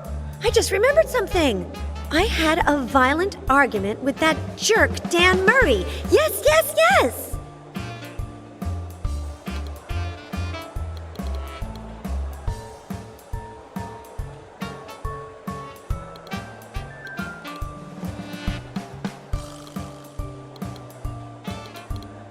That reminds me of that jerk, Dan Murray. I would never dream of scaring this one. I can sew on the buttons, yes. But where? I don't want to sew this. I can sew on the buttons, yes. But where? I can sew...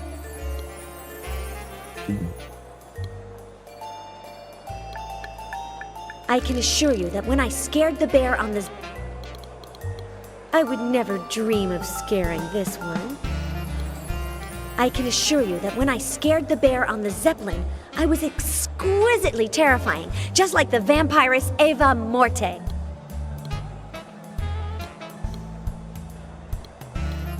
I prefer not to order anything. Drinking doesn't agree with me. I start to say strange things.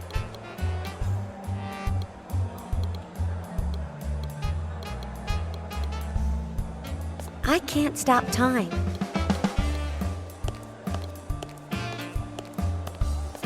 Hey, yo, Armando. What do you have to say, Eliza? Hey, ya! Hey, ya! The butler. I like short people, but my knees don't share my enthusiasm. He has a lovely red eye. He has a lovely red eye.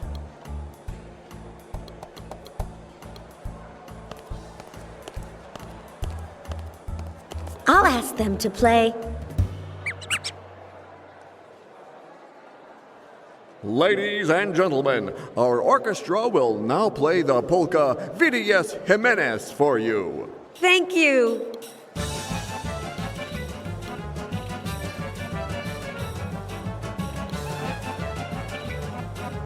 Hey there, would you be so kind as to play? Distinguished guests, I hope you enjoy the irresistible mambo, the Monster Kings, that our floral orchestra is going to play next. Thank you.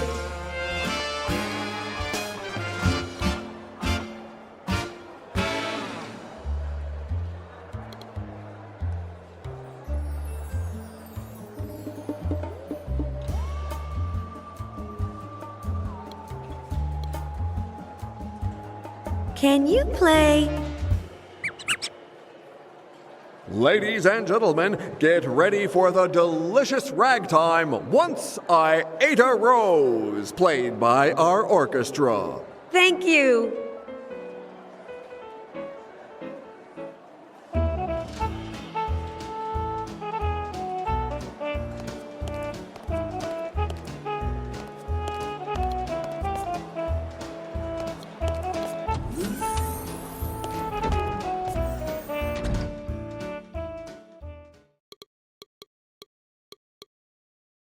It doesn't work.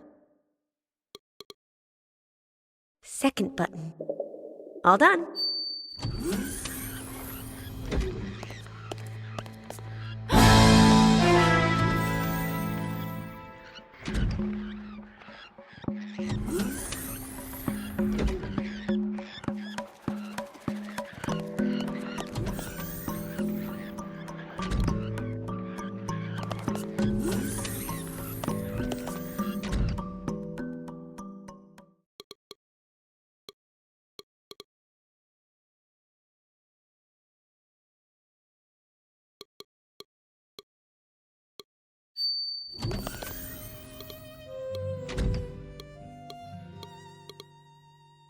Ah, here's a scene that I remembered earlier.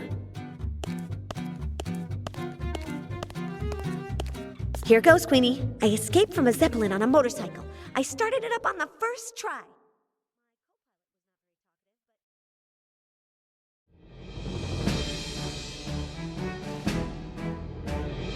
Wow. I always thought that helmet would look better on me. You're hyper, Lizzie. Don't let your brain overheat. I'm gonna keep thinking. Get it?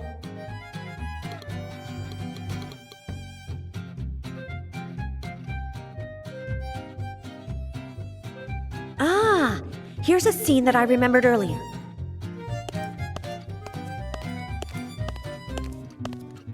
Here goes, Queenie. Fitzrandolph wants to go into politics. Can you imagine that? With his pompous...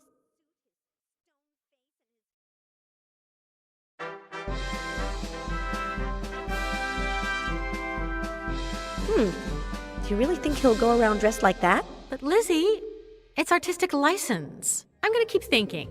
Get it?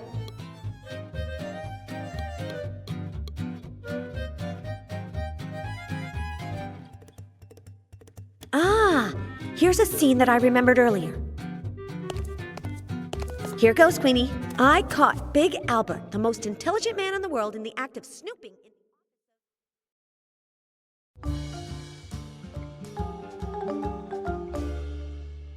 You've really got that Big Albert guy on the brain. Yes, I find his muscles very pleasing. You have no idea how much. I'm gonna keep thinking. Get it?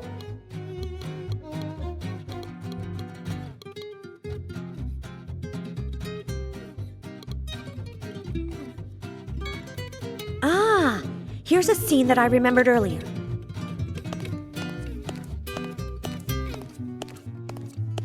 Here goes, Queenie. I scared a polar bear. Can you believe it? I stood right in front of him.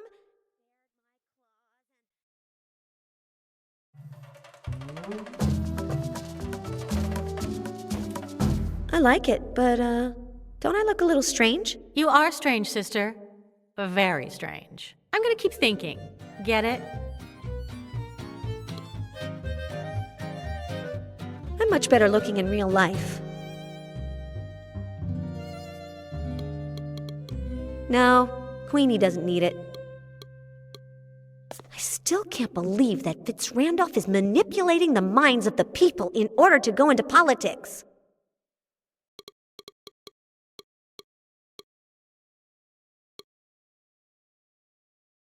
Ah, here's a scene that I remembered earlier.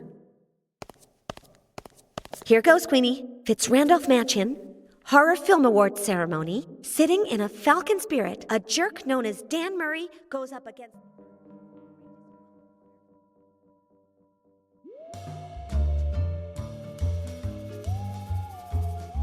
Hey, how is it that you've only put him in it? I'm sorry, Lizzie. Murray is breathtaking. Thanks to Liz, Queenie had made 5 lovely paintings. What's the problem? I've run out of flameproof red. I always sign my name in flameproof red.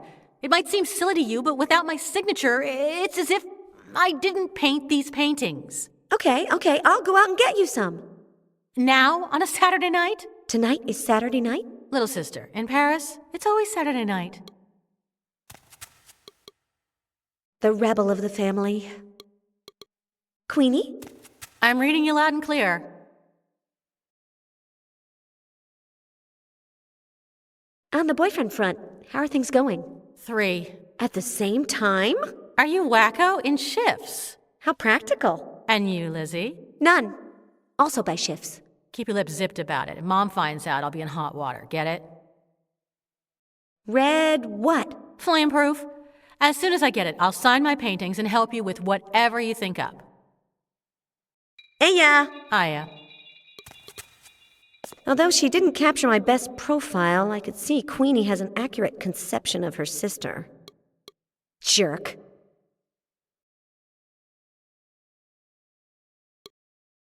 I don't understand the title. A better one would be Jerkism. I don't understand the title. I can't deny it. Big Albert is impressive. I like the title. That's how it all started, for sure. I can't deny it.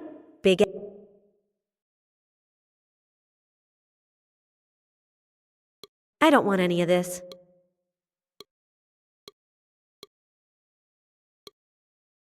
Very few people would dare to do what I did. I'm much better looking in real life. Very few people would...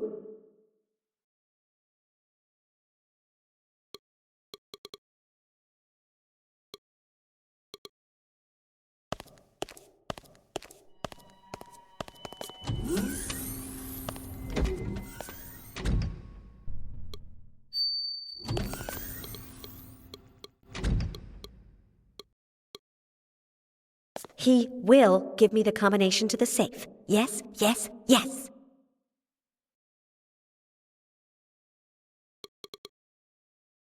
In reality, I've always known that it was a normal coat rack. But my imagination is like that, and that's all that counts.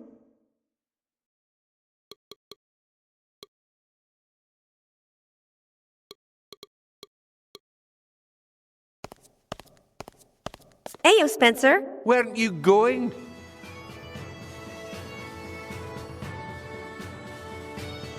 Come on, give me the combination. Oh, get out of here, why don't you? I'm getting lost. Hey, yeah.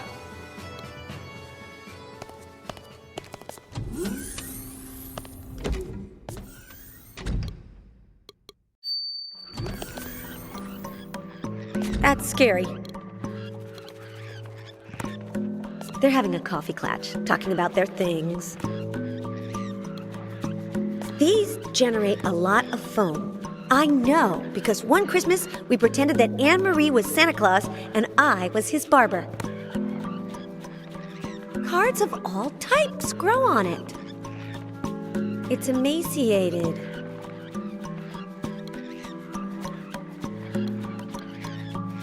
No, better that stays here. I hate forest fires. The fruit is too green.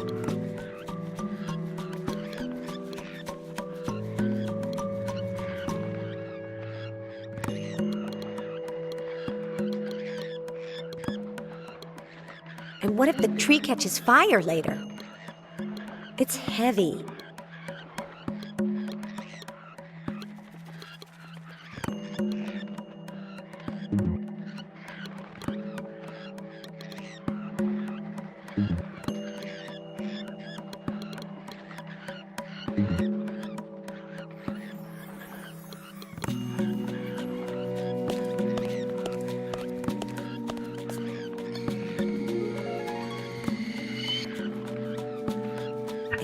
Very unusual shade of red.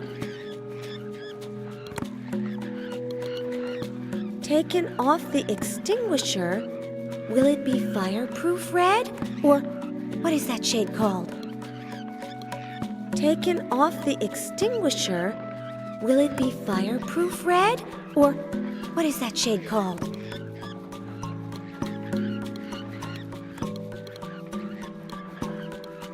It's like hell in there.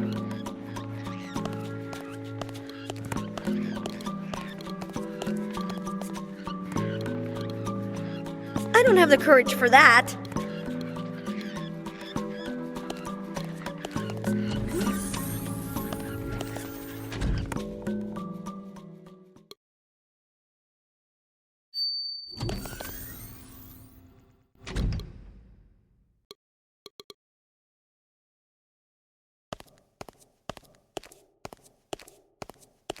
Here goes, Queenie. If I tell you I have some flame-proof red... I love you. I'll take you out on the town. I'll sign the paintings, and we'll paint the town red. Okay. No. Yes. But it's not that. It's much simpler.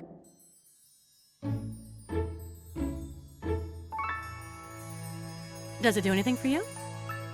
Yeah, I like it a lot. Hiya, Lizzie. Let me know if you need anything else, all right? Okay, thanks. Hey, ya. So, what do you have to say for yourself now? Do you like to have your head on your shoulders? Look, it's all the same to me. Is that your sister? The same? Yeah, it's my sister. Thank you. Huh? It's been a long time since I've seen a female that was so female. Oh, stop. A simple thank you would have been nice. And you're not welcome. 13 to the right, 8 to the left, 7 to the right. We're even. Now get lost. Finally, Liz had done something for Spencer McDundy, and he was grateful to her.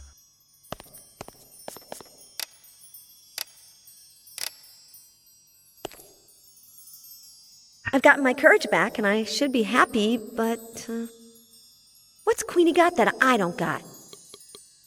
Fitz Randolph stole it from me. Cad. With it, I feel capable of facing anything.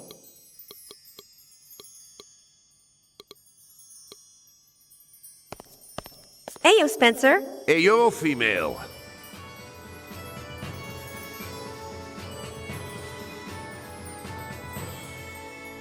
What's my sister got that I don't got? A body. So, you're happy to have your head in the right place? I could care less, female. I will be happy when you get out of here. I'm getting lost. Yeah. If I turn the faucet of the bathtub, I'll get wet.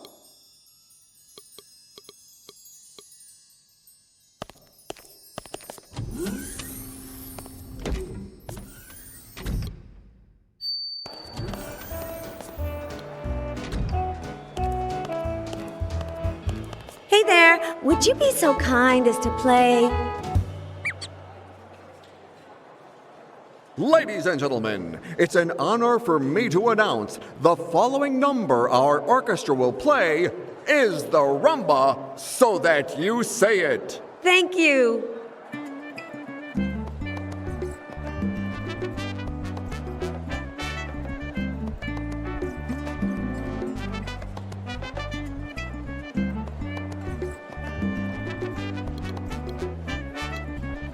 I'll ask them to play.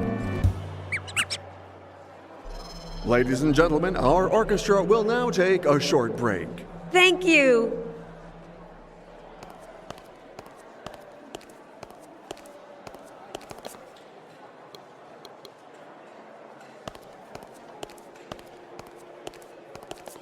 Ayo, Armando.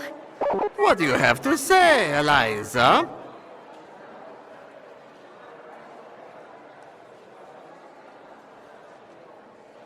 I found a card tree, but the fruit is still very green. Water it then. What are you waiting for? Eya! Eya!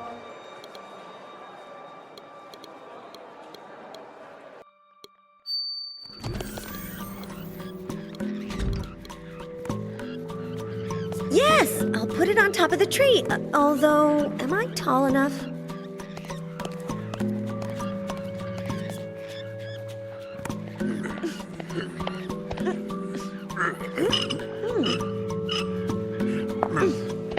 Thanks. I love wearing high heels.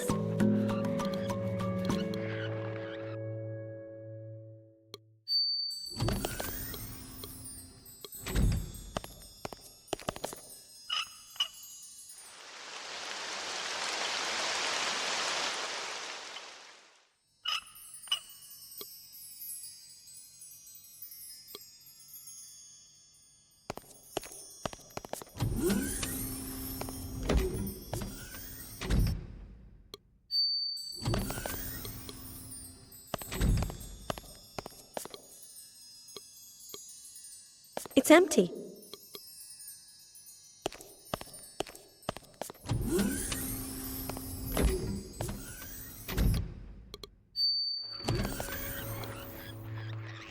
It's been a long time since I've seen cards this ripe and plump.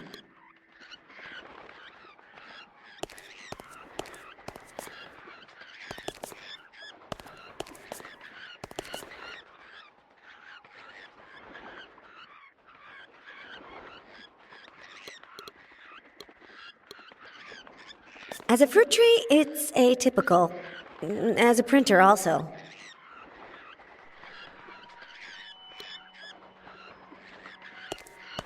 One of them comes with a pen.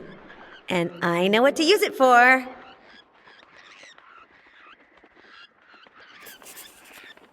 A dance card. And the first one already belongs to someone. Care to dance? Eliza dancing the tango with you would be enchanting. But unfortunately, the orchestra doesn't know how to play tangos. Eh? How did you know that? No idea. It just happens to me sometimes. Desconcerting. So, then, shall we skip the tango? Under no circumstances. Rules are rules. Okay, I'll teach the orchestra to play the tango myself. You can try if you like, but remember, the instruments have to sound in unison, and it's almost certain that not all of them should be heard. Hey, yo, Armando. What do you have to say, Eliza?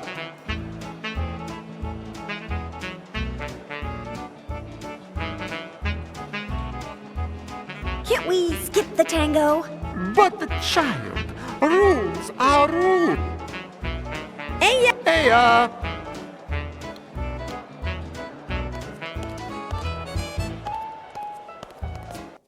Let's see, which instrument goes first?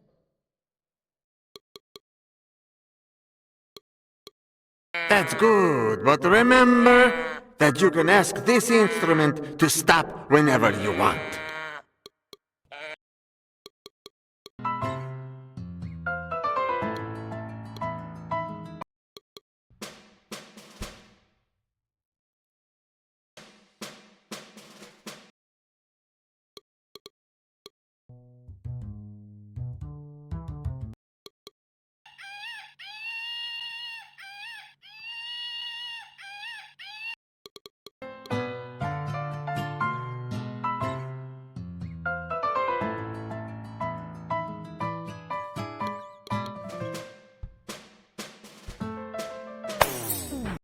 Hey, careful with the rhythm.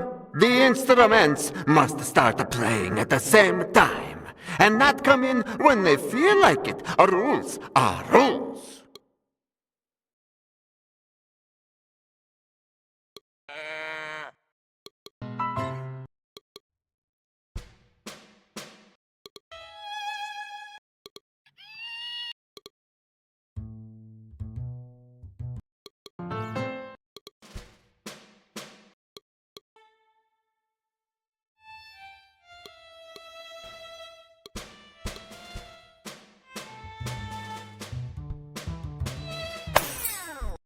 Hey, careful with the rhythm.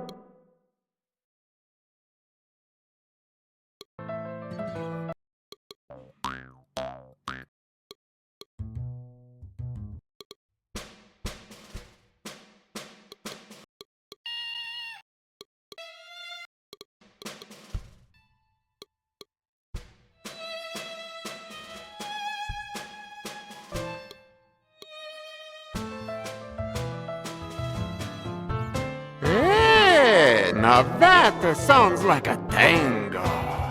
You did it. Let us dance, Eliza. 2012, 2012, 1-4. 2012, 2012, 1-4.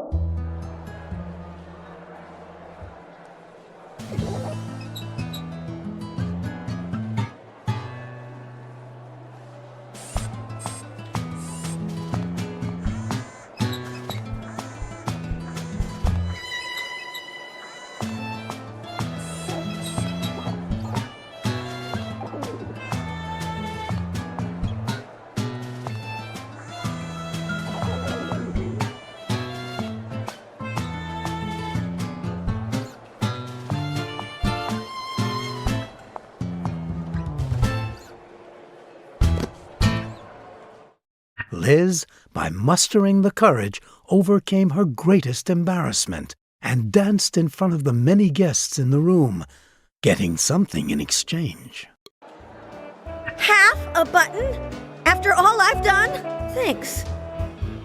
You danced the tango marvelously, Armando. And you are tremendous, spectacular, disconcertingly spectacular.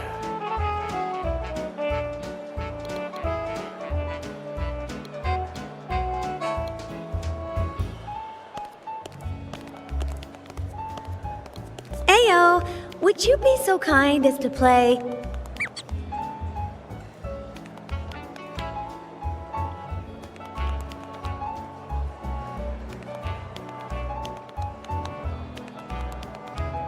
that our floral orchestra is going to play next. Thank you.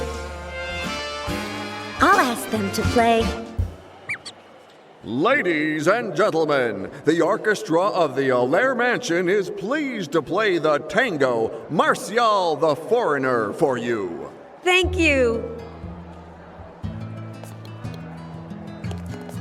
Ayo, Armando. What do you have to say, Eliza? What are we gonna dance now? A waltz? A polonaise? Nothing. It's that I'm very tired. Extremely tired. Worn out, exhausted.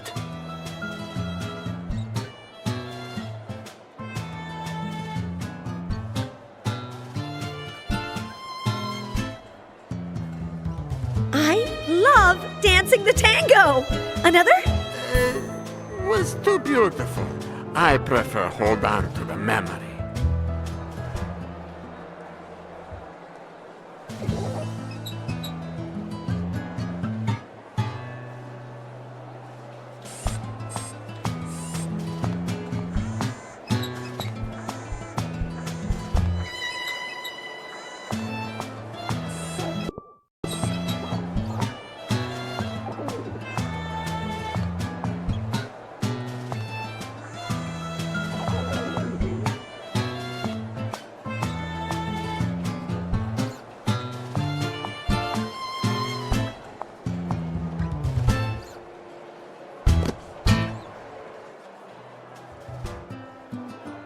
Thanks to you, I'll never hold back when it's time to dance.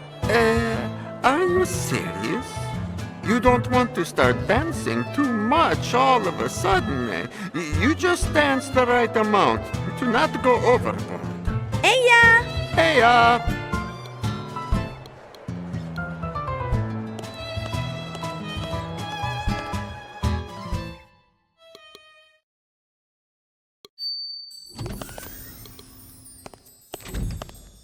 Ayo, Spencer. Leave me alone, female.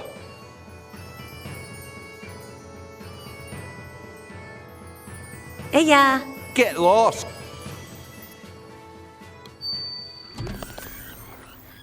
It's enormous. I hope I find the other half. I don't know why it used to embarrass me so much, considering how easy it is to dance the tango. With it, I feel capable of facing anything. But Liz had managed to gather up sufficient courage, so...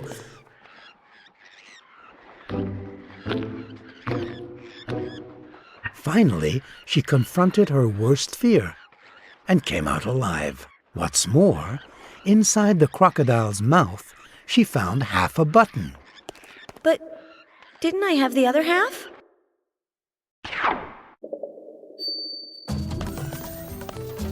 But, Dan?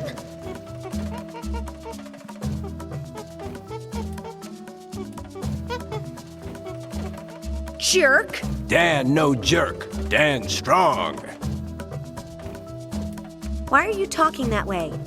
Cat get your verbs? Dan not smart. Dan strong. But Dan words difficult. Dan no wish.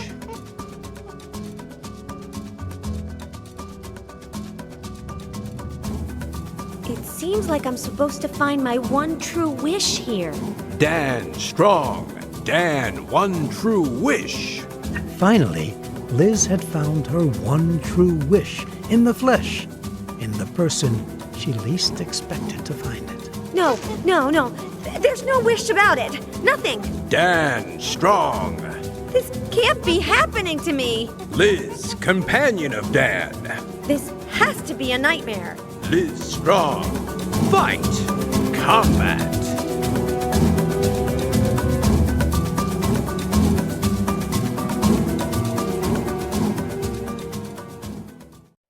The fight, Liz. Benny Brown. Rico Sandretti. Murray! Where are those tickets? Murray! Come here for a minute. Tickets. Try not to disturb Liz. She's relatively stable and she's out of danger, but who knows when she'll wake up. That's not my problem. As far as the other problem goes, which is to say, how we are finally going to get free of Fitzrandolph, everything's been taken care of. Define everything. First, I'll construct a chip extractor to liberate the rest of Fitzrandolph's victims safely. Now I'll need you to get me 1 or 2 components, said Fly. After all, you're still my volunteer. Plus, you'll have to make sure to keep Fitzrandolph away from here, he continued. He can't find out that we've gotten free. Fascinating. And the part about the escape? That's the best of all. Big Albert is at the end of this hallway with the Immaterial Man and the Poet of Pain. 3 of the most brilliantly lucid and lucidly brilliant minds of our time. At this moment, they are designing a master plan that will sink Fitzrandolph's plans. Oh, and I suppose that you also want me to help them, right? Murray, you're a man of action. Leave the thinking to the professionals, okay? Oh yeah? You know what action I feel like taking right now? Breaking your face. What a guy.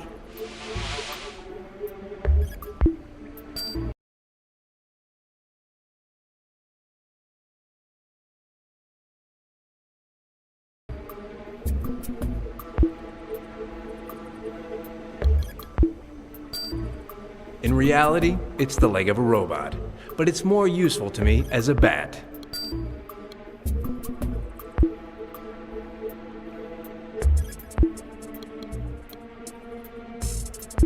He's building a chip extractor so that what happened to Liz never happens again.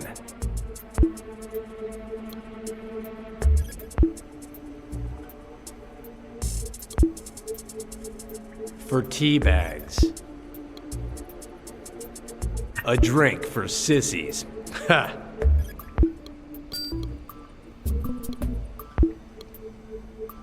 How's it going, Half Pint?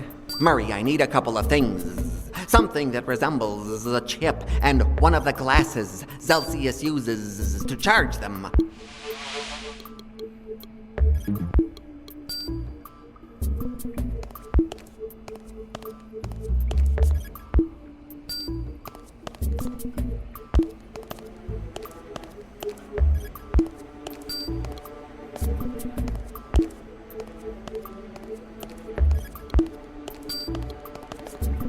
Maybe it opens the door.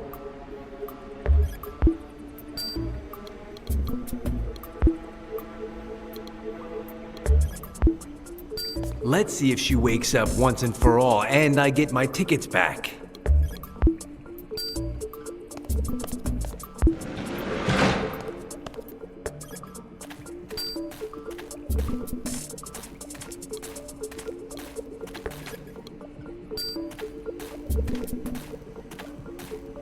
Smells like gunpowder.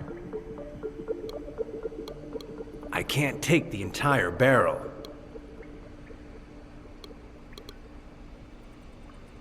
Dan Murray, 7 years old. The gun store of Bill Tuxon, pipe aficionado. My friend Sonny distracted Bill. I emptied the pipe and refilled it with gunpowder. Result? Dan and Sonny grounded for 3 weeks. Bill Tuxon in the hospital for 4. But today it's not a pipe. Let's give it a try. I hope I learned my lesson. When I filled Bill Tuxon's pipe with gunpowder, the result was disastrous.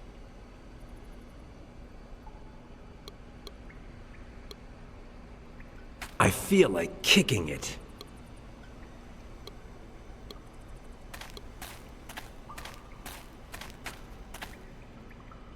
I would have rather kicked it, but here it is.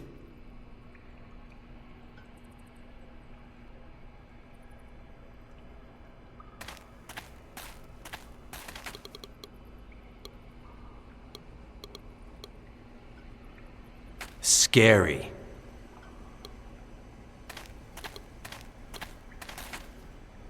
This leads to someplace far away from the studios for sure.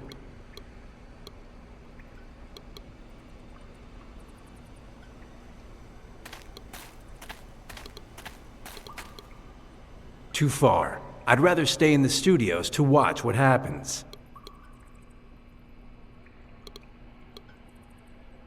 He's been thrashed by one of his own robots.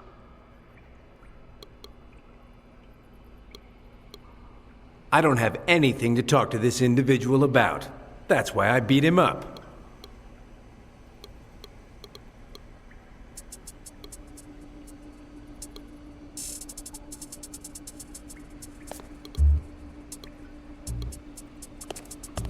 How's it going, Half Pint? Murray, I need a couple of things. Something that resembles a chip and one of the glasses Celsius uses to charge them.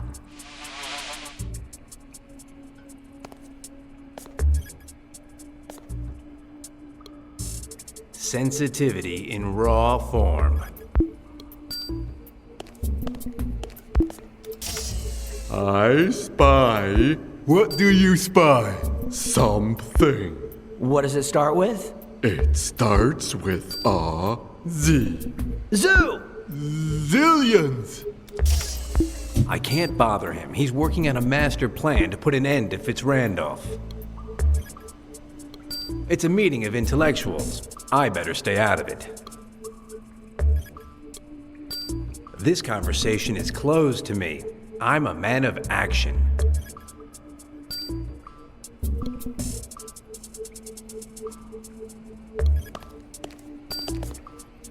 He uncovered this whole story. I spy. What do you spy? Something. What does it start with? It starts with a R. Rash. Rheumatism. I don't want such eminent minds to lose time on my account. It's a meeting of intellectuals. I better stay out of it.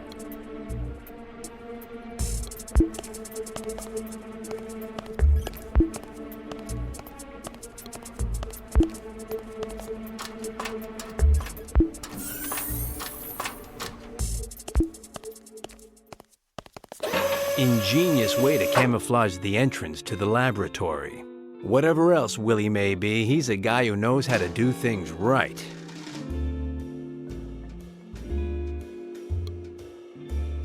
From one of those horror flicks that Willie makes.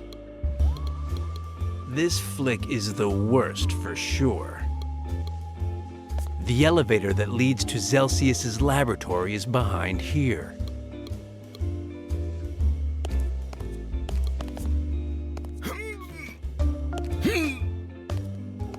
Nice. Elevator 1, Murray 0.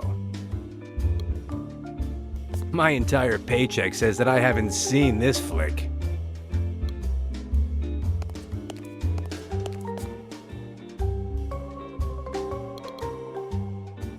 It's even uglier than Fly and the Poet put together. Too bulky. How disgusting. I don't know how zombie flicks ever got to be in style. Should I take it? It's almost more disgusting than a beetle.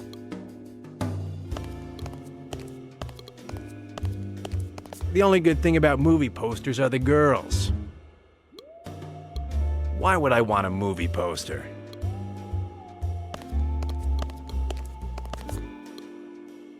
I hate the movies.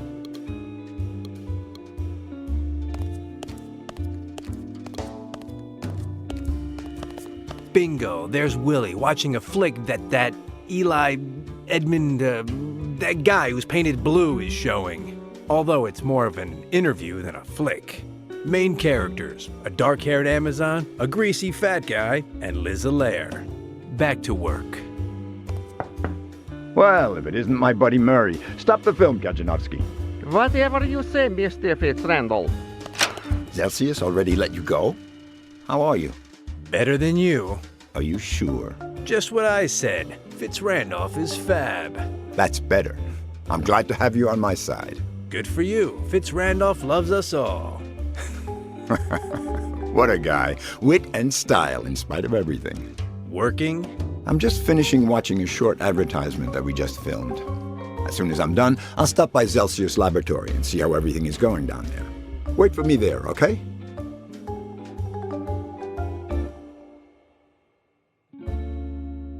What's the film you're watching? Tomorrow, you'll find out, Murray. You don't trust me? Fitz-Randolph is fab. Of course I trust you, but later when I finish watching it, come by my office and I'll tell you. Is it a deal? Deal. How'd the screening go? Smooth sailing. The film transmits exactly what it should transmit. Don't go down to the laboratory because...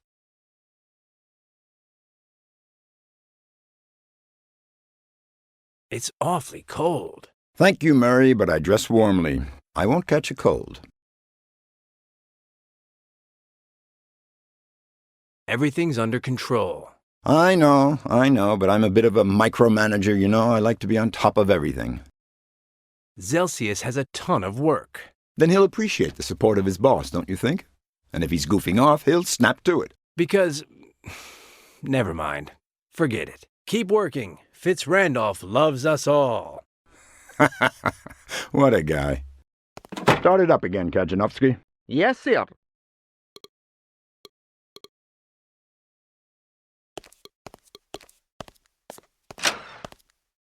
A bonbon?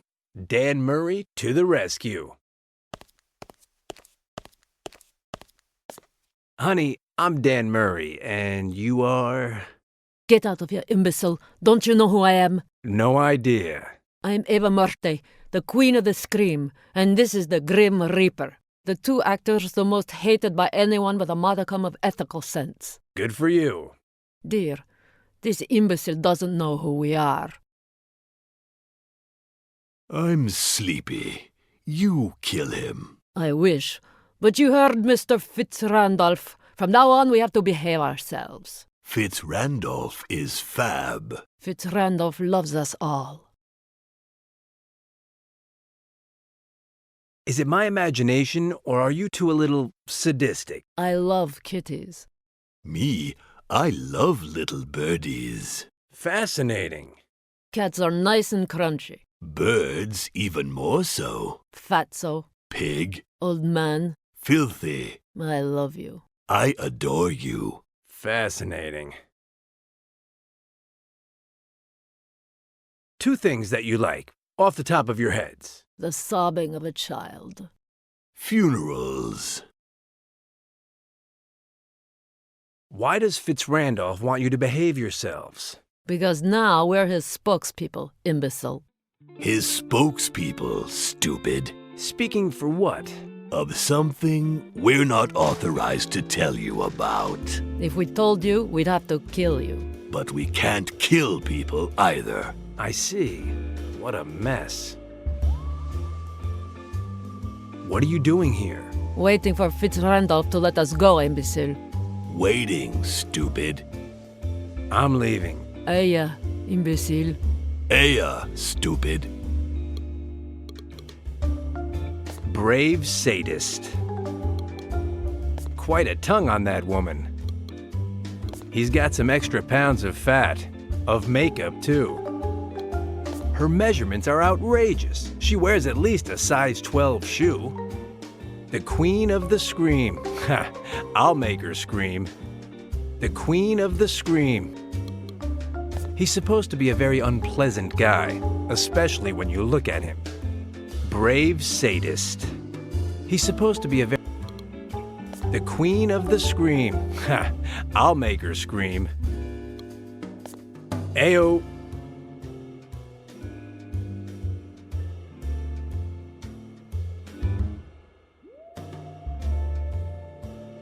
What is it that you filmed with Fitz-Randolph? We can't tell you that either, imbecile. We can't, stupid. But it's been awful having to pretend we're good people. I love children. I want to have 12 with you, my angel. I want to send a message of peace and happiness to the entire world.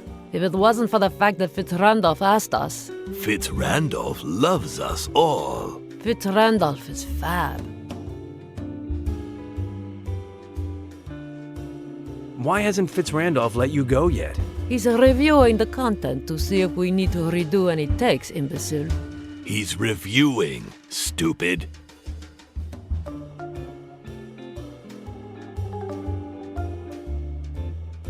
I'm leaving. Aya, imbecile. Aya, stupid.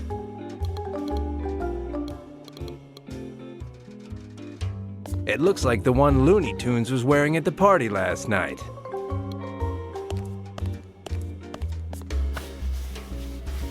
Nothing in the pockets.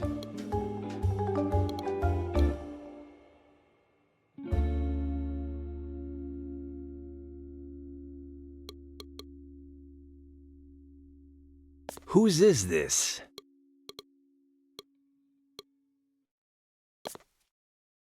Whose is this? Let's see who this belongs to. Mystery solved. Liz Allaire's press pass. That's it. But I'm curious about this. Although I hardly know you, I know you'll be an important person in my life. And signed by Celsius. Is that pig trying to hook up with Liz? I'll show him. But then, why do I care? It's not as if I were interested in that half-wit. Let's see what else. And that's how everything ended up for Dan Murray. He found the tickets that he wanted so much, he went home, he had a nice siesta on the sofa, and counted the minutes until Friday night. Although, who are we trying to fool? We all know that Dan wasn't there for the tickets, right? Anyway. At last, I have what I want. I could get out of here right now, but what would that band of incompetents in the laboratory do without me? Let's get this thing over with. There's something sitting on it. A letter and 3 numbers. Who knows?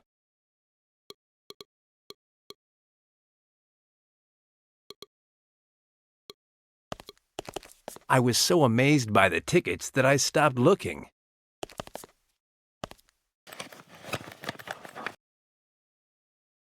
Nothing else is worth it. They're mine, finally, and no one is going to take them away from me. Who knows what strange things it has inside?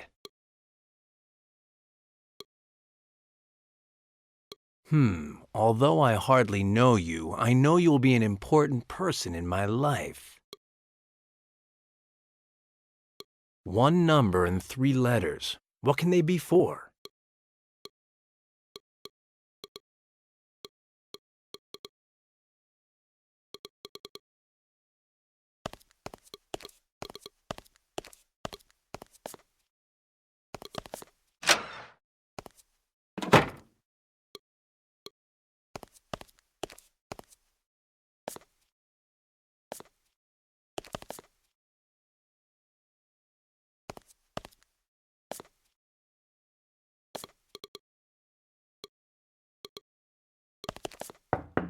Put it on pause, Kajanowski. What is it, Murray?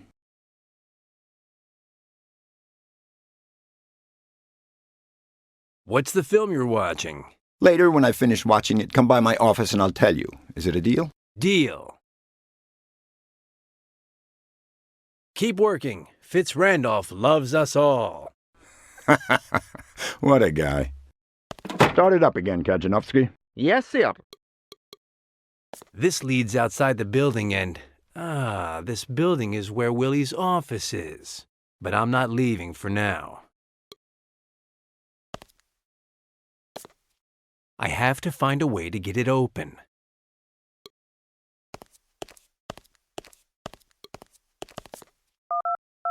If it opens with a combination, that wasn't it. Elevator 2. Murray, 0. I'll dial the 4 digits from the note. Elevator 3, Murray, 4.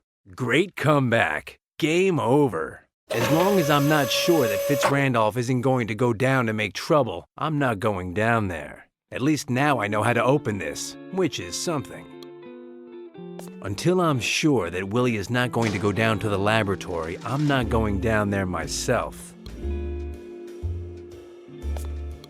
Willie in the space... Put it on pause, Kaj. What is it, Murray? I repeat, don't go down to the laboratory because...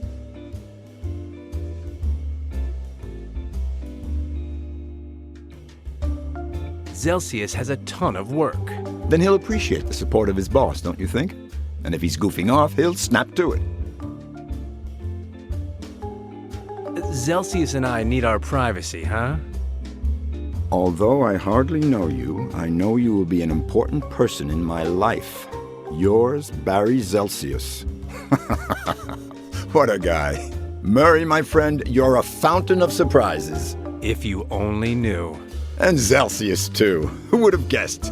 Anyhow, I won't mess up your plans. I'll cancel my visit to the laboratory and I'll leave you two alone. Deal? Deal. I hope that Willie keeps his mouth shut, because that lie could do a lot of damage to my reputation, thought Dan. Because I have too many girlfriends who would be more than a little surprised.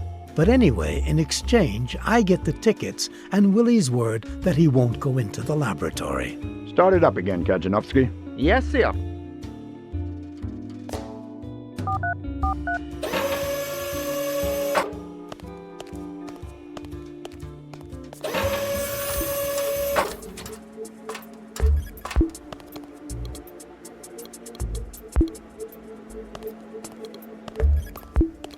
Get better, half-wit. Many people consider you my intern, and I'm responsible for you. Don't make me look bad. If she survives, I'm sure she'll be able to tell us something that we don't know about Fitz-Randolph's plans.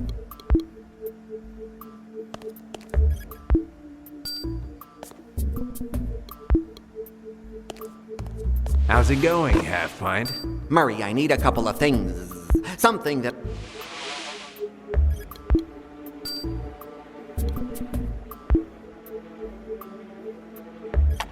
Will this work, Half-Pint? Hey! The thing in the center is one of the glass things that Celsius uses to charge the chips.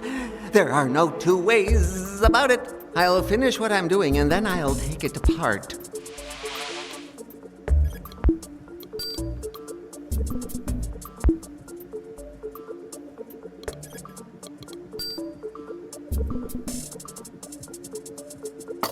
Will this work, Half-Pint? Oh, of course it will. Why didn't I think of that before? In all these components, there's sure to be something similar to a chip. Murray, with this, I have everything I need to build a reliably safe chip extractor. Let me work for a bit and I'll have it in no time. Thanks for the components, Murray, said Fly. Give me a little while to work on this, and I'll have the chip extractor shining and ready in no time. Hey, Looney, thanks for the tickets. I was thinking that I have an extra one. I know boxing ain't your thing, but... So anyway, get better, okay? You've gotta be strong, Liz. Strong, just like a rock. Dan Strong. Liz, companion Dan. Liz, strong. Liz, break it.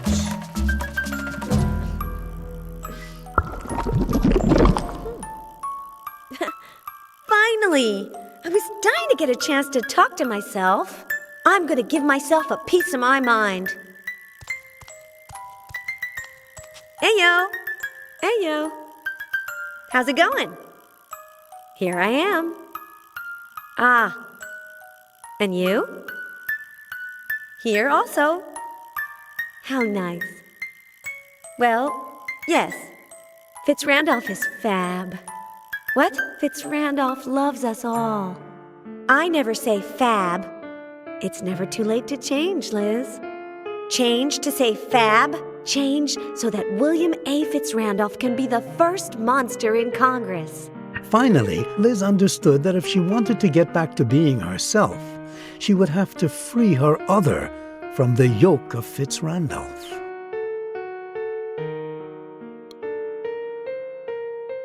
Premise. Fitz-Randolph has kidnapped me again, but this time he's kidnapped my head, and I'm in the body of the other Liz. Conclusion. Nobody has any idea what's going on. Hey-yo! Hey-yo!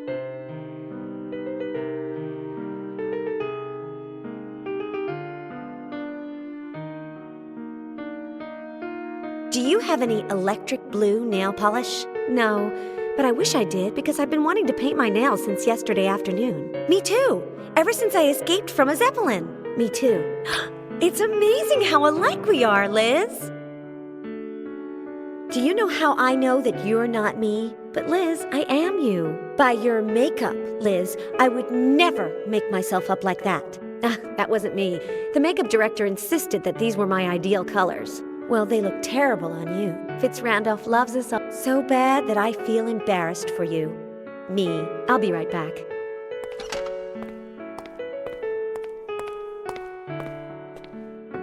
Nora, are you there? Ugh, what a pain.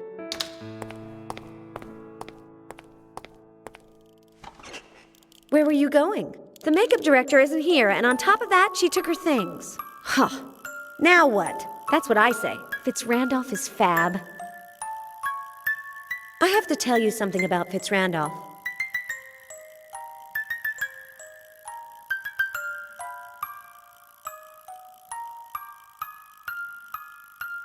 You escaped from his Zeppelin, don't you remember? Of course I remember. But I was mistaken then. Fitz-Randolph loves us all. Fitz-Randolph has brainwashed you, and I'm grateful to him. It's important to keep these things clean. Fitz-Randolph is fab. He's a friend of Dan Murray, that jerk. No, of that jerk? Yes, Liz, of that jerk. That can't be. I don't believe it, Liz. Let's drop Fitz-Randolph. I will always follow him. Fitz-Randolph is fab. Aya, Liz. Aya, Liz.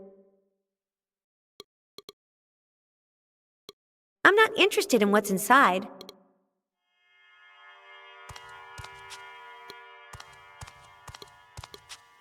It's full of strange things. Let's see. A clamp.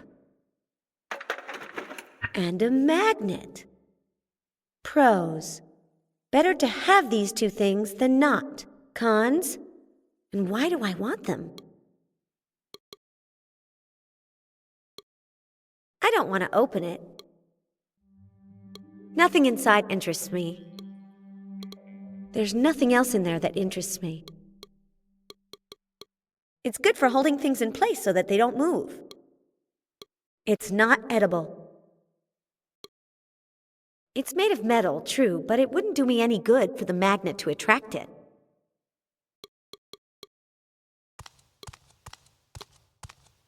I don't want it.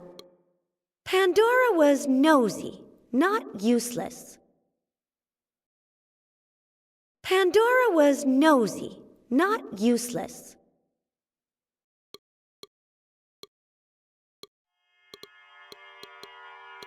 Was this like this before, or has someone rearranged the buttons?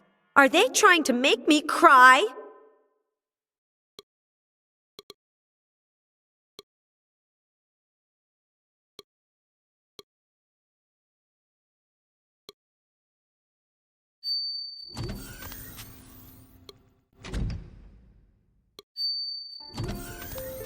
Well, if it isn't Anne-Marie! Although Liz still didn't know it, Anne-Marie's help was absolutely essential. So then, what did this help consist of?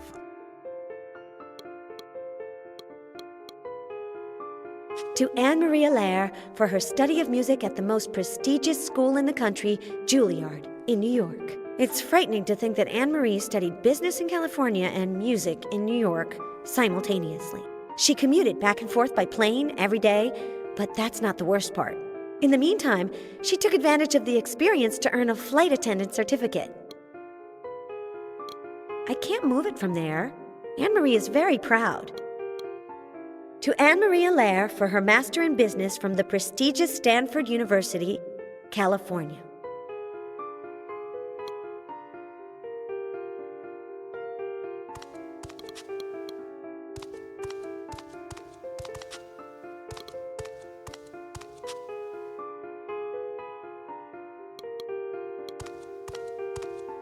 I seem to remember seeing Queenie painting it. I could touch it, but I haven't washed my hands in a long time. Better not get it dirty.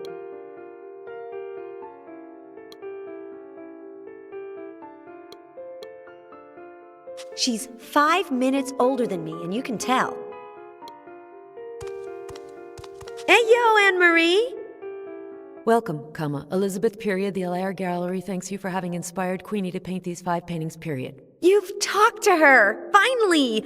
I knew you two would work it out. Incorrect assessment, She sent them to me by messenger with a note, Postscript, : She also attached the voodoo painting in the window, Ah, yes, I saw it when she was starting to paint it. Opening parenthesis. I hope that doesn't affect you too much, ellipsis closing parenthesis. Why would the voodoo painting affect me? Because of what happened when Mom and Dad took us to New Orleans,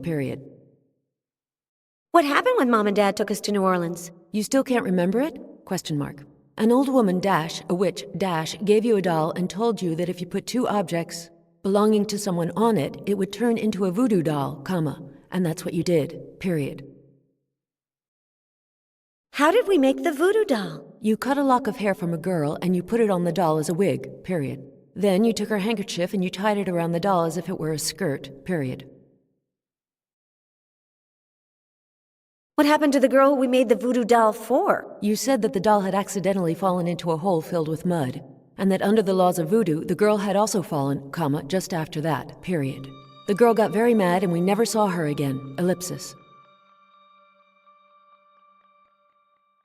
What was the name of the girl we practiced voodoo on? Don't you remember? ?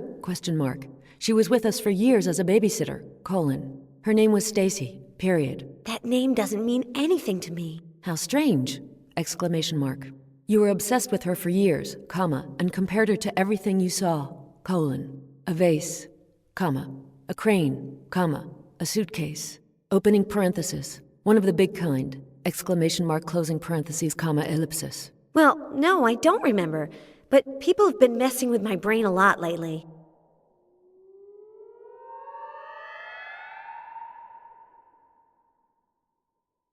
Something very strange happened to me. I spoke to myself. Elizabeth, : You're always doing that, Opening parenthesis. I wonder when you'll get some focus and stop doing it. Closing parenthesis. You always look like you have everything under control. One mustn't let oneself get carried away by emotion, Elizabeth, Even when you're, extremely and terribly angry, Always remember this, To analyze your feelings dispassionately, end of paragraph. You play other instruments besides the piano, right? I have certificates in piano, classical guitar, violin, cello and percussion, Wait. Control Z : not cello, I still have another year to go,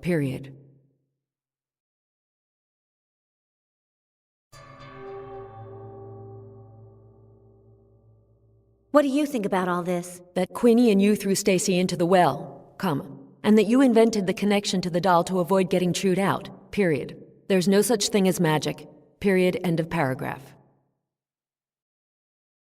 Let's drop the voodoo topic. Aya! Aya! ! She's very smart.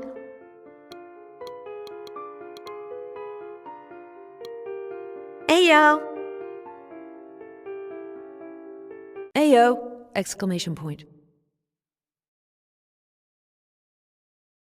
How's business? Since Dad left me in charge of the galleries in California, we've seen net growth of 12%, end of paragraph.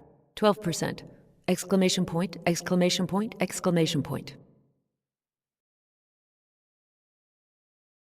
Aya! Aya! !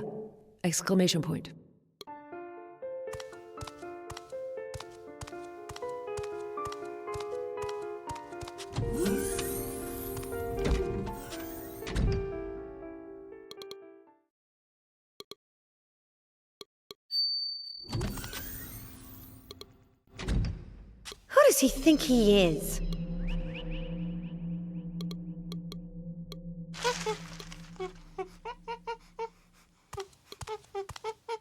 It's a musical instrument, and as such, I'm no good at it.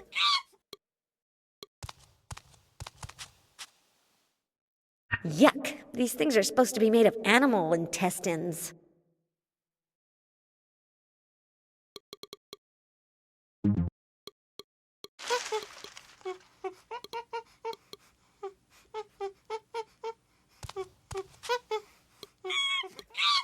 These creatures like it if you speak to them in their language. Me, Liz. Liz, thank rock. Dan Strong. Liz, welcome.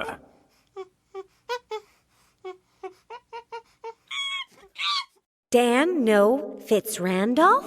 Dan, no word, fit Rundal. Here we go again. Dan, big knife? Dan, give to Liz? Liz, no throw knife? Liz, second best markswoman Mendelssohn Club. Dan, no club. Dan, test Liz.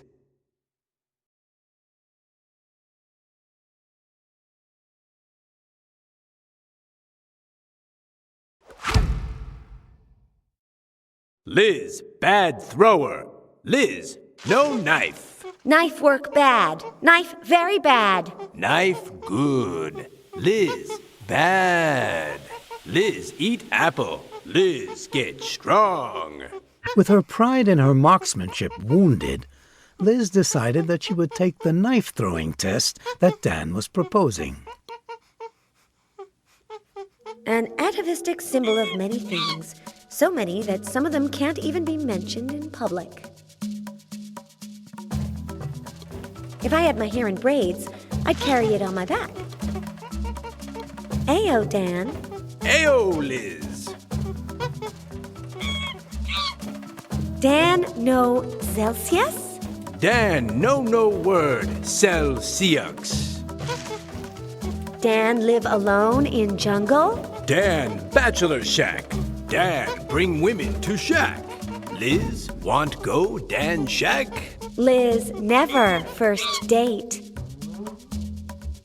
Dan, not friends? Jungle, many bachelor shacks. Witch doctor, Dan, best friend.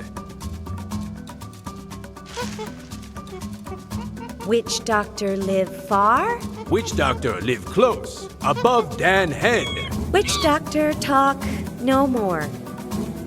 Liz, knife test more.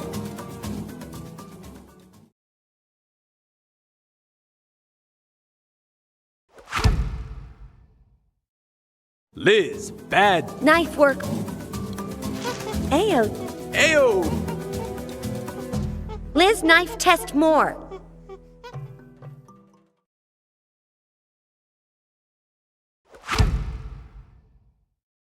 Liz. Knife work. Ayo. Ayo. Liz, knife.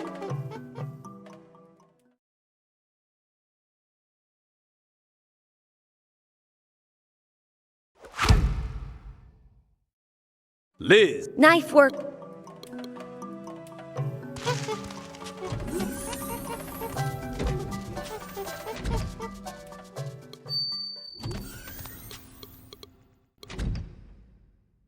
It looks like Liz's. The girl in the dressing room gave it to me. She said it looked good on me. If I catch myself rummaging through the bag, I'll get very mad at myself. Yes, yes, yes.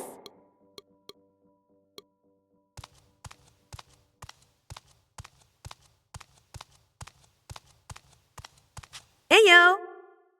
Ayo! You don't have any makeup in your bag. None. Fitzrandolph is fab. Has the makeup person come back? Wait here for me.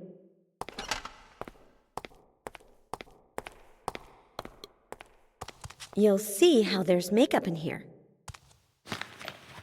No, but this bracelet goes. It's not my style, and I won't let Liz wear it. Or watch a pair of animals hitting each other. How is Fitzrandolph affecting her in this terrible way? None of this is worth the trouble.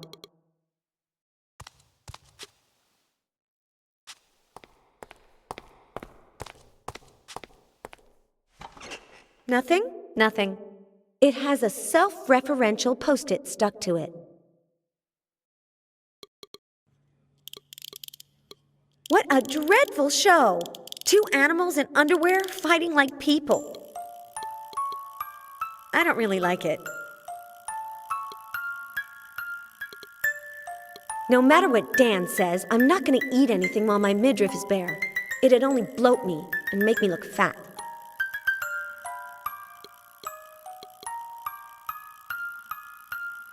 I don't want anything here.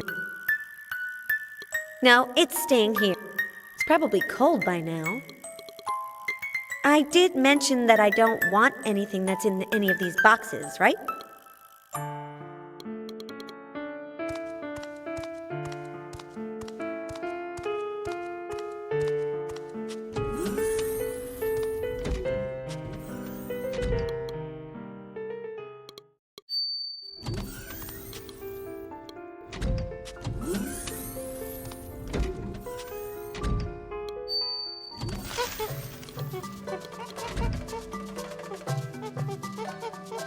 Considering who I'm dealing with, I'll hold on to it to trade for something else later. Ayo, Dan. Ayo, Liz. Dan, no other Liz? Other Liz. Dan, no.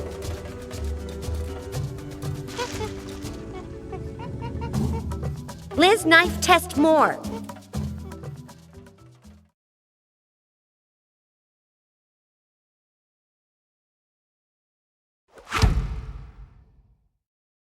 Knife work back.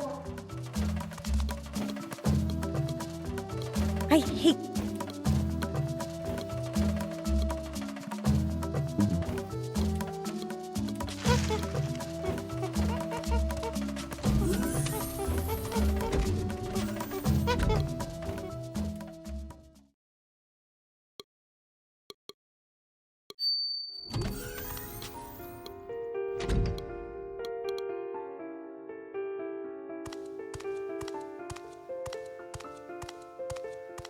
I have a tom-tom.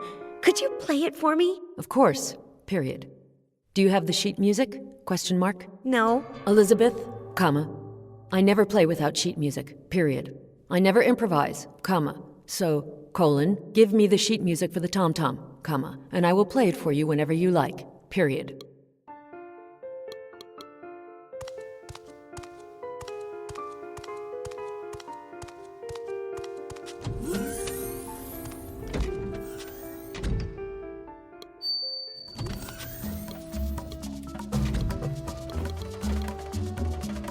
Considering who I'm dealing with, I'll hold on to it to trade for something else later.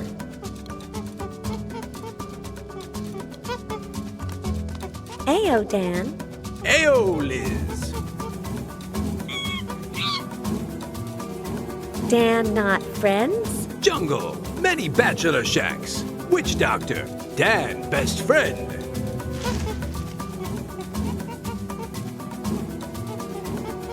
Witch doctor, sheet music, tom-tom? Music sheet. Correct. Witch doctor have, but he no give. He angry.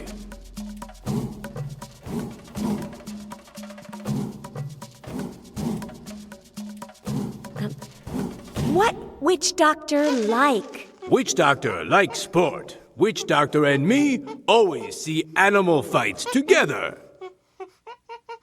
Witch doctor talk no more. Yeah, Dan. Hey, Liz. Dan see Liz eat paper? Dan no see. Liz eat, so Dan see. I have 2 pieces that say Martin Foulfool Erickson versus Dean. You give Dan. Dan give witch doctor friend. Witch doctor smile. And witch doctor give tom-tom music to Liz? Yes. Witch doctor give Dan and Dan give Liz. If Liz give Dan and Dan give witch doctor. Liz give.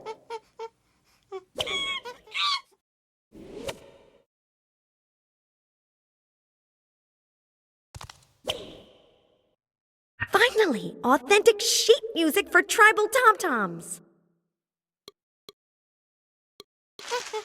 Its shape reminds me of, no, just my imagination. I love to climb trees, but in a skirt.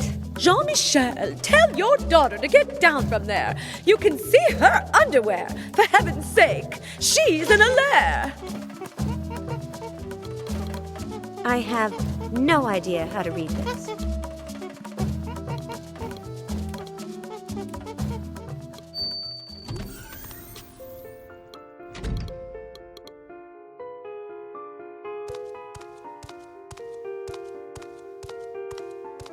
I've got the sheet music for the tom-tom. Will you play for me? Of course! Exclamation point.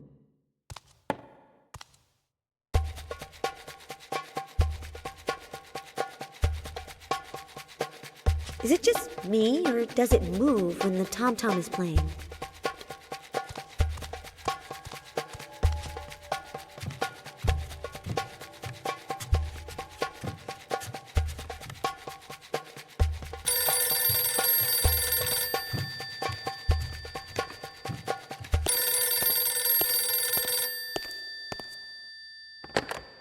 Hello?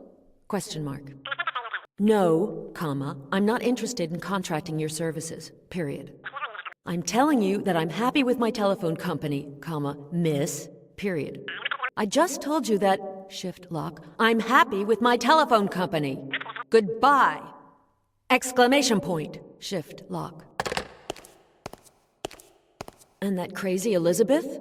Question mark. Well, comma, I'm not quitting in the middle of the piece, ellipsis. Best not to tell her I took this, because she'd never believe me.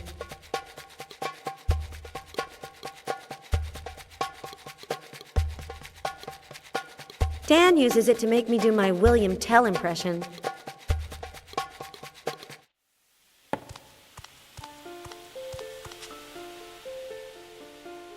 You're welcome! Exclamation point.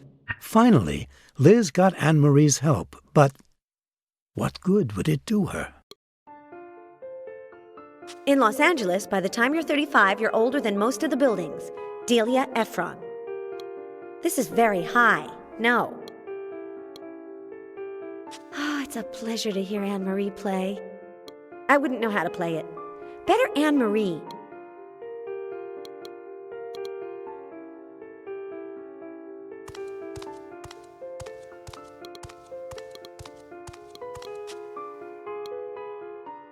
That jacket looks familiar.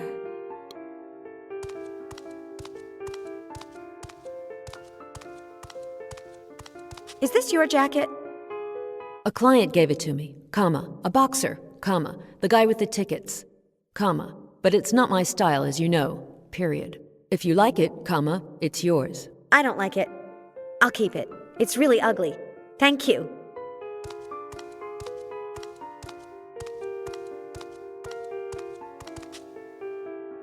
Ugh, you'd have to like sports a lot to wear this.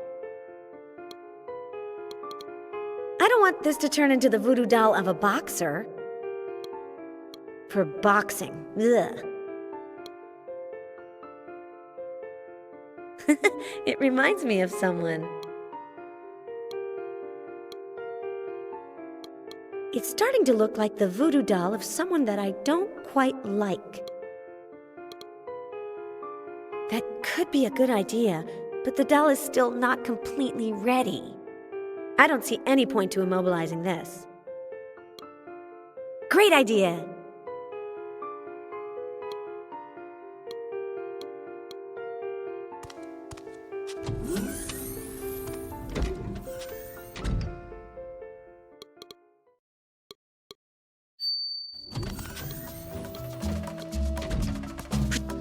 Someone with such a small vocabulary be a reporter. Presumptuous, arrogant jerk.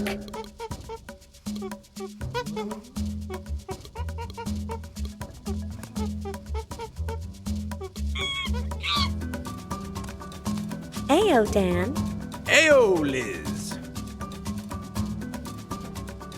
Dan, little smart. Liz, speak truth. Dan, strong. Dan, no smart. Witch doctor. Liz, knife test more.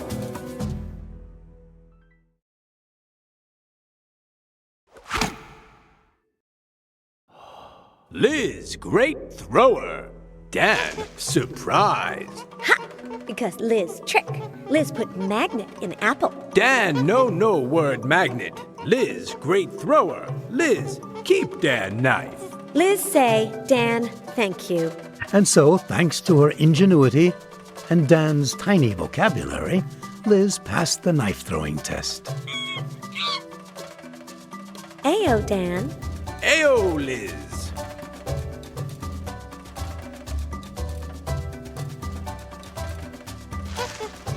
Liz speak about crocodile. Liz enter crocodile mouth. Dan, no believe. Liz, crazy. You fight crocodile? Dan, strong. Dan, great warrior.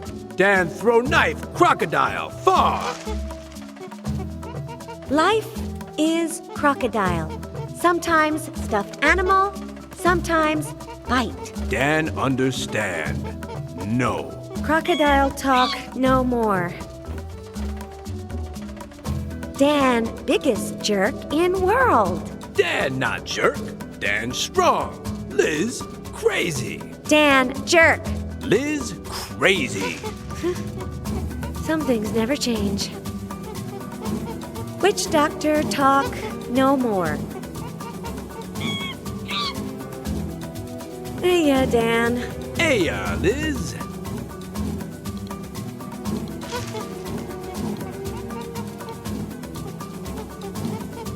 It's waking up. I'll wait until it's completely awake. It's very old. I can tell by the wrinkles.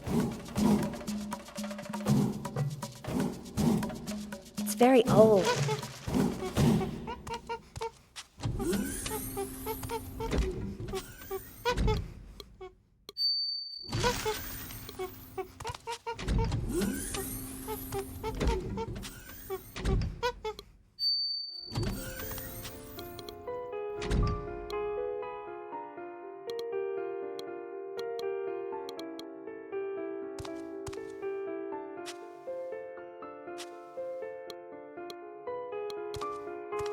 I could try to grab it, but we'd both end up on the floor.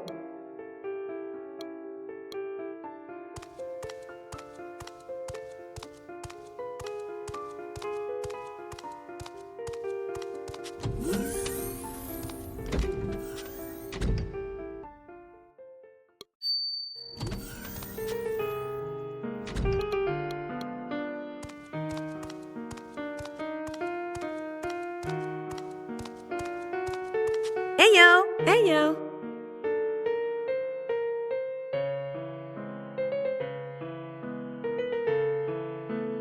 I stole some tickets and a bracelet from you earlier. Good thing I didn't see you because I would have gotten angry with you. That's me.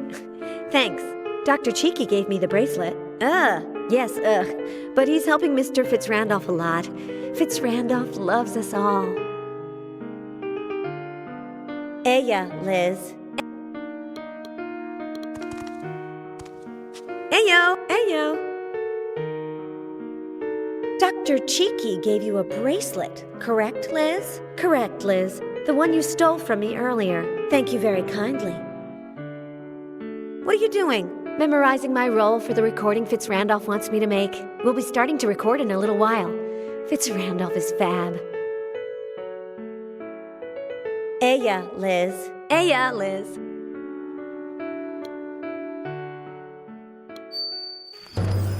Fitzrandolph is fab. Huh? Fitzrandolph loves us all. Aha! Now I know who's making the other Liz say the silly things she says.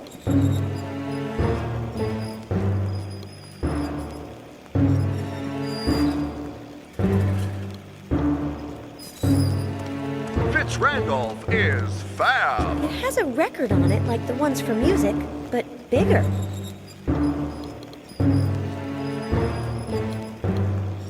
I'd like to be able to stop it, but these robots are too strong for me.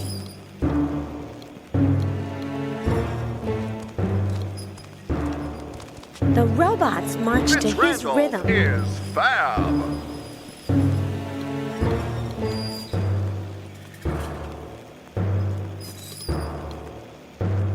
There's something on top. Randolph loves us all.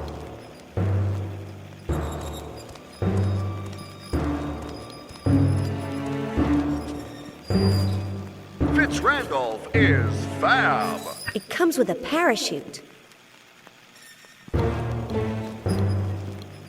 I'm not getting in there. It would give me a fat complex. A backpack with a surprise. It's good for robbing safes. I don't expect this to start flying around. I won't cut this.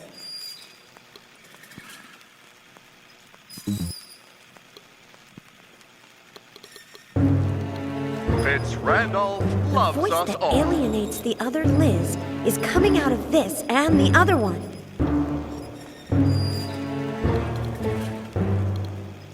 Randolph is The robots march to his rhythm.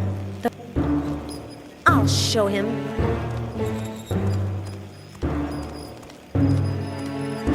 Randolph loves us all. Hey, Cheeky.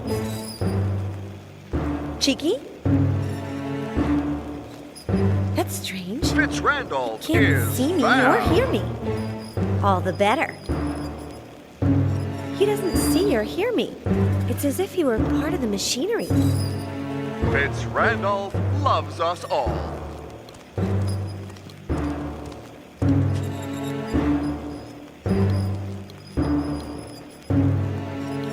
Randolph is I wish I was fab. strong enough to stop it.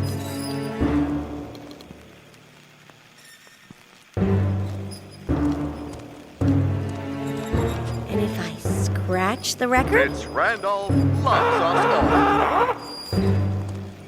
Randolph is fab. Nothing. It's too hard.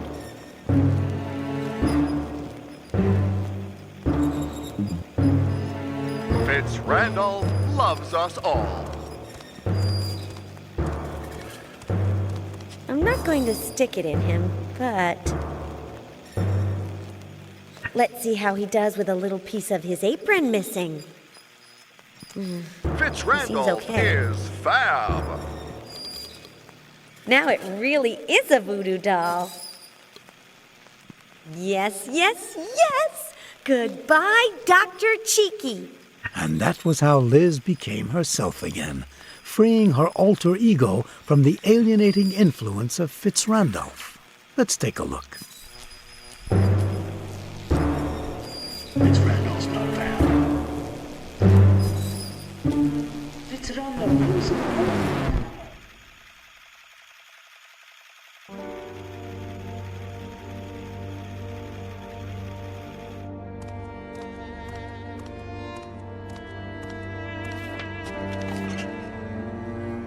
Ava Morte and the Grim Reaper?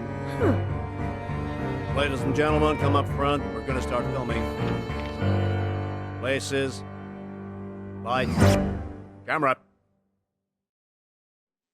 Action! Liz! We have to stop it, Dan. What? Fitzrandolph. He's going to run for Congress. But the monsters scare people because of his horror films, and that's negative for his campaign. That's why he wants to make family pictures. And he's putting chips in the brains of the monsters that refuse to go along with him. Yes! Like the Grim Reaper and Eva Morte. Yes, yes, yes. He used them to make a film where I interview them and they say that everyone should vote for Fitzrandolph because... Fitzrandolph loves us all. He's completely changed my life. His dream of equality has given my life new meaning. With Fitzrandolph, we will be free. Tomorrow, 3,000 copies of his propaganda film will be shown all across the country. I know where the film is. I'll try to steal it. No, no, no. I have a better idea. Said Liz. I'll film a new movie in which Eva Morte and the Grim Reaper tell the truth. This is the plan. We'll make a new film where Eva Morte and the Grim Reaper tell the truth. You'll switch the films, and ours will be the one that people see tomorrow. Good. I'll be thinking about how to do the switcheroo, said Dan. But I doubt that those two sadistic monsters will collaborate with you, and even less so with the chips. At last this has a solution. Problem with your free will? Sick of the weight of that brain ship that you can never get free of?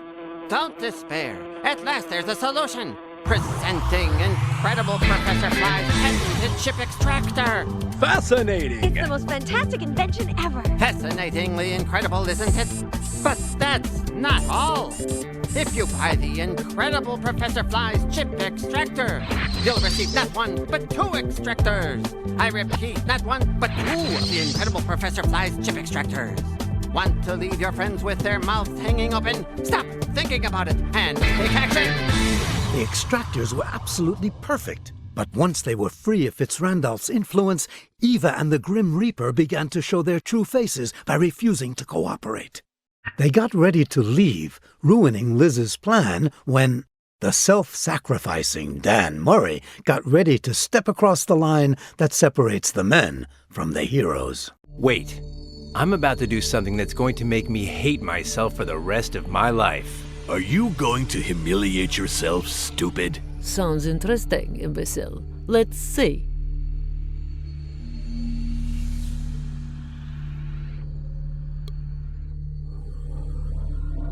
I have to admit that she showed me some reflexes by getting in there. Calm down, Liz. Everything is under control. Are you sure? How nice. I don't know. I'm glad. Give me another minute. It's a difficult decision. My knees hurt, imbecile. I hate that my misfortune is going to make her happy. He doesn't deserve what I'm going to do for him at all. Please, don't be impatient. I'm tired of this. Get a move on, stupid.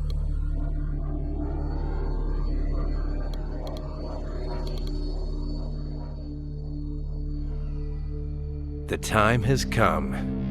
Take a deep breath, Murray. Punches, black eyes, broken noses, cracked ribs, gratuitous violence. We're listening, stupid. Go on, imbecile. Manny Brown, Rico Sandretti, Los Angeles Stadium, Friday night. The tickets are yours. And that was how Dan Murray, by denying himself, transcended his nature and made himself into a legend. The idea worked very well. The 2 actors agreed to collaborate on a new version of the interview in exchange for the tickets, so they went on the set with Liz while Dan thought of how he would replace the new version for Fitzrandolph's copy. Fascinating. Half my paycheck says that what he's carrying is the film and that he's headed for his office. Meanwhile, let's see what Emil has to say. Ernie, Kaidanovsky. Shoot, he's not here. But he did leave the spray gun for cleaning off graffiti that he pointed at me when he was pretending to be a space clown. Closed, of course.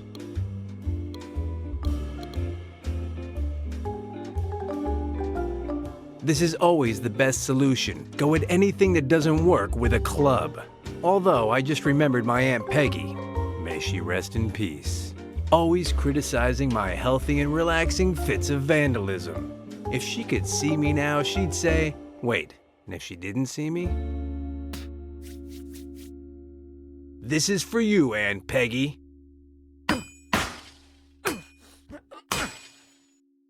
All that for nothing. It works perfectly. Not as much of a diuretic as tea, but possibly more of a laxative.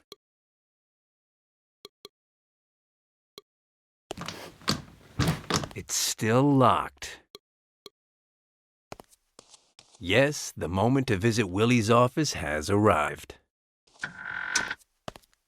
And so, Willie, have you called the people to have it copied? Yes, they'll be here in a little while, and then they'll copy the film ipso facto. Good for you. Now that I'm completely and exclusively at your service, Fitzrandolph is fab. There's something I need you to clear up for me.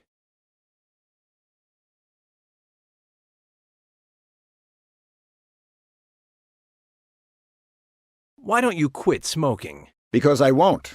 It's my health, my breath, and my money. If it bothers someone, who cares? I am William A. Fitzrandolph, and I have earned the right to be above these matters. Isn't that guy over there Bobby Russell, the masseur for the freaks? That guy? Murray, don't you know anything about the movies? Nothing, and proud of it. That's Carl Doherty, one of... When Liz has the film ready, thought Dan, I might be able to make the switch when Willie's looking the other way.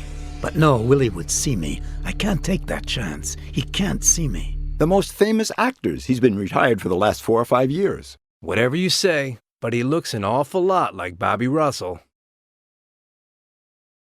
What's this film about? It's a short that will be shown tomorrow in over 3,000 of my theaters all over the country. The film is a short? Wasn't it an interview? In reality, it's an advertisement in the form of an interview.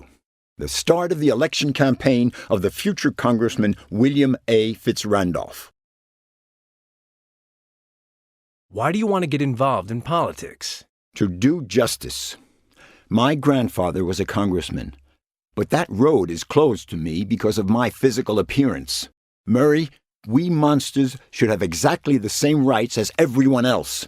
And thanks to William A. Fitzrandolph, we will have them. Wait, I have more questions.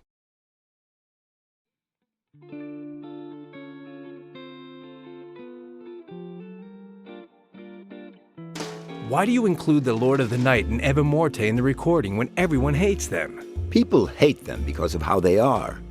But I've offered a completely new and different image of them. Sweet, lovable, generous.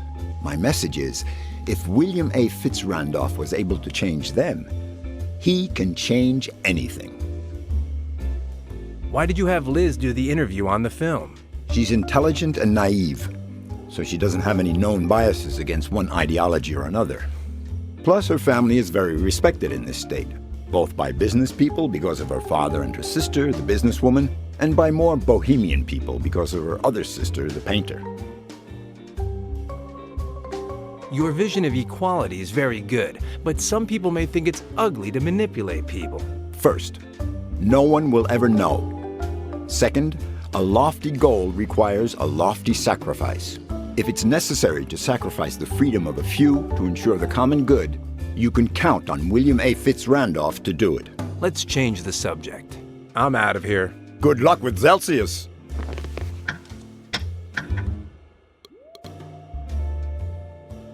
It's closed.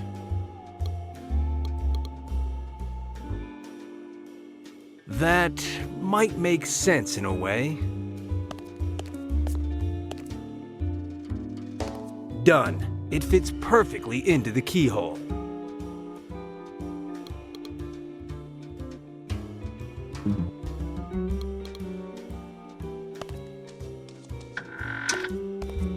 Tell me, Willie.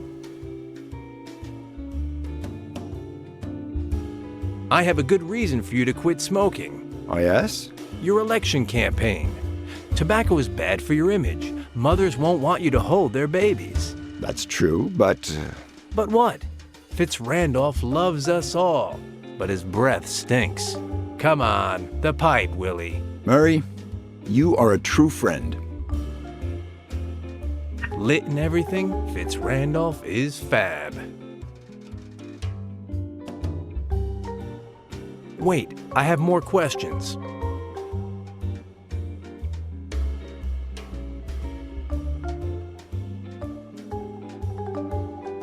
Let's change the subject. I'm out of here.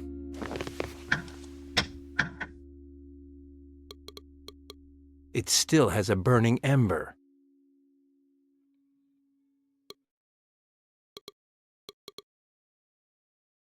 Great idea. I'll light the fuse and run.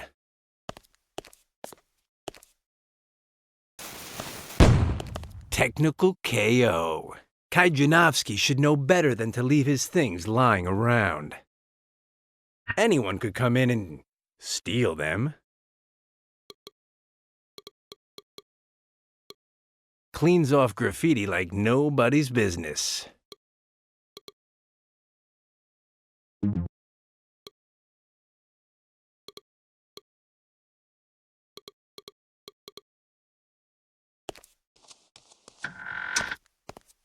Tell me, Willie. Are you sure that he's not Bobby Russell? Are you sure that he's not Bobby Russell? I'm sure, Murray.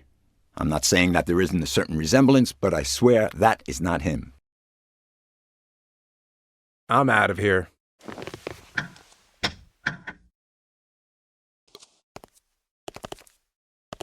The nutcase is in there, taping the film that I'll switch with Willie's.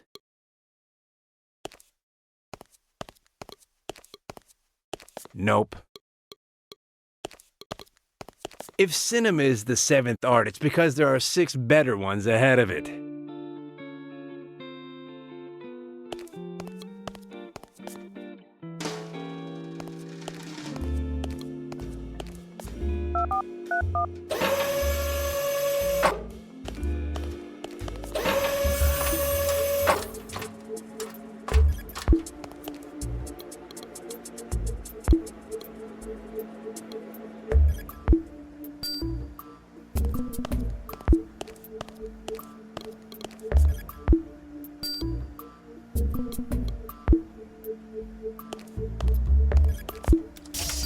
I spy. What do you spy? Something. What does it start with? It starts with a S. Self-inflicted. Shaker! I can't bother him. He's working on a master plan to put an end to Fitzrandolph. Peter, what's his name? A scientist of great renown. I can't bother him. He's working on a master plan to put an end to Fitzrandolph. I don't want such eminent minds to lose time on my account. I spy. What do you spy? Something. What does it start with? It starts with a Z. Zap! Zillions! This conversation is closed to me. I'm a man of action.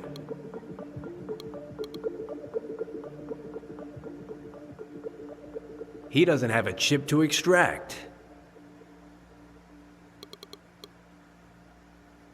Yes, sirree, Dan Murray is taking control. You with the paint, come over here. I'm gonna fix you up. Careful where you shoot that, okay? Ah! Ah! No! Clean as a whistle. Now we just have to wait for Looney Tunes to get here with the film. And it's labeled exactly like the original. At last, everything was ready for the exchange of films. The immaterial man took the can from Liz and followed Dan until... Willie, there's something I'm still not clear on. Are you sure that guy over there isn't Bobby Russell, the masseur for the freaks? Oh, my friend Murray, your scorn for the movies is legendary. As I told you, it's Carl Doherty. He's one of my biggest stars. With that face? And what are the smallest ones like? Do you know how many millions of...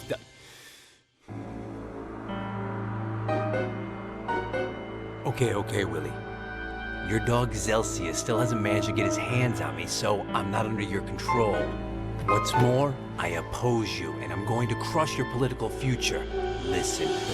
With the help of Eva Morte, the Grim Reaper, and Liz Allaire, I made a film that deals you a technical knockout.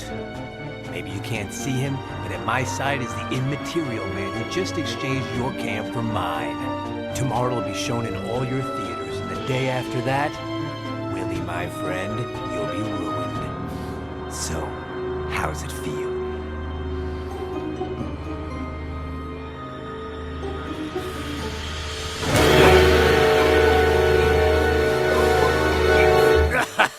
What a guy. You almost had me going there for a minute, kid. It's the copying company. We'll give them the can and you do what you want. Hey, this... calls for a celebration. Yes. The next day, spectators in over 3,000 movie theaters in the United States became aware of the true intentions of William A. Fitzrandolph. Fitzrandolph's not fab. Fitzrandolph loves only himself. He forced me to pretend that I had changed to promote his election campaign. His dream of equality for monsters is a lie, and the only monster that matters to him is William A. Fitzrandolph. Under Fitzrandolph, we will all be slaves. Fitzrandolph's not fab. That's who William A. Fitzrandolph really is. A magnate who manipulates actors to achieve his diabolical ends. He lies, makes others lie, and behind his respectable appearance he hides a thirst for power. It didn't take long for the consequences to appear. The monster actors refused to keep working for MKO.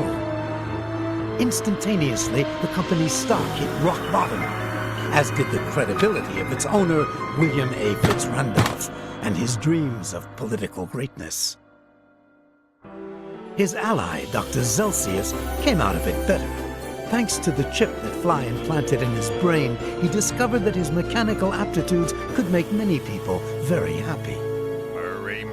Murray! The article is fantastic! Magnificent! Who'd have thought that the cynical veteran and the enthusiastic novice would make such an adorable couple? Couple? No way. With you? Never. Cretin. Half-wit. Jerk. Loony. Good. Well, good. Nice story. I like how you told it. Tomorrow it's your turn. Which will you choose? You'll find out tomorrow. So, dinner? I can't wait. Hey, I'll race you to the kitchen.